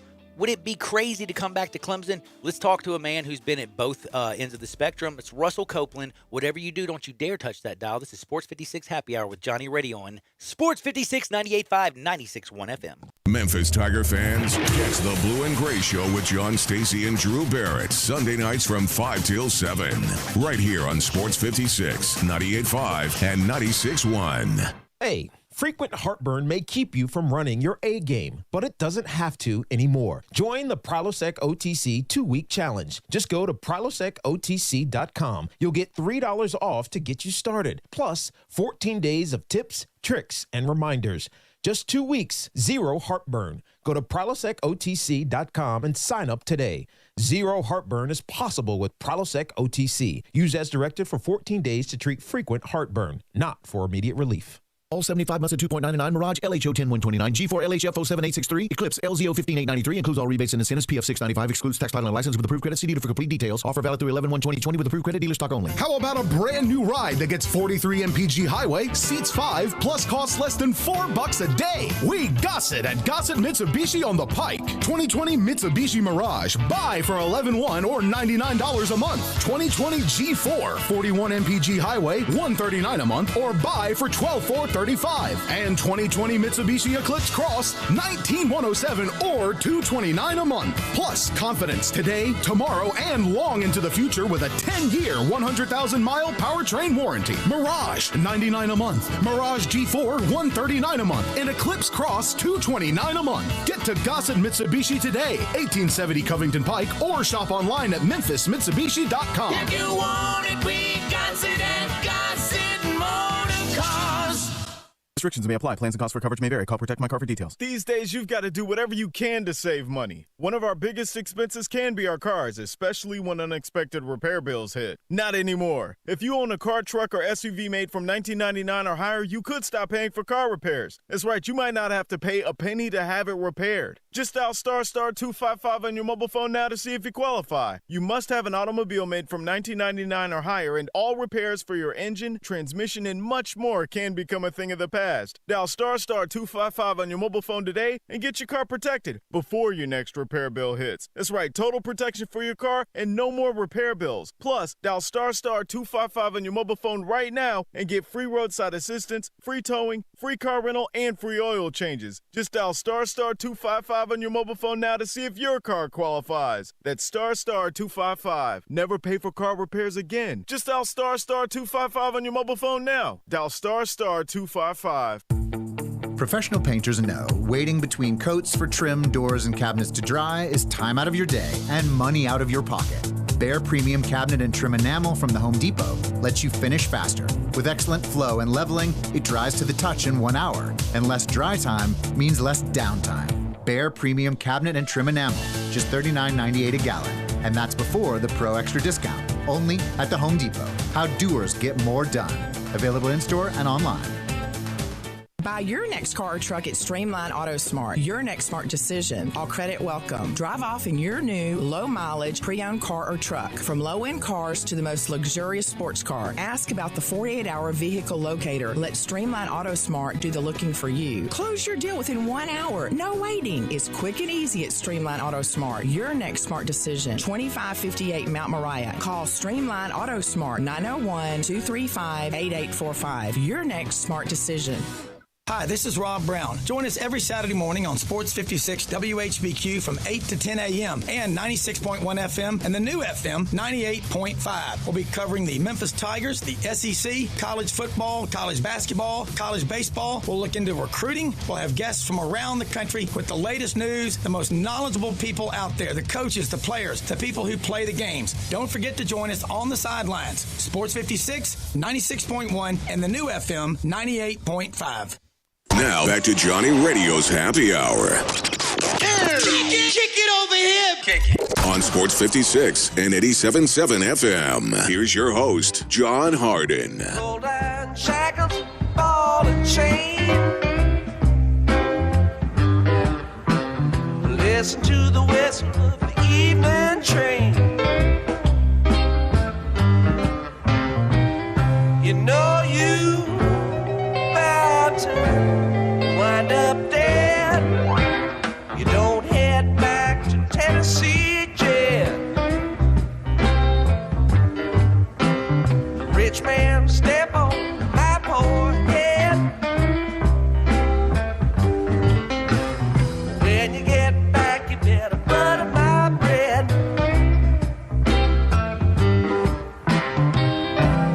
Well, you know it's like I said.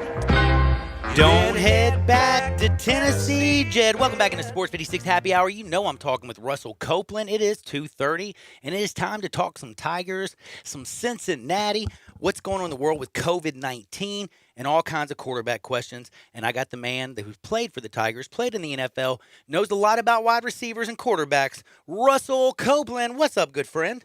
Man, what's going on, Johnny? Man, I'll tell you one thing. I'm a little bit fired up, and I'm a lot nervous. Memphis, Cincinnati, 11 o'clock. You and Dave are on the call. Are you excited for Memphis? Are you concerned? Double revenge for Cincinnati. What is Russell Copeland thinking? Well, I'm very excited. I think this football team has shown a lot of resilience. They have shown that they have heart, and they have been able to adjust as the game goes on. But, of course, you have to be able to look at Cincinnati, and I see why they're the number 17 that's in the country, ranked 7th in the country. Just looking at them, what they do offensively and defensively, they are a well-rounded team. They've won 16 games at home, so it's going to be a very tough task for the Tigers. But I think the Tigers have what it takes, but they're going to have to put it all together in 4 quarters, and they're going to have to do it in all 3 phases, offense, defense, and special teams. Man, I'll tell you one thing. If they can do that, I think they have a great chance. You know, I've been thinking about this because we talked about it. Is Brady White against Mr. Desmond Ryder? Is there a huge advantage that I see, or is that just something that I see because I kind of bleed blue? Or is there a big advantage? Because I feel like Brady White knows the offense. He has touch on his ball. Yes, he's lost Gainwell and Coxey. But, man, people have stepped up all over the place from Washington to Austin. They're kind of, doing their thing. And Brady just feels like he's basically an extension of Ryan Silverfield. He's a coach on the field, and I don't feel like Ryder's quite there. Do they have advantage at the quarterback position?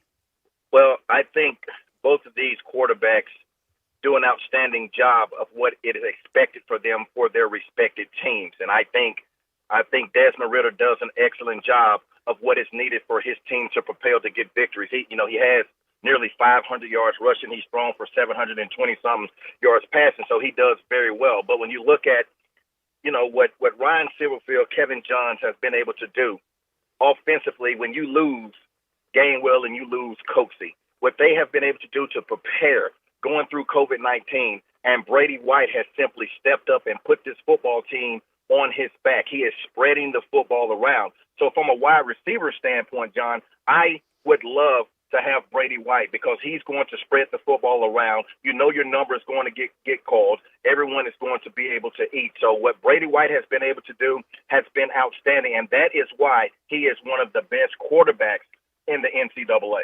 Now, how big would it be, honestly, for Memphis to get him back next year? Because a lot of people, I don't think ever thought of him as going to the next level in the NFL.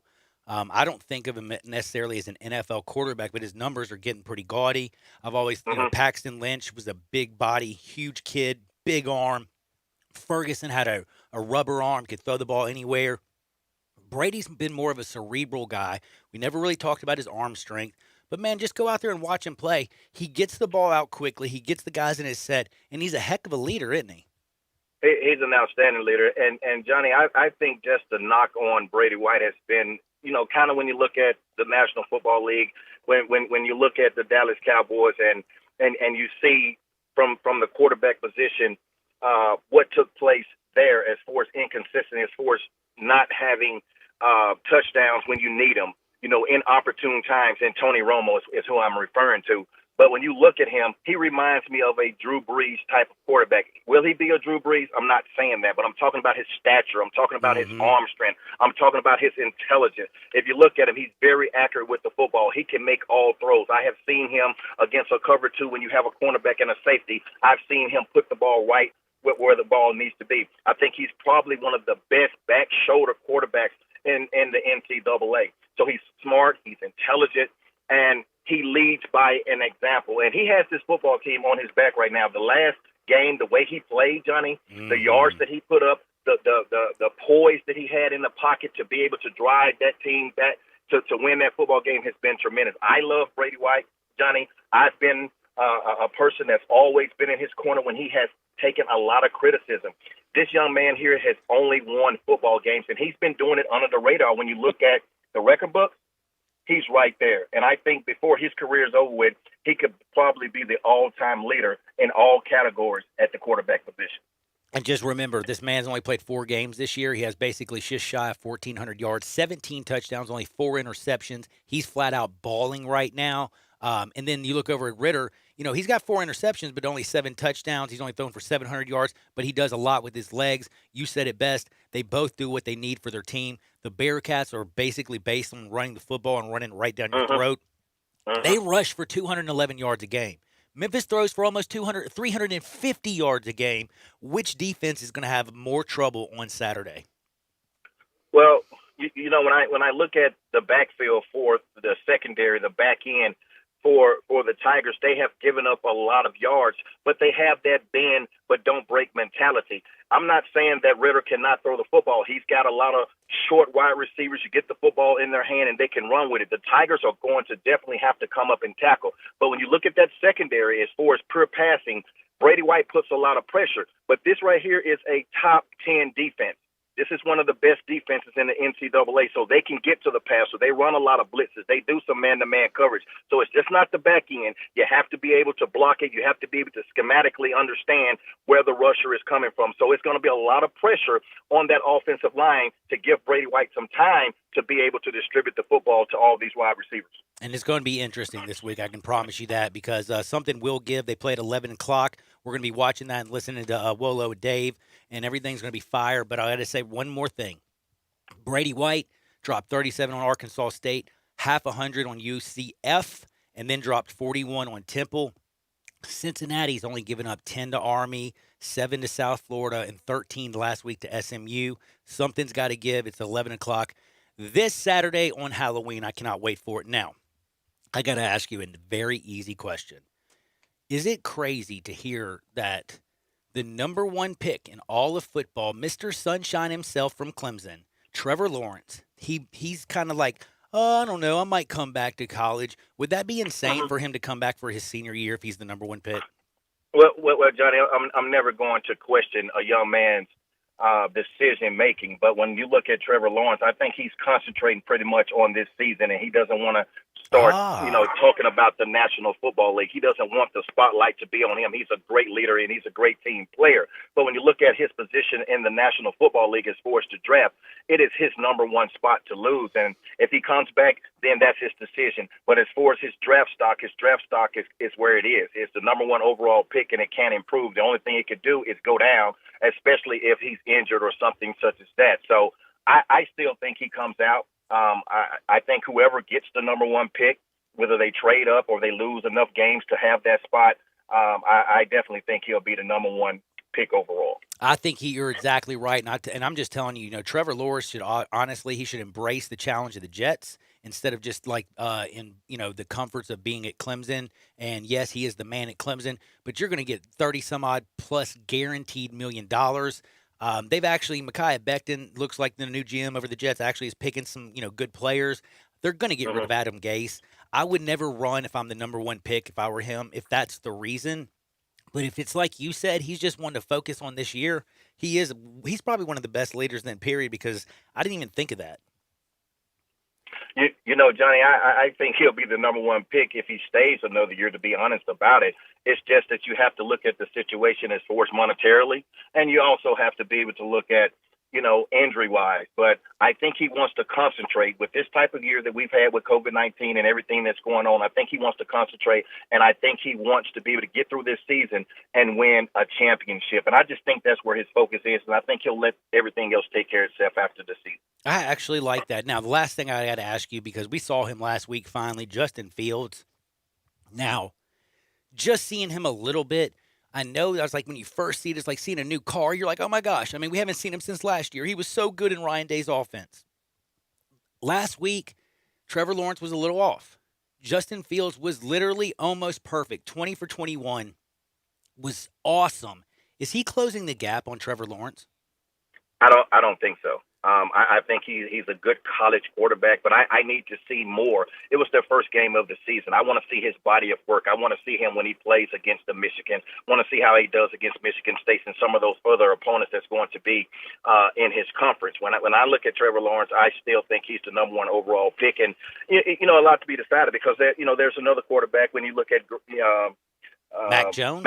Yeah, from Alabama. So you have to look at those three quarterbacks. But I just personally think, guys, I know the workouts have to come, but for what I've seen from Trevor Lawrence when he first came to Clemson and his body of work, to me, it just solidifies him pretty much as the number one overall pick. I think you're exactly right. I think Trevor Lawrence, he's, the only game he's lost, if I remember correctly, isn't it LSU in the national championship game last year?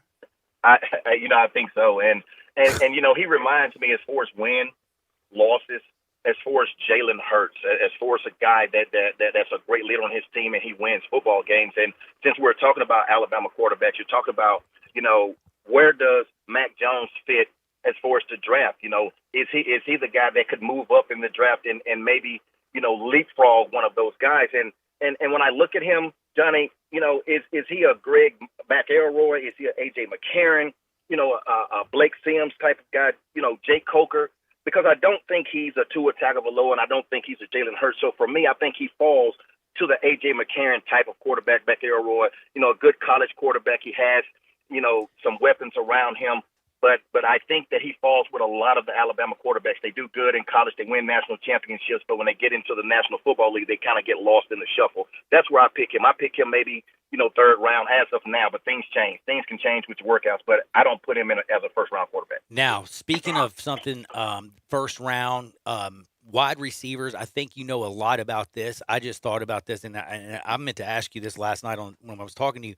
Do you think Jalen Waddle will he ever be the same person, and will he get drafted high enough? How bad was this injury for just this young man? Because, he is a spectacular football player. He was becoming a great wide receiver. He was blessed with amazing speed, and seeing him get injured last week, it just broke my heart. Well, he's a tremendous player. He has 4.2 type of speed, 4.2, 4.3 type of speed. He makes the big play. He's great in the return game. I think you have to be able to look and see how his rehab goes and just really see what the extent of the injury is.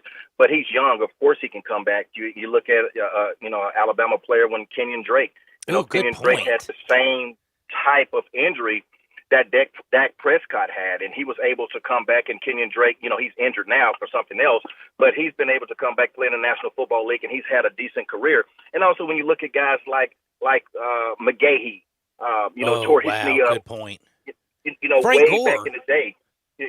Frank Gore, has torn up both knees. So when you look at things now, when you look at how players are able to have the surgeries and get back to rehab, I think he can make a full recovery. And when I talked about McGahee, he tore his knee up, completely tore everything up in it, and still was a first-round draft pick. So I think that people want to be able to see his speed. I think what hurts him is he a wide receiver? Is he a Devin Hester type of player? It's a good question. Is he an every down guy? So his wheels are his money, and I think that's the difference with him. Yeah, you wouldn't think of him as like more of a Calvin Ridley. Like you just flat out think of him as a burner, like a Ruggs, right? Well, when you look at Ruggs has wide receiver capability. I mean, he does. He's a great route runner. You get the football in his hand, but when I look at Waddle, I look at how he plays and how Alabama puts him. They put him in the backfield. They line him up and give quick screens to him. He plays in the slot. So he's a Devin Hester type of guy to me, a guy that has tremendous speed, and we're going to see how he fits into the National Football League because he can do it all. But I think what could hurt him definitely is his speed because, to me, he is not a guy that you look at as a Calvin Ridley. He's not a route runner that's going to – and that he's a wide receiver. He's that guy, that X factor that can do a lot. And if he can't run and he can't cut the same, definitely that takes him out of the first round. I will say one thing. If he's got some speed, I just hope he doesn't fall to Kansas City because could you imagine them getting any more speed? My goodness. Man, I could talk with you all day, Cope. I hope you have a great weekend. Have a great call. I hope the Tigers get the big W, and we'll be talking next week around the same time. Whatever you do, don't miss it. Cope, be good and take it easy out there, my friend. It's always good, Johnny. See you next week. Thank you. That's Russell Copeland. He's a Memphis Tiger legend. He's an NFL pro, and he's going to be with Dave Oloshin on the call. Cincinnati and Memphis. So whatever you do, though, make sure you always stay locked right here to Sports 56, 98.5, 96.1 FM. Want to get your voice heard? Hit us up on the First Bank phone line or First Bank text line. Hey Tennessee, sports betting is almost here and FanDuel Sportsbook is giving you an exclusive offer to get started. Right now, FanDuel Sportsbook is giving users $50 in free site credit to register and verify early, no deposit required. FanDuel is America's #1 sports betting site for a reason. They've got odds on all the biggest sports in a simple, intuitive app that makes it easy to find the bet you're looking for, then lock it in. And unlike other sports books, once you win, FanDuel gets you your cash in as little as 24 hours. Why? Because it's the right thing to do. Download the FanDuel Sportsbook app and check out their fantastic app for yourself. Just be sure to sign up and register using promo code CASH so they know we sent you when you verify your account, and you'll receive $50 in site credit when FanDuel Sportsbook is live. That's promo code CASH to get $50 in site credit when FanDuel Sportsbook is live. 21 plus in present Tennessee. Site credit is non-withdrawable and expires 7 days after receipt. Terms apply. See sportsbook.fanduel.com for details. Gambling problem? Call Redline 1-800-889-979. Water damage to your home or business can be an absolute nightmare. And the faster you remove the standing water, the faster you can prevent secondary damage. Landmark Construction and Emergency Services specializes in water extraction. They have been a trusted name in the Mid-South for over 20 years. They are a Memphis-based company ready to serve your needs with their 24-hour emergency response. They are always on call and will respond within an hour. They work with most insurance companies and are the official restoration contractor of the Memphis Tigers home team. Landmark Construction and Emergency Services can't prevent disasters in your home and at your business, but their water damage team will certainly respond quickly to minimize and restore the damage. Call 901-452-0390. That's 901-452-0390 or online at landmarkco.org. Jeep Adventure Days and Ram Power Days are rocking at Gossett Chrysler Jeep Dodge Ram Fiat on Covington Pike. And guess who's got #1 ranked brand in initial quality and driver appeal among mass market brands? We Gossett! hit. 2020 Jeep Cherokee Latitude IIHS top safety pick. $21,560 or $275 a month. Or get muscle with 2020 Dodge Challenger XST with best in-class cargo volume. $24,348 or $314 a month. Plus get rammed up in a 2020 Ram 1500 Classic Crew Cab 4x2. We Gossett at $388 a month. Drive past the rest. Come to the best. Gossett Chrysler Jeep Dodge Ram Fiat 1901 Covington Pike. Online GossettMotorCars.net. If you want it, we got it at Gossett Motor Cars. Ranked by J.D. Power's IQS and appeal studies, all 75 months at 4.11 APR, 3,500 down, must finance through Chrysler Cherokee, LD 643160, MSRP 28,190, Challenger LHS 214,740, MSRP 31,180, Ram LG 293,29, MSRP 37,855, includes all rebates and incentives. Key of 695 excludes tax, title, and license. See dealer for complete details. Offer valid through 11/1/2020 with approved credit dealer stock only.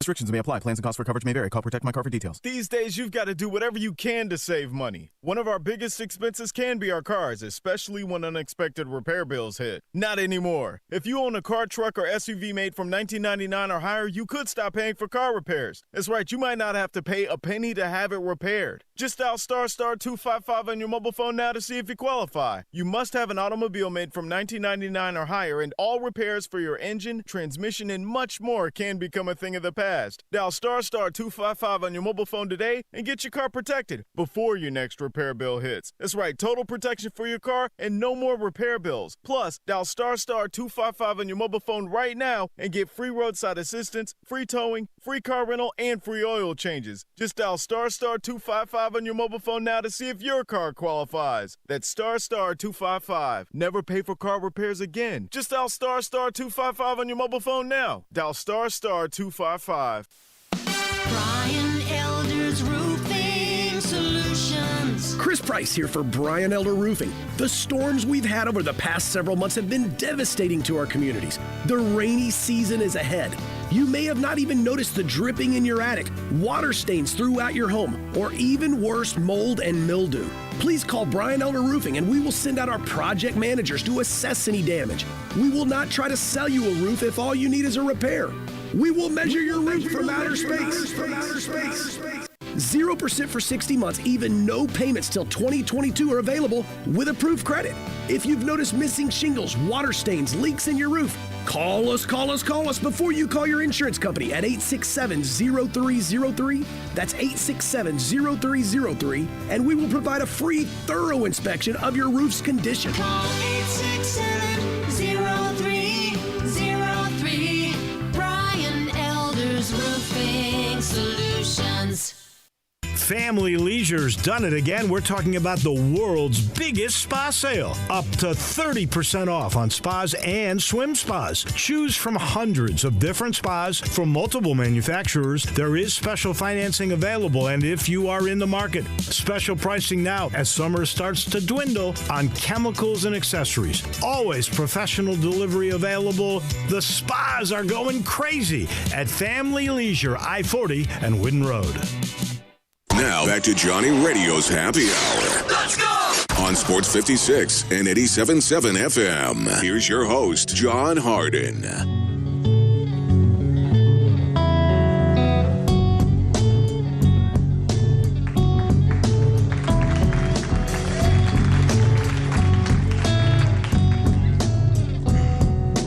Many a hand has scaled the grand old face of the plateau.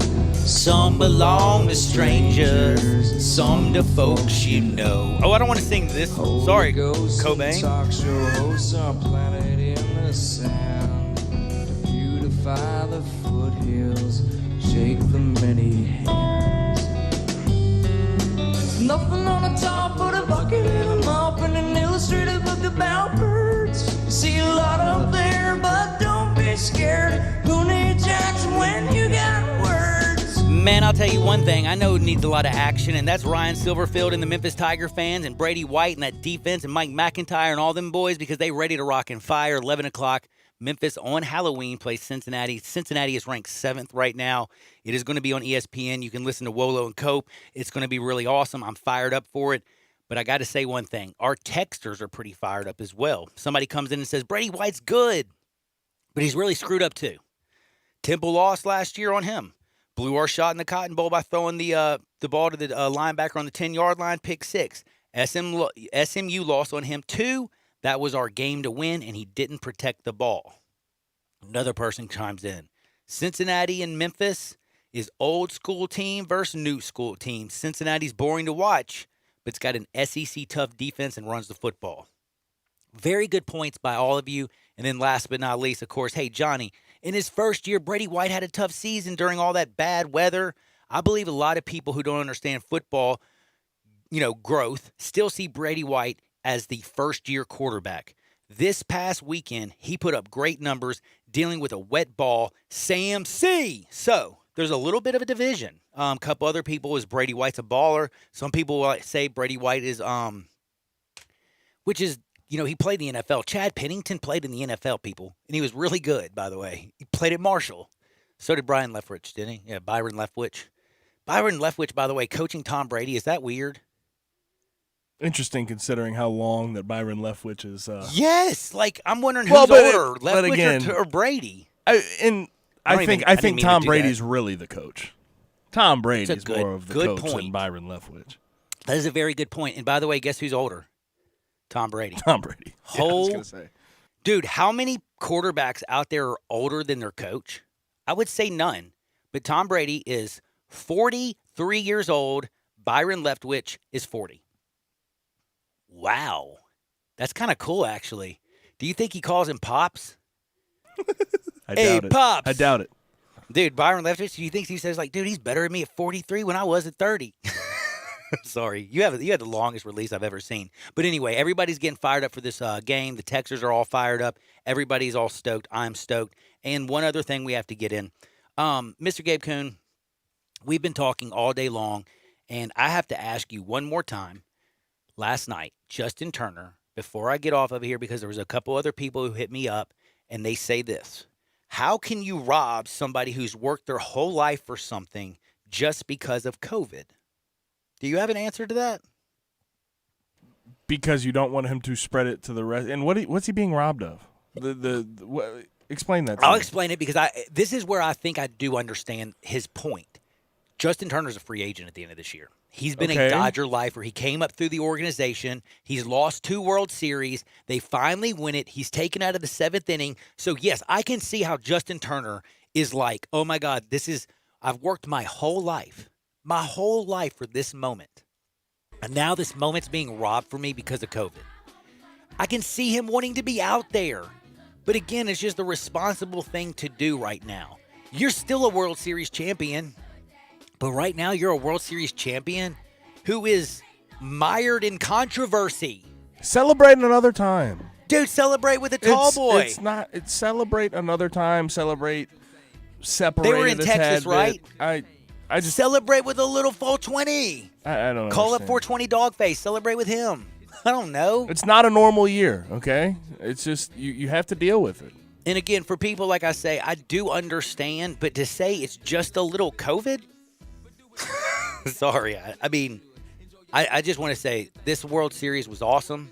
Congratulations to the Dodgers. I'm glad baseball got through it. I'm fired up that basketball got through it. I'm praying that Wisconsin can get through it in the Big Ten. But I will tell you, it's going to be tight. Whatever you do, though, don't you touch that dial, because Wolo and Stats are going to drive you home. For Gabe, I'm John. Get out there. Make the world a better place. See you on the flip side. Peace.